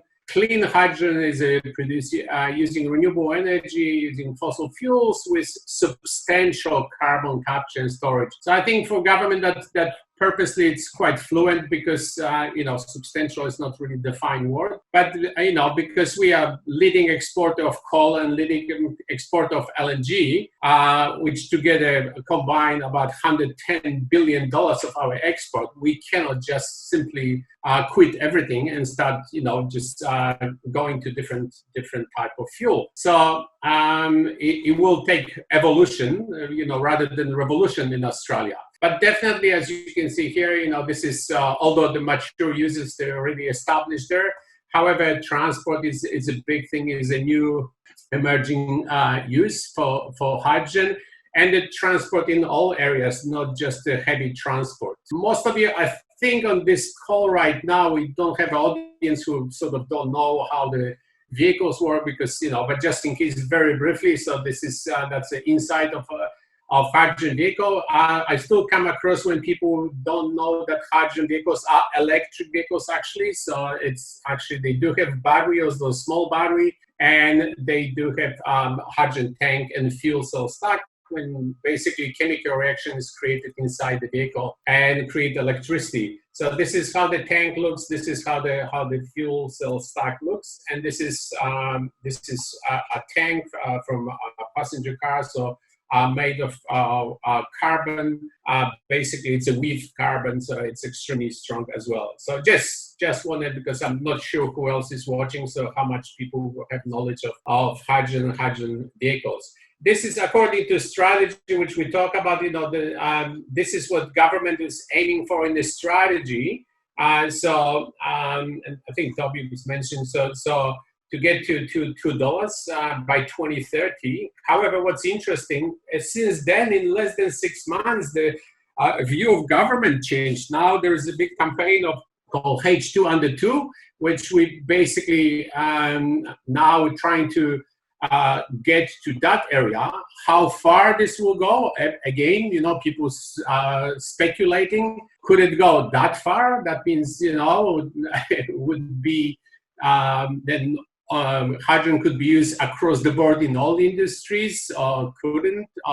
Is that actually good if you go that low? Is that be feasible for economy? But it's interesting exercise that in very short time, the governments who are very conservative, usually their view changed so much. And also, as you might remember, before we were talking about being 100% renewable as Australia, then the government was talking last year about, our chief scientist, about 200% renewable. That means we can export the rest. And then now we're talking about 700% renewable resources. So Australia becoming major exporter of renewable energy. So when it comes to Western Australia, this is us. That's July 2019. A year later, after we had a conference here, international conference, we had a minister, Alana Matienen, who sort of drives this in Western Australia. So as you can see, that's our goals: exports, remote application, which is mining. It's probably it's not huge. Those vehicles, depending on economy, we have in Australia, Western Australia, between 500 and 750. So it's not a huge number of vehicles itself. but they like 2 megawatts on wheels, you know, so 2 megawatts on wheels. So they huge power plants. Basically, you pour diesel in it. They electric vehicles, so they actually drive as electric, but they got big generators online. But the transport, as you can see, blending, which is ATCO is doing here, but transport is the main, for us at least, for Hydrogen Society of Australia is the main focus. There are some big projects, you know, because Western Australia, especially big place, and some of you know, I don't know if Stephen is actually on this call, so but yeah, so there is a Arrowsmith, which is $300 million project. I know they're trying to even expand it right now. Talking to Arena, they get you have also, this is huge project, Murchison project, which is 5 gigawatts. So it's a gigantic project actually happening here. Some of the hydrogen is supposed to be fed into this is our pipeline, gas pipeline, actually from Bunbury to Dampier.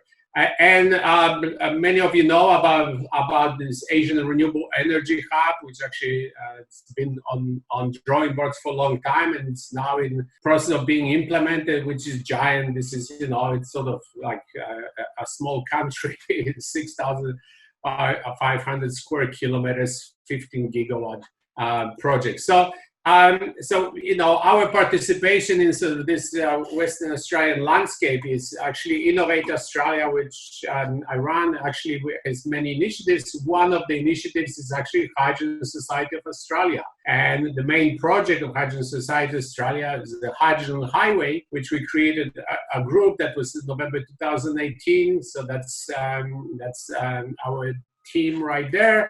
And then, you know, we have really, from very beginning, really good supporters. Peter Klinken is the chief scientist of Western Australia. It's a very cool guy, but very visionary as well. And, you know, he a little bit talks about Western Australia has what they call curse of natural resources, because, you know, if you sort of in good times, clothing and money, then you don't want to innovate, okay? But then, you know, just Linda Reynolds, who is now is a minister for defense, but, you know, is senator for Western Australia, who is a great advocate, actually. Just recently, I had a long Zoom with Linda as well, and, you know, she's a great supporter of Zero Emission Highway project. So recently, I know Craig is on this call, so recently we organized an event, we run events from time to time about Hydrogen Highway and now Zero Emission Highway. So this is, we had Neil Thompson actually from IT Empower, Craig representing Horizon Fuel Cell, but also Hyzen Motors with trucks, and Ken Dunsley, who is runs Western Roads Federation. So basically putting infrastructure, vehicle, and people together, and just discussing, you know, how we can make this into reality. And again, as you can see, this is very important for us. That's why it's called now not just Hydrogen Highway, but Zero Emission Highway, because definitely we feel very strongly that those two technologies have to work together. They do have applications actually in different circumstances, but they do. So this one, again, that's me being a little bit cheeky. I just wanted to show to some people and some politicians here what would that mean. Actually, $500 million, which is the cost of the project, 8-year project. So this is our stadium, which actually, I actually been very generous with this, because the stadium cost us $1.8 billion, although with the surrounding infrastructure as well. But then, you know, that's sort of maybe not really most appropriate, but at least shows the good illustration to convert the whole state, giant state, into allowing heavy zero emission transport versus, you know, just 1/3 or portion of a stadium. The economic impact on our future and future of our kids is going to be dramatically different, probably in those two examples. So again, so look, the stage one, the idea of our vision, basically to put from Perth to Port Hedland. So the idea was this was our original one. I show you the But then we decided to, so first 2 years, but then expanded into from 22 to 28 to expand into to cover the whole state basically. So roughly we're talking about 80 stations throughout the states.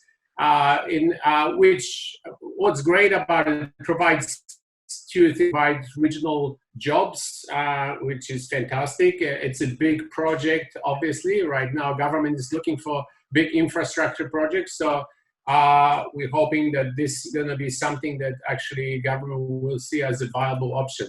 And look, many of you know this is, about a year and a half ago when they started in Los Angeles, I went to see the project there called Shore to Store. So again, that has to do, that was the first heavy trucking project around the world, basically $82 million.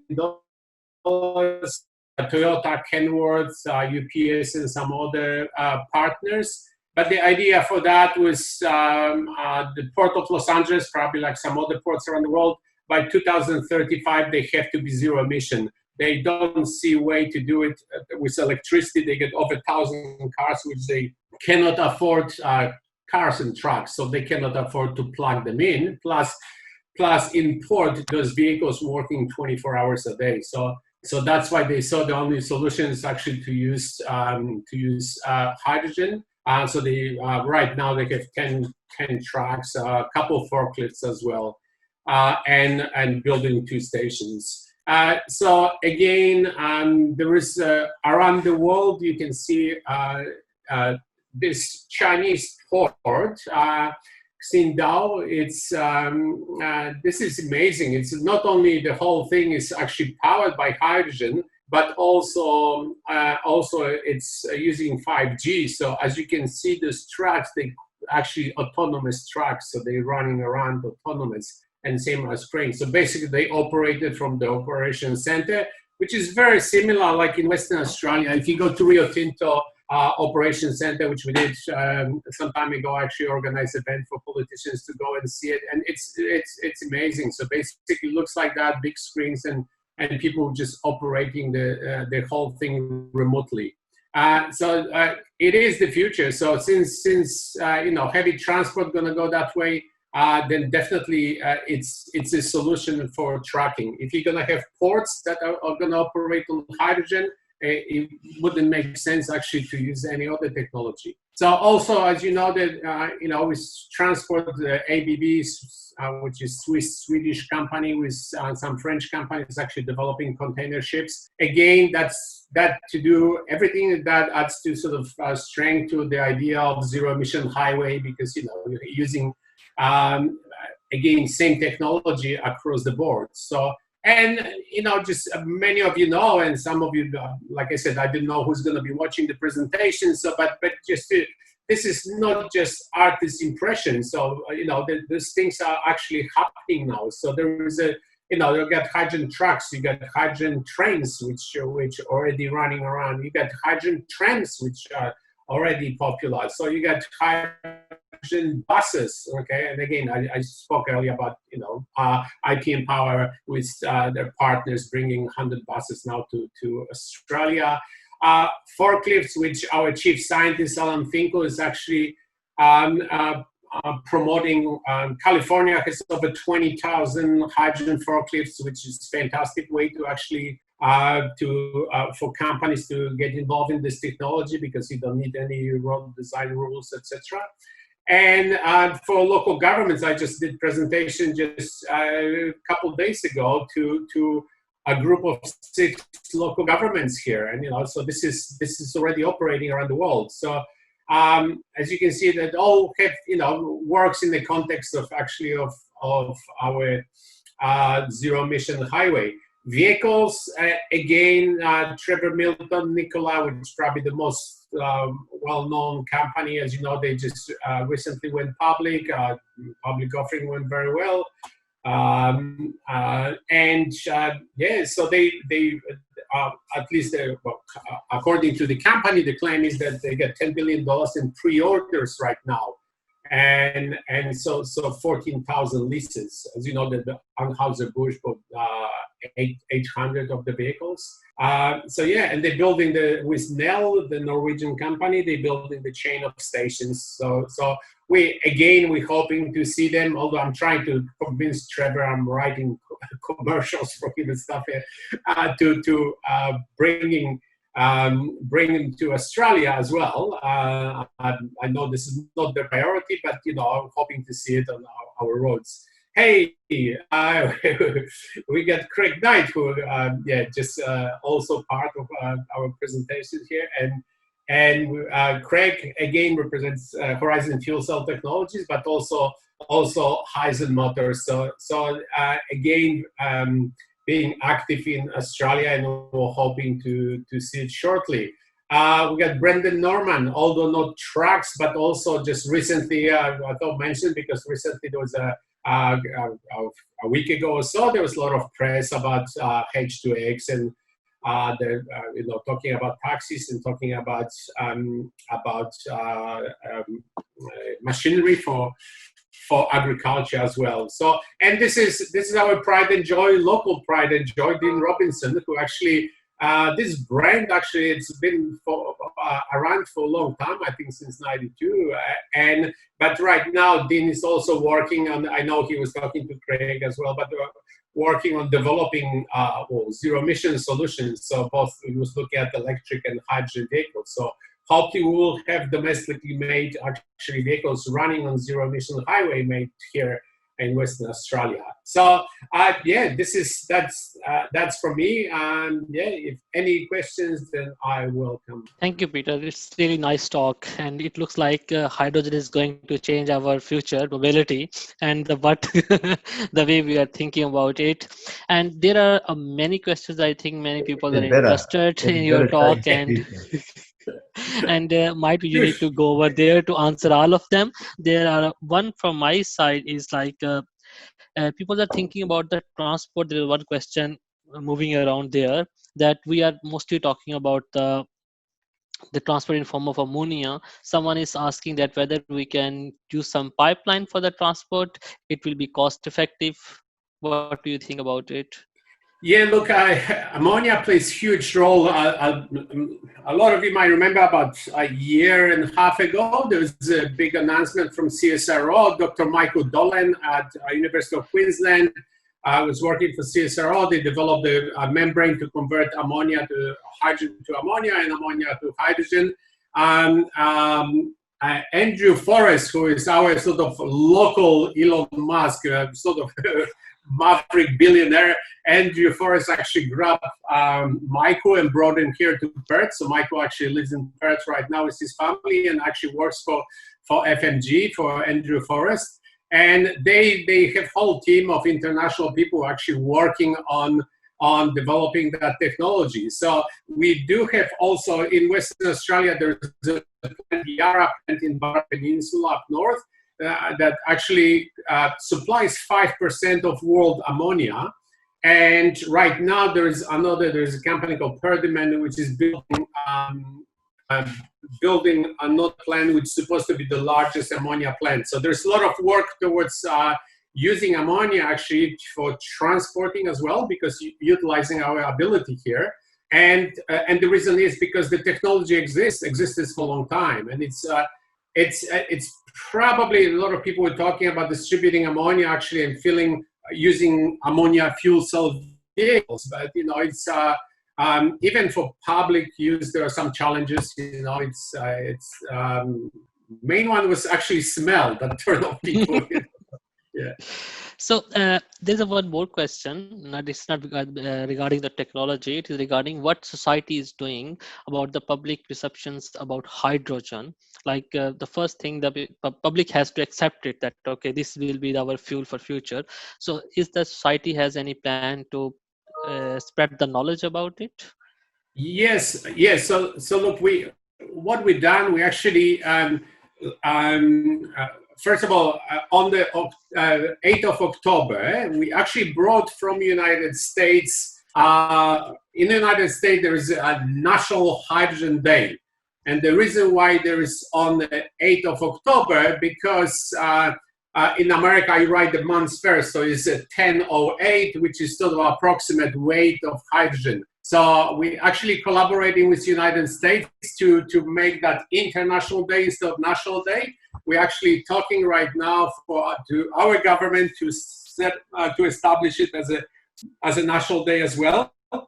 And we will encourage those of you who are actually online right now to organize your events on that day. If you have a seminar or something, we did last year. We did actually with Peter Klinken, who I was showing earlier, our chief scientist. So we had when we had a nice message from the United States actually. And then we had our chief scientists, we had a panel of presenters and just celebrating International Day. So that's one, but we also run events. So like I said, just recently we ran that event with Craig, Neil, and some others. And we organize events even through Innovate Australia. A week from now, we have an event which is, the title of the event is Lithium and Hydrogen, and it's a sort of innovation summit, and basically we're talking about should they compete or should they collaborate, and so we're trying to spread the word actually, and that's where we see ours. You have Australian Hydrogen Council, which is Fiona runs it, and this is more to write policies and basically lobby government, then you have Hydrogen Australia with Attilio Pigneri, so which is now part of Smart Energy Council, but they mainly talking about technology, and we're talking about people. So Hydrogen Society of Australia's name indicates basically we're trying to make this technology palatable to accepted with people, and that's our philosophy is to have to work together with vehicles. Yes. And just in electric storage and in all areas, because those two technologies they change so quickly. Yes. But if you work together, you're sort of hedging the bad technology. Yeah. Thank you so much for your nice talk and time. Please go into the question and answers tab. There are many people to answers. Thank you so much. I think. Thanks a lot. Yeah, thank you. I think now this session is going to end, and we have some time to stretch our legs and have a cup of coffee, and then we will back at 3:45. Well, welcome back for the session 5, Hydrogen R&D, and thanks for the previous chairs, Paul and Nazir, for taking the great time for moderating the previous sessions, and that they are very great sessions. And I thank all the speakers who have contributed their time and contribution, and also appreciate their time answering the questions live and also in the live, online and live as well. And now I would invite Dr. Emma Lovell from University of New South Wales to moderate the Hydrogen R&D session. And a few words about her. Dr. Lovell is a lecturer in chemical engineering at the University of New South Wales. Currently, her research focuses catalyst design for a range of environmental and energy-related applications. Emma completed her PhD in 2016 at University of New South Wales, developing materials for carbon dioxide conversion with a research exchange at the University of Bremen. She has published papers across a range of leading journals, and she received the Monash Future Women Leaders Award in 2018 and was a 2020 recipient of the Women in Clean Energy. She is passionate about science communication as well as encouraging the upcoming generation of STEM enthusiasts. Over to you, Emma. Thank you very much. Thank you for the kind introduction and giving me the opportunity not only to chair today's session, but also to present. I'm really excited. So it's my great pleasure to chair the penultimate session in today's hydrogen conference, and we're going to be discussing hydrogen R&D. So I just wanted to remind you all that the Q&A section is open. So if you have any questions, please post, and I can hopefully have some time to ask questions to our speakers after their talk. So without further ado, our first speaker in this session 5 on hydrogen R&D. So can you see my screen? Especially thank you for Paul for leading this nice webinar, and the Scientific Prism for arranging this to highlight the role of hydrogen in our future. So I will talk about the electrocatalytic water splitting, and basically my talk will cover like how we can develop different kind of a catalyst to boost up the efficiency of our electrolyzers to produce the hydrogen. So before going there, my talk will just only cover like few examples from the metal oxides as a catalyst, and a few examples based on the metal phosphides. And in the beginning, I will just highlight like what we are actually doing in our group, and where we are applying these materials. We develop different kind of materials using different techniques, like we can use the liquid metal based techniques to produce different kind of 2D materials in different compositions, like maybe they are oxides, sulfides, and similarly we can also use a different kind of a wet chemistry synthesis methods to have a large production of these nanomaterials. We also sometimes use physical approaches to tune the compositions and the different kind of defects or vacancies to create in the materials to enhance the number of active sites, to improve the conversion of the reaction for the water splitting. Dr. Mahmood, sorry to Yes. sorry to interrupt you. Can you make it a full screen? There is some block coming in way the screen. I think now it should be okay. Can you make it a full screen, please? Do you have a secondary screen? Sometimes it looks like it's in presenter mode, not the full mode. So maybe if you unplug the other screen. No. So what we can see is the presenter mode, so like a secondary screen, as opposed to your full screen slide. Probably the easiest if you start again, just close the presentation and start again in the slideshow. So I was just talking about that what we are actually doing. We're developing different kind of materials based on liquid metal based wet chemistry and physical methods. Then we utilize these materials into different applications, and few of them we develop for the different kind of biomedical applications and as well as for the wastewater treatment. So today I will just mainly talk about that what we do for the energy water splittings, and we have a very nice facilities at RMIT, which is really open for everyone who is interested to utilize them for their research, where we carried out different kind of exciting research in different areas. So why we need to work on the renewable energy? I think we are talking about this from the morning. Different presenters and experts have tell us what is the exact need of it, but which inspired me is one is that how our cities looks like, and then I saw this image where humans are wearing masks, but unfortunately animals also need to wear the mask. So it means what we are doing to our society or what we are doing to our environment, I don't think so these are the solutions that we should wear, and how long we can wear this mask to survive. So what I am thinking that we have to get rid of these fossil fuels. If we can do the zero emissions or we can do the deep decarbonization is the best, but at least we have to minimize the impact of carbon emissions on our environment for the healthier life. So in this regard, hydrogen is the one of the best option that we are talking in the morning, and we are different experts has shown that it is really a wonderful technology that is going to innovate our future mobility, our household use, our industrial transformations towards the zero emission.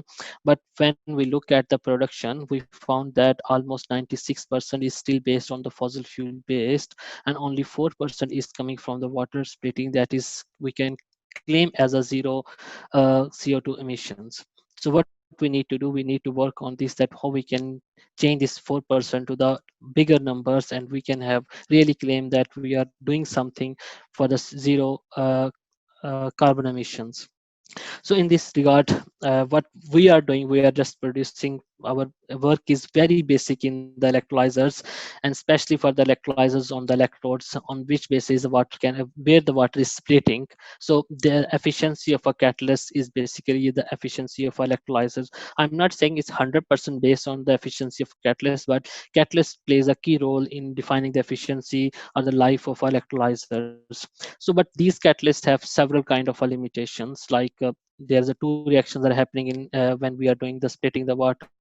One is OER on the one side and the HER on the other side. So different kind of catalysts have their specificity. Especially some work very well for the OER, some work very well for HER.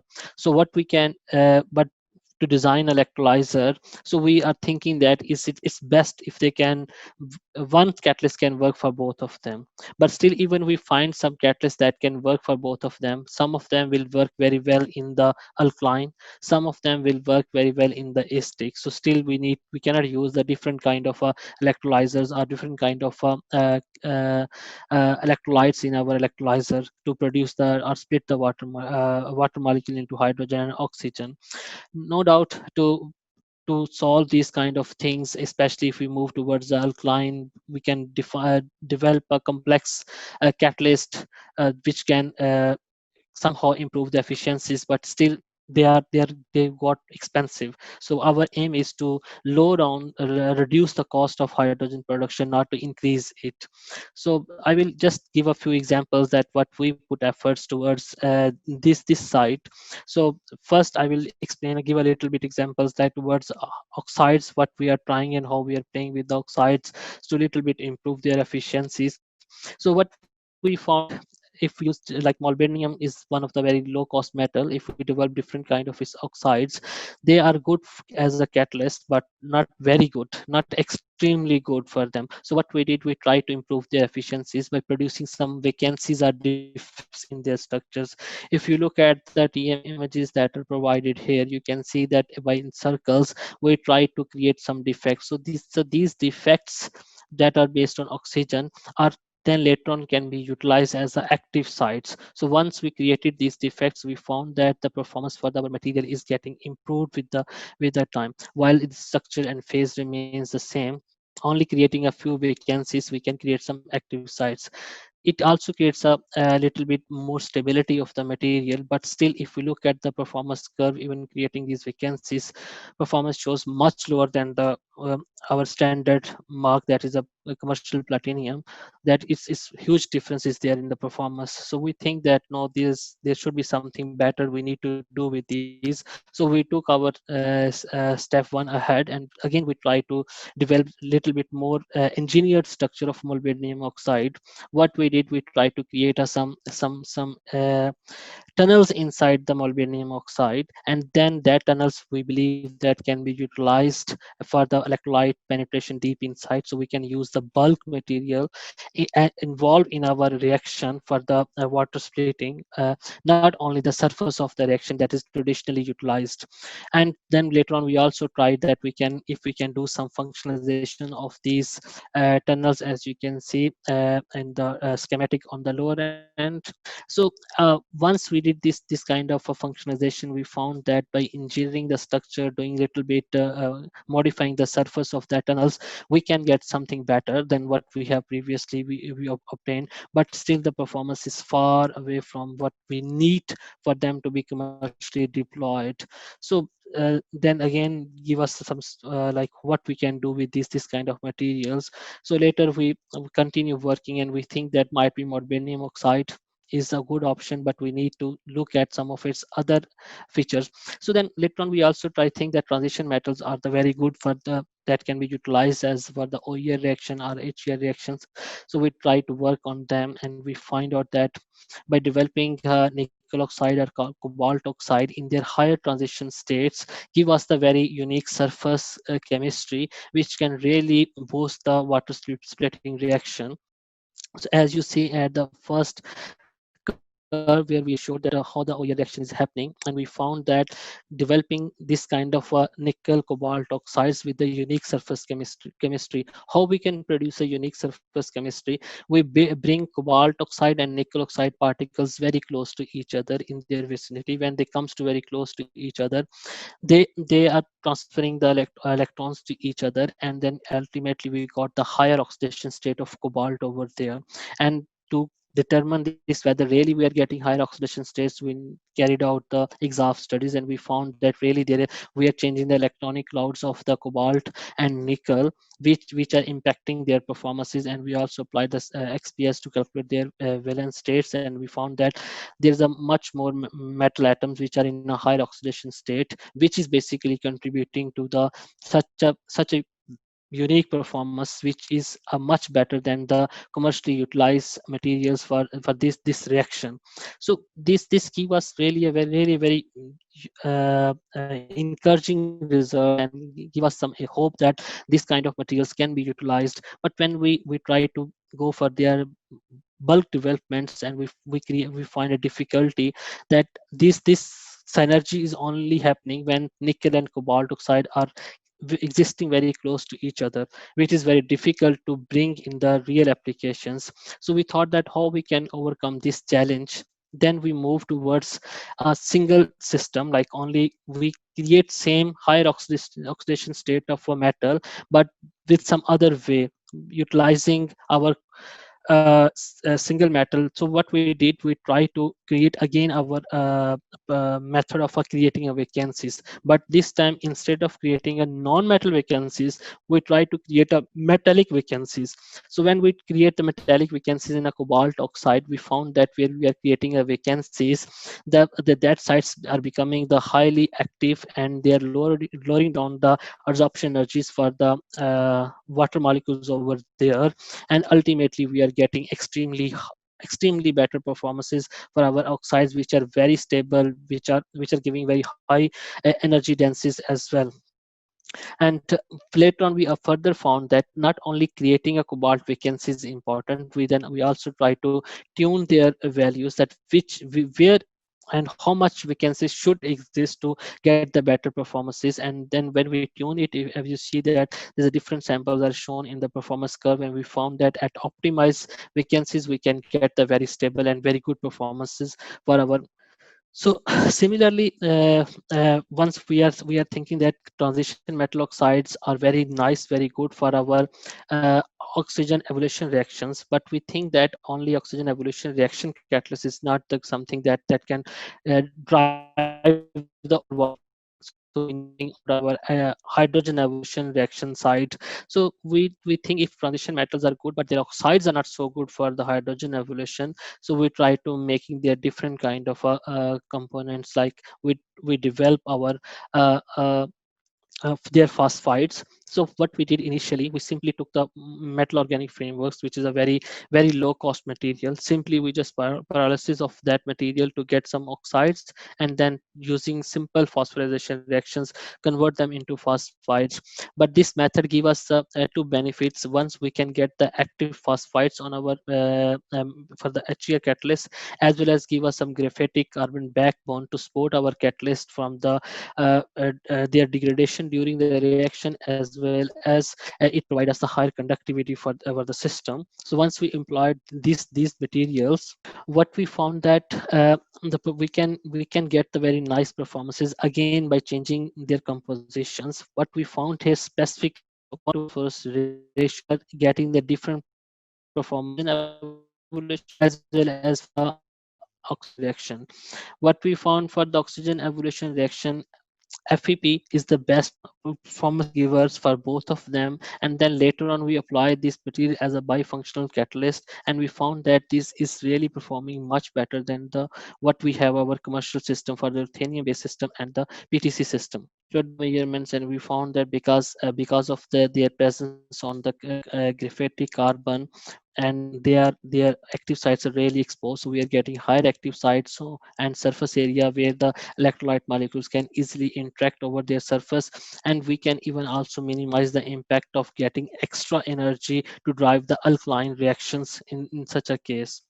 And no doubt we are getting very nice performance over there, but still when we move towards our alkaline mediums, when where our catalyst need to do the double break the water molecule into hydronium ions and into the hydroxyl ions, and then again break the hydronium ions into the hydrogen atoms to combine them to make a hydrogen molecule.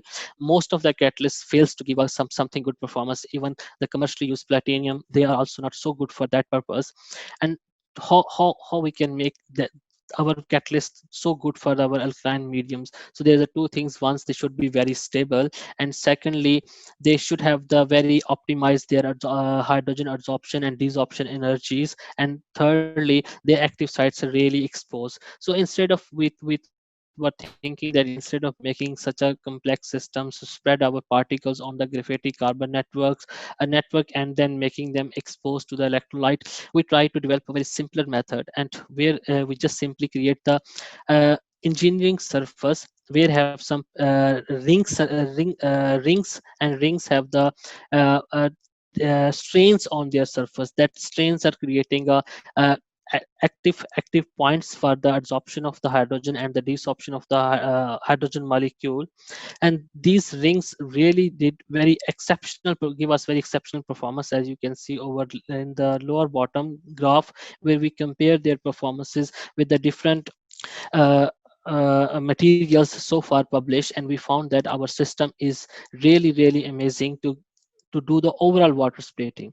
So during this work, we also find another exciting thing, that most of the phosphides, their surface get oxidized when we are preparing them, or when we are going to use them in our wet system. So how this the oxidized surface is playing a key role. We found that if we can control to some extent this phosphate formation on the surface of a phosphide, it is in fact a beneficial, not a harmful for the catalyst, but it should be in a somehow controlled manner.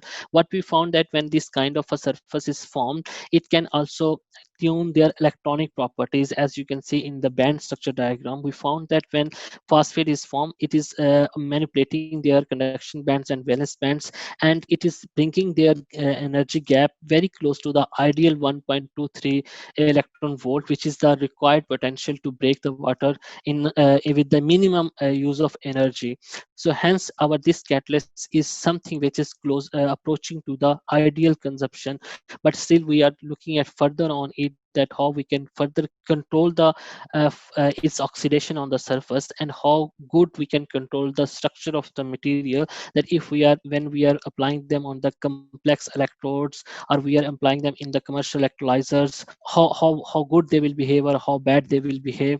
And similarly, we are also developing different kind of its structures with the same strains remaining on them, to show that whether they can really cope with the conditions, especially if we are directly using our seawater, or if we are using our water that is coming out of our industry, because that don't have a specific pH, that whether it should be an alkaline or it should be a basic, it can be a mix of a different things, or even it can have some sort of other chemicals. So how the active sites will impact them, or can we use them directly or not.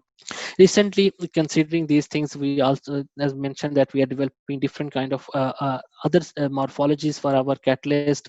We recently also developed one salt based method. It is in fact previously used methods, but what we did, it is only mostly can be utilized only for the uh, 2D oxides. Here we bring two things in this method. One, we manipulate the reaction conditions to get the different kind of compositions, like maybe phosphides or maybe their sulfides. Moreover, we control the structure of the material. We control the making up pores in the sheets of this method, and we see that how these sheets are beneficial to use them as a catalyst in our materials. And later on, we also find that because the materials that are producing on the crystal of a salt has a different geometry, so that geometry is creating some strain. So if by changing the conditions, instead of a perfect 2D materials with some pores, we can change the pores impact our pores concentration over there,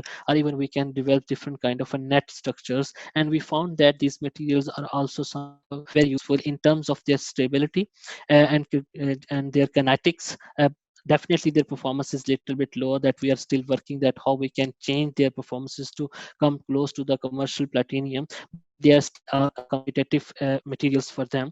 And but what is amazing for us, we found that it's a very general concept, that once we have a more rough surface, or we have a more pores, or we have a more free availability of electrolyte, the performance will be more. But here, if you see that net which have the more rough surface is showing little bit less performance than the sheets which have some pores. we measure their surface area. Surface area give us the same thing, that nano sheets have a more surface area than nanonets, and then we calculate their electrochemical surface area. That is also showing us that the nanosheets have a more exposed active sites as compared to the nanonet. So that comes like not only the rough surface, or maybe with the larger pores where electrolytes can go easily. Basically, the important thing is that how much active sites you have exposed, that are important to get something good, especially for the catalysis where we are only having a surface reaction. So then we also test their stability. They are also very good in the stability, and we are still working on them, that how they can compete the commercial electrolytes. Especially, no doubt they are very good in alkaline, which is one of the most demanding electrolyte for the commercial electrolyzers.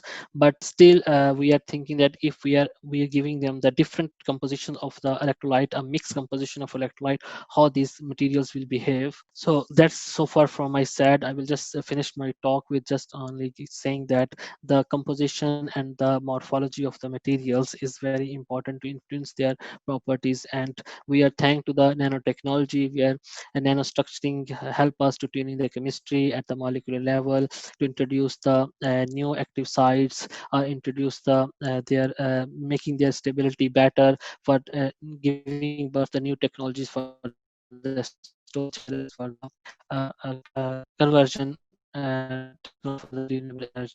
At the end, I would like to acknowledge my students who really all these work along with me. Thank you so much, Dr. Mahmood, for that very interesting talk on electrocatalytic water splitting. I believe that we probably are a little bit over time, so we might jump straight into the panel discussion, but there are some interesting questions in the Q&A that are posed there for you in terms of the stability of the phosphides in solution and things like that. So if you wouldn't mind jumping on the Q&A and answering, that would be great. Oh. So with that, I'd like to thank all of the speakers in this session for their interesting talks on the hydrogen R&D, and we'll move on to the panel discussions. Thank you so much. Thank you. Hello, everybody. I hope that you've enjoyed the day, but as Emma's alluded to, we're running a little bit over time, and we do want to engage you in a robust, let's hope, in around the selected theme of the Q&A session, and that is transitioning hydrogen into the commercial realm. Without further ado, I'll just make the introductions to our panel speakers, the first of which is Jill Strajder. I won't probably go through reading through her profile. I'll let you read that at your own leisure, but we're very grateful that Jill's joined the panel. Unfortunately, there was a big demand for speakers and we couldn't fit everybody in, but Jill's been very proactive through NERA's activities in running workshops and the like, stakeholder engagement workshops to consolidate next steps for post the National Hydrogen Strategy. So welcome, Jill. Thank you. Just give you a few more moments just to read through Jill's profile. Next, Diane Hinson, who's the founder and CEO of Viridius Energy. Again, Diane's involved in a very important initiative in the southeast Queensland region, and very pleased to have you on board, and we look forward to your comments, Diane. Again, give you a few moments to read through Diane's profile. No worries. Thank you, Diane. Next, we've got a bit of legend, a guy that I've known for a while, Dr. Andrew Dix, currently a Principal Research Fellow at Griffith Uni, but does a fair bit of consulting around the traps in an advisory role. Andrew was also the author of Fuel Cell Systems Explained, and goes way back in terms of leading edge fuel cell research. So you can read a bit about Andrew there. He's actively involved with the Australian Association of Hydrogen Energy. Welcome, Andrew. Thanks, Lou, and it's good to be here. First time I've been called a legend, but I should take this as a compliment. That comes from the heart, Andrew, from the bottom of the heart. You're lying. I call you a legend all the time. You know that. Craig, you do. And just onto our final panel member, who's been a very diligent MC today, Paul Hodgson, also from NERA, but Brisbane-based, focus on the East Coast. Paul's done a terrific job, and just while you're reading through his profile, thank you, Paul, for all your efforts in supporting PREA. We've all been trying to help PREA as much as we can, but your tireless efforts are much appreciated. And we also look forward to your comments and to the discussion we're about to have. Thanks. Welcome, Paul. Yeah, thank you. And you're welcome. It's been great to be involved. Excellent. Just a few more moments to read through Paul's qualifications and the like.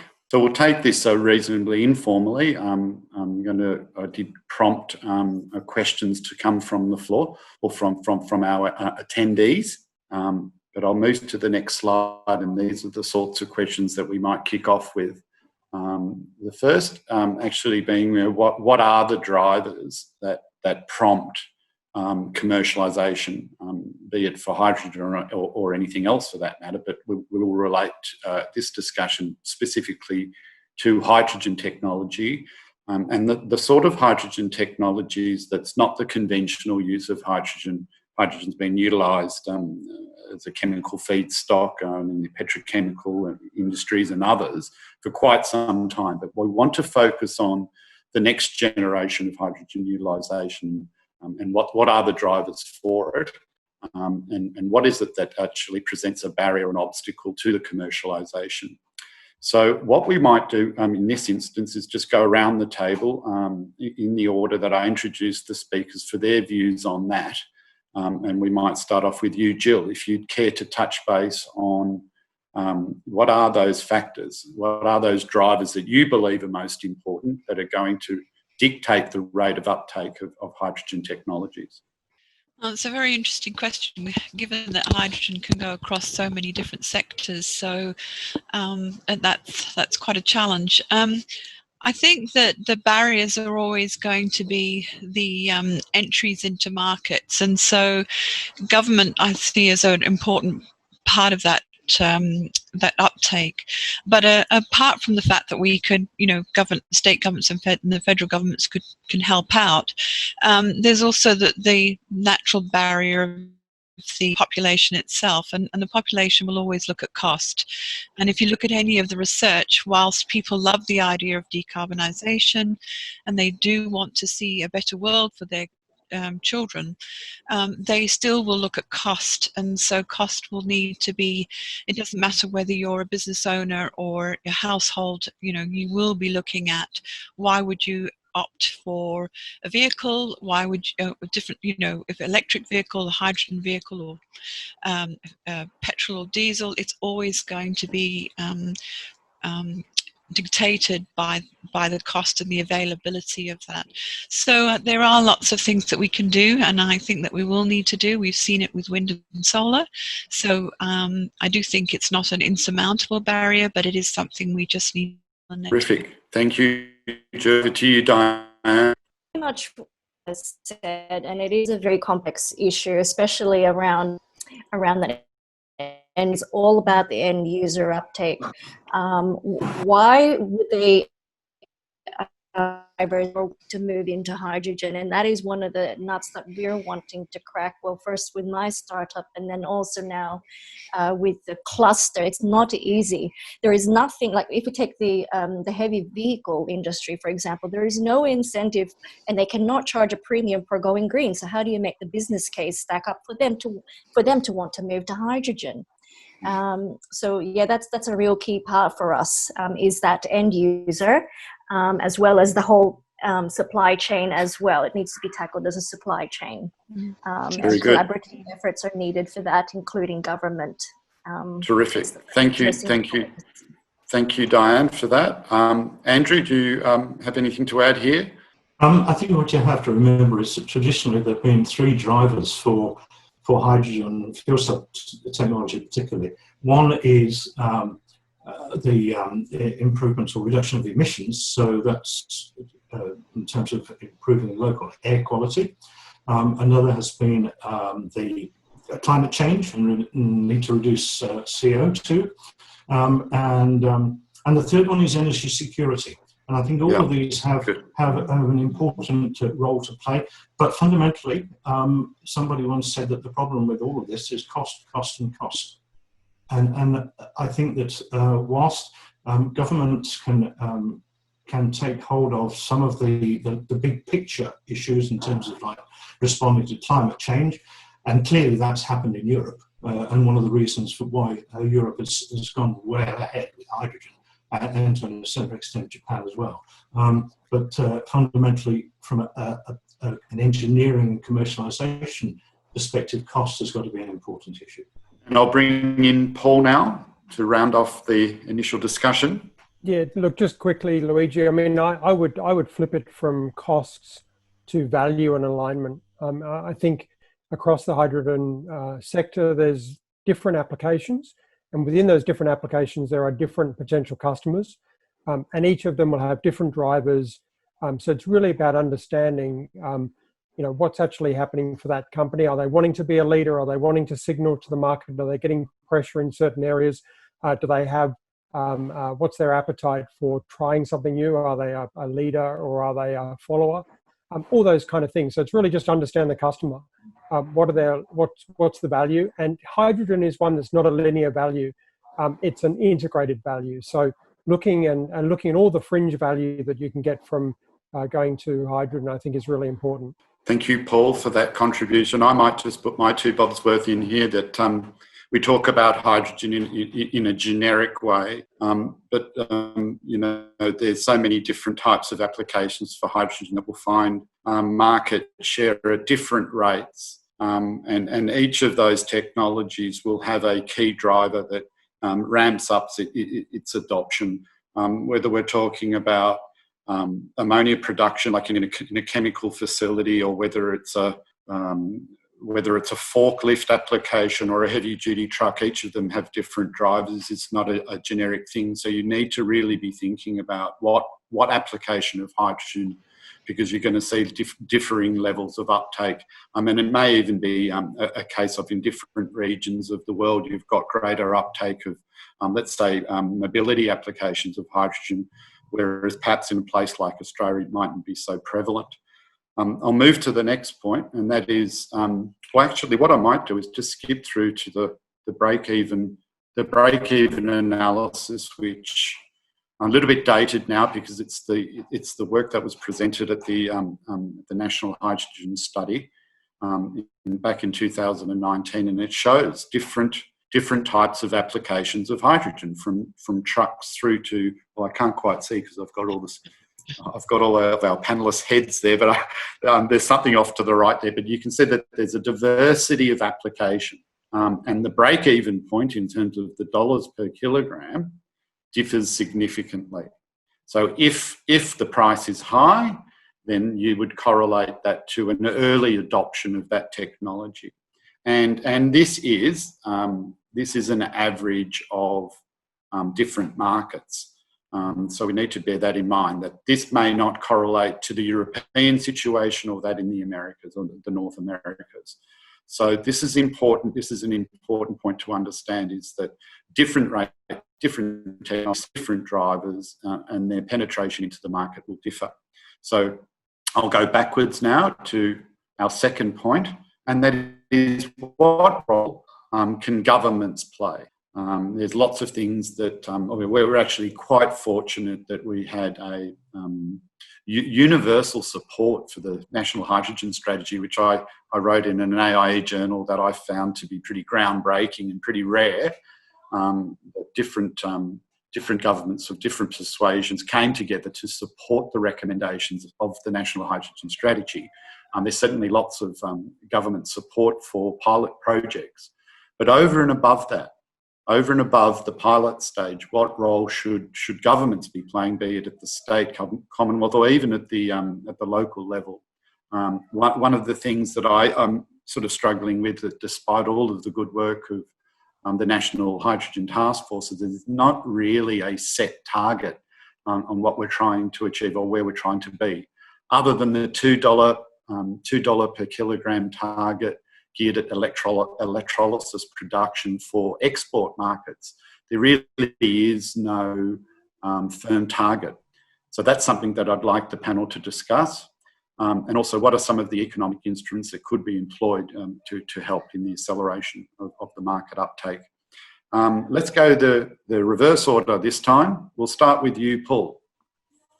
Thanks, Luigi. Look, I think one of the key things, and probably just related to what I said before about it being an integrated model, is that getting governments to understand why hydrogen and the like. So, for example, take the remote diesel. We spend billions of dollars a year as taxpayers on a remote diesel fuel subsidy. We've got fuel security issues in Australia. So rather than just setting a hydrogen target as a single thing, it's much better to actually look at how it fits into a whole, not just decarbonisation agenda, but an economic agenda, and also a fuel security agenda, for example, in that case. I think some of the economic instruments are things like procurement. Government is a very large purchaser and can set not just market signals, but can actually build early demand by procuring things in the hydrogen and the decarbonisation space. Other than that, I'll probably leave it at that. I'm sure the other panelists will come up with some great ideas. In fact, I won't dictate who speaks. Just cut in as you like. Any of the other three speakers that cares to add value here, or could we call in Craig Knight, perhaps, to have a little bit of an input on thing like concessions, tax breaks. For fleet operators, for instance. Yeah, thanks, Lou. Craig Knight here.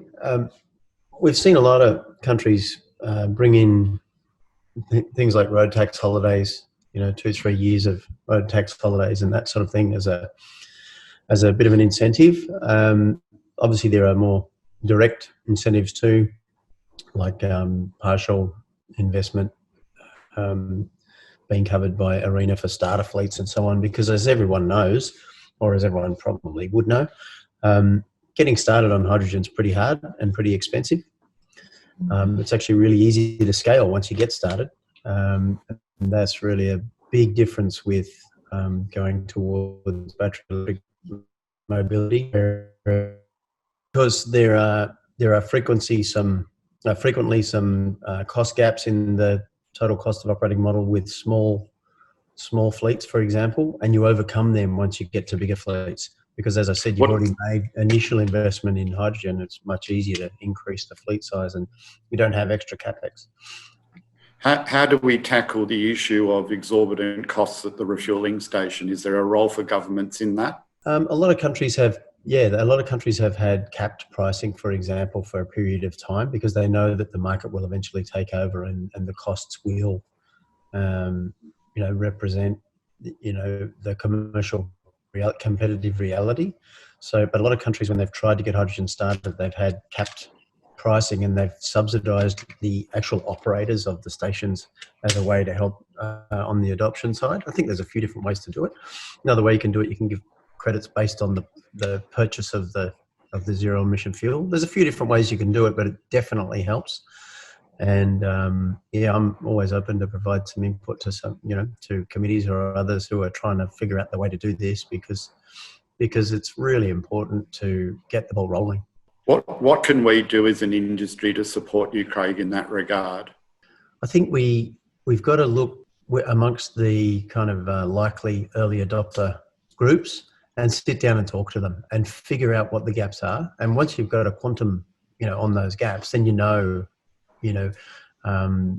level of support you need, and you can figure out a mechanism to get it.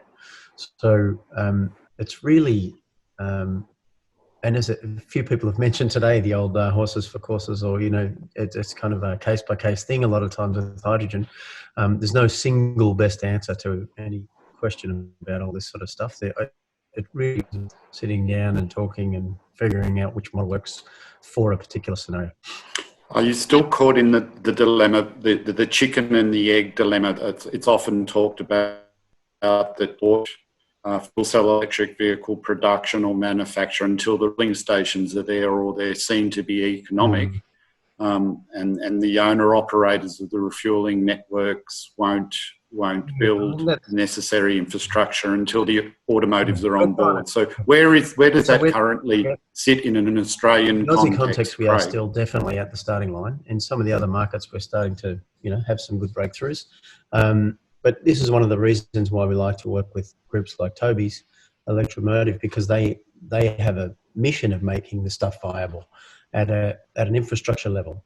We have a mission of making the vehicles viable, and with third parties that are willing to work on the infrastructure in a creative way to make it viable. The last remaining piece is hydrogen production at scale, and then that, at scale, hydrogen production will be much more affordable. There's no question about that. It's interesting that I've just finished saying about different technologies will see market penetration at different rates. But if I turn to someone like Andrew or other experts that know about the fundamentals of hydrogen production, and in the transport context, it's a little bit different, because it's not just about producing the hydrogen, it's then going to the extra step of creating the refueling infrastructure and the pressure required to refuel a fleet of fuel cell trucks. So Andrew, if I can turn to you, what is the potential for the reduction of hydrogen refueling station costs? Does it come back to R&D? Can we have a little bit of a discussion? Even the CSIRO guys might have a view on this. But realistically, where is the step jump in efficiency or reduction of cost, such that chicken and egg dilemma is broken? Look, I think much in the same way as we've seen a gradual improvement in the performance and the cost reduction of fuel cells, all the technology associated with hydrogen production. So I'm talking now about solar systems, about inverters, electrolyzers, water treatment, compression, liquefaction, all of those steps that you have between the kind of the energy and the hydrogen that you want to produce. All of those have costs and an efficiency associated with them. And don't forget the fuel cell themselves. The fuel cells have been around for, I don't know how many, I've lost count of how many years now, and they're still being improved. So what is now maybe a 50% efficient fuel cell might end up being a 75% efficient in a few years' time. And the same could apply to electrolyzers, it could apply to all of the different steps, and alongside that efficiency improvement, which inevitably will be dependent to a large extent on R&D. So continuing in all of those areas is really important. And with the terrific work that guys at UND, for example, catalysts, that will certainly help. You share the subject or Arnie, is that where you're directing? It comes down to materials research, the origin material. Are groups like C do sort of real? Yes, I think probably there is limitations, what materials can achieve, because I think you are limited by the time you look at, Andrew is well aware of that. I mean, you are looking at, 40 kilowatt-hour of electricity, per kilogram of hydrogen, one minimum example, the losses, which take it from 40 kilowatt-hour to up to 60 or 65 or 70 kilowatt-hour, so all those losses, if we can minimize that, I mean, if you're still looking at around 60 kilowatt-hour of electricity that goes in per kilogram of hydrogen. So I think that's where one has to look at, how we can work to improve the efficiency, the losses in which goes into all those balance of plant, the stacks and all the conversion, DC to AC, AC to DC conversions. That's where I think probably more effort has to. I think then it's pretty safe to say we still need to be pouring lots of support into leading edge R&D across the full supply chain. Yeah, that's true. Yeah. And potential improvements on the efficiency and the reduction of cost. Yeah, thanks, Lou. I was going to chime in there. It's a great discussion piece, this one.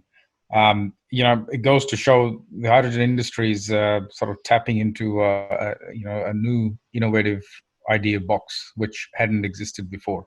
hydrogen never had to compete with, or electrolysis as a process never had to compete with an incumbent fossil fuel technology. So it's false to say that there isn't innovation left in any of the technology pathways, be it alkaline, PEM, or solid oxide. Obviously, that's a front runner in that terms. But I guess the desperation to get over the economic hurdle does lead to various innovative thinking. And I must say that even for alkaline, considering its mature technology, there is a lot. Our product roadmap is pretty full in terms of the developments that would leverage that result in the economics being better. And I totally support Annie's view there that the balance of the plant and everything else that goes around it, no one will buy the electrolysis cell by themselves. Hydrogen is produced, it's got to be moved out of there, it needs to be conditioned. There are processes around the electrolysis process that also consume energy. So there's equally a window of opportunity to minimize those. And yeah, certainly we at ThyssenKrupp definitely have these things in mind, and we're continuously working on them. It was presented earlier in the day that the cost of the hydrogen is only 20 to 40% capital sensitive. That renewable hydrogen inextricably linked to the electricity price. Jill, did you want to comment on the balance between power generated through fossil fuel sources versus renewables? There's a fair bit of conjecture about whether we go down the gas route or renewables. The pricing that I presented earlier today indicated that renewables were becoming very cost competitive. What role does gas have in a hydrogen future? I don't think I'm the best person necessarily to speak about that in detail, but I do know that there is still it's a difficult debate, but there is still this idea that gas will have a strong influence or strong support of as a transition fuel, and there are commentators globally that will opt for gas and sort of push the idea of gas being the transition fuel until the point where there's an opportunity to take over, other until there are other energy options.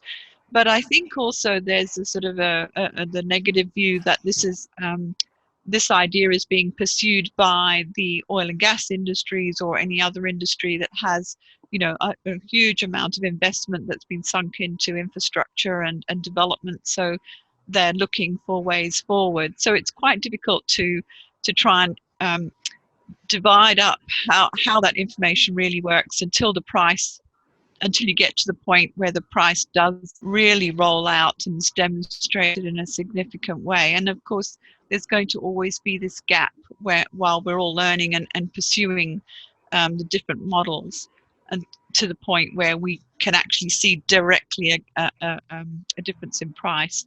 So I do think gas will be around for a while. I do think it might be part of the transition while we are discussing this. It could be for many years to come. And just remember, I think also there are so many jurisdictions that are also dependent on different fuels. So it's easy for us to perhaps talk about changing, but every country has a different drivers, different infrastructure, different ability to adopt technology. And even if the price looks good, they might have already committed, or they don't have the security or the structures internally to be able to take advantage. So it'll be interesting to see how it plays out over the next 20 to 30 years. Yes. There'll be people listening in today very cross with me because they are of the belief the energy efficiency across the chain already there, that we should be just going full steam ahead. Investor that's willing to pay for an expensive refueling station, let's say in the case of a mobility application or the vehicles themselves, there shouldn't be any reason why we're not rolling it out now. Others would say we need a carbon price to get parity as soon as we can. So it's an interesting point that we sit at in order of what we should pursue and what are our priorities. I might move to the next point. and I guess the CSIRO guys and Emma as well, and many other researchers, Andrew included, have committed a lot of time to R&D. But are we really tapping into the full innovation potential of our country? How can we coordinate our R&D better? Do people have a view on this? Diane, would you care to comment on this? Well, this one, I probably actually wanted to comment more on the role of the gas and transition, but Well, in terms of... do that. By all means, do that. Go back, yep. Yeah, fully agree with Jill here that it needs to be recognized as a transition, because this is a new industry that we are starting up literally from scratch. And you compare that to the conventional fuel, which everything is well established and complete with revenues to government, et cetera, and policies. So I think government needs to play a role in how we then transition that. And also around gas, what about looking at other feedstocks? And again, this is probably bridging into innovations. There's other different kinds of technologies out there, not just electrolysis. There is biomass conversion. There is also gasification, etc., which I'm in. And I think all will have a part to play in the innovation realm. And it's going to be a race, I guess, as to which one will reach that parity first, with fuels and down to $2 a kilogram. But that's a whole iterative process across each part of the value chain. There is a belief in the industry that the $2 per kilogram target will be easily achieved. And in fact, we need to go beyond that. If it's the case of ammonia production, we're replacing steam methane reformation, for instance, for the purposes of chemical manufacture, then we're going to have to go a lot lower than $2. So it's an interesting target. What about investment? We've only got a few more minutes left, and I want to give each of the speakers a chance to either address this question or the education point in their closing remarks. What about you, Paul? Why don't you, actually, we won't finish with Paul. Let's just finish off. Let's go Andrew, then Jill, then Diane, and finish off with Paul. So just your concluding remarks. You can address any of the points 3, 4, or 5. To try and sum that up, I think what you've got to remember is that in many respects, Australia is a little late to the party in countries like Germany. They've introduced the hydrogen business really on the back of a successful automotive business. So Daimler recognized early on that there was a future for fuel cell vehicles. We don't have that here. What we have is an abundance of renewable energy, and we're trying to create an industry which is based on the fact that we've got an abundance of renewable energy, and we use to export that. Hydrogen can be used to export that overseas. I think because we're starting from that position, we don't have much in the way of history in terms of introducing the hydrogen business to Australia. I think the fundamental importance is to educate the public, to get the public behind what those of us that are convinced is going to happen inevitably, so that they can fully appreciate what is being done, so that we can take advantage of what's happened overseas. The fact that we've got Japanese makers already making fuel cell cars, to be able to understand how they might have a role in Australia, I think is really important. So I would put education, training of people that are going to work in the businesses as a fairly high priority at the moment. Thank you, Andrew. Jill, your closing remarks? Oh, yes, my closing remarks are on innovation. Particularly, I'm always really, really keen to see how you can maximise this, and I don't feel that we're doing it as well as we could. I do believe we still keep looking for experts overseas, and I feel we should back ourselves more and more. I also feel that with regard to hydrogen, we've got a lot of sector coupling that can be done. So it shouldn't be narrowly focused into sectors. I would hate to see that happen, because we do have, our scientists and people who are working in R&D, even onto the D, are always capable of working across multiple sectors, and so we mustn't inadvertently force people into, we have chemical engineers that work in oil and gas, and so therefore they get labeled oil and gas, where in actual fact they're chemical engineers that could be in any sector. So we need to be a lot more sophisticated about how we bring our sectors together, especially for hydrogen. We can do that particularly well. I'd also just like to very quickly comment on the government role, and I saw that the reverse auctions that worked for the ACT and Victoria governments, where they were able to pick up the gap in terms of some of the big developments going forward around projects. And we talk about that comes together with investment, but not so much private equity. It does give a little bit of certainty when you have government involved in this sort of early phase. Private equity will always look for certainty, and probably more certainty than we can provide at the moment. But it will be looking for the policies that are giving the very clear signals. And $2 a kilo is not it's not enough. There needs to be a few other sort of targets or a few other sort of really solid policies. Thank you, Jill. Diane? Yes, definitely. Government policies is a key to this, not just around tax incentives for end user uptake, perhaps even putting a sustainable carbon price that you can use to transition, as well as extra incentives for investment as well, because some of the VCs that I have spoken to say that, investing in hydrogen is high risk because it is an emerging market and they prefer more mature technologies to get a return. So how can you use government to unlock investment potential in this space? And is it possible to de-risk, investment in hydrogen by, say, creating creative vehicles for investment in a supply chain and guarantee your end use? I don't know. I think all of this is good to explore. Thank you, Diane. And I might just add a closing remark before I hand back to Paul, who is the MC, before we close the day. And that I think that idea of multidisciplined approach, be it through education, certainly improve stakeholder engagement and partnership. I think I touched on that during my talk, is really, really important. We're all in this together. We're trying to build an industry together. It's no use operating in silos. We should be sharing information much more readily, more collaborative, seek out those partnerships, communicate to government we want. They're generally responsive. We're in a lucky country. Let's move forward together. Over to you, Paul, and thank you for the opportunity of being part of this and the opportunity to run this panel. And thank you to all the panel speakers. Concluding remarks, over to you, Paul.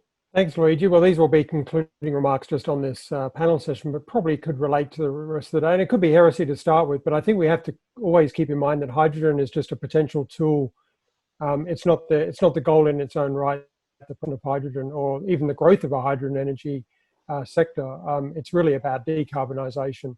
And if there's a better way of doing it, then that's what we should be looking at. So I think it's really key in presenting it to anyone that may be looking to fund it or to get involved. It's not just about hydrogen, it's actually about what are those needs that it's achieving. On the innovation point, I'd just really like to be really clear that innovation, not all innovation starts in a research environment. A lot of it does start in the private sector. And not all innovation is technical innovation either. And I think one of the things we're seeing right across the energy sector is actually a lot of market innovation, a lot of business model innovation. And I think that's really important to keep in mind. And in terms of investment, there's always money around for good projects. And if anyone disputes that, I'm happy for them to contact me. It's about finding value. It's not necessarily, again, just about production of hydrogen. In the last few years, we've seen 5 new cooperative research centres, including one that Jill's involved with, the Cooperative Research Centre for Future Energy Exports, over $1 billion of cash and in-kind supporting from government. But outside government, probably about $750 million have gone into 5 of those energy cooperative research centres. So there is money being spent. And so, it may be just about focusing on the value that's being provided that's really key in that, and not about what you're looking to do to improve the tool. on that point, we've run, I think, about 10 minutes over time, which I think is a fantastic effort from everyone over the hours. I also suspect a number of others are too, to thank a lot of people who have gone right to the end. In a wonderful case of great speakers and panelists. I'd love to thank them all. Love to thank Nasir and Emma for doing a fantastic job of chairing as well. So my co-chairs, and to Priya and Venkata and the team, a fantastic job. I don't know if anyone's been involved in setting up events, but there is a lot of work that goes on behind the scenes before, during and after. And so thanks to everyone for that. I understand that the video recording will be available on the website next week. Presentations won't be made available, but I can probably talk for the panelists and speakers to actually say that they're all keen to engage. Find them on LinkedIn or find them somewhere else. I'm sure they'll be happy to talk to you, answer any residual questions or further questions you have. You know, thanks for attending. I hope you all have a wonderful weekend, and look forward to engaging many of you as we go forward. Thank you.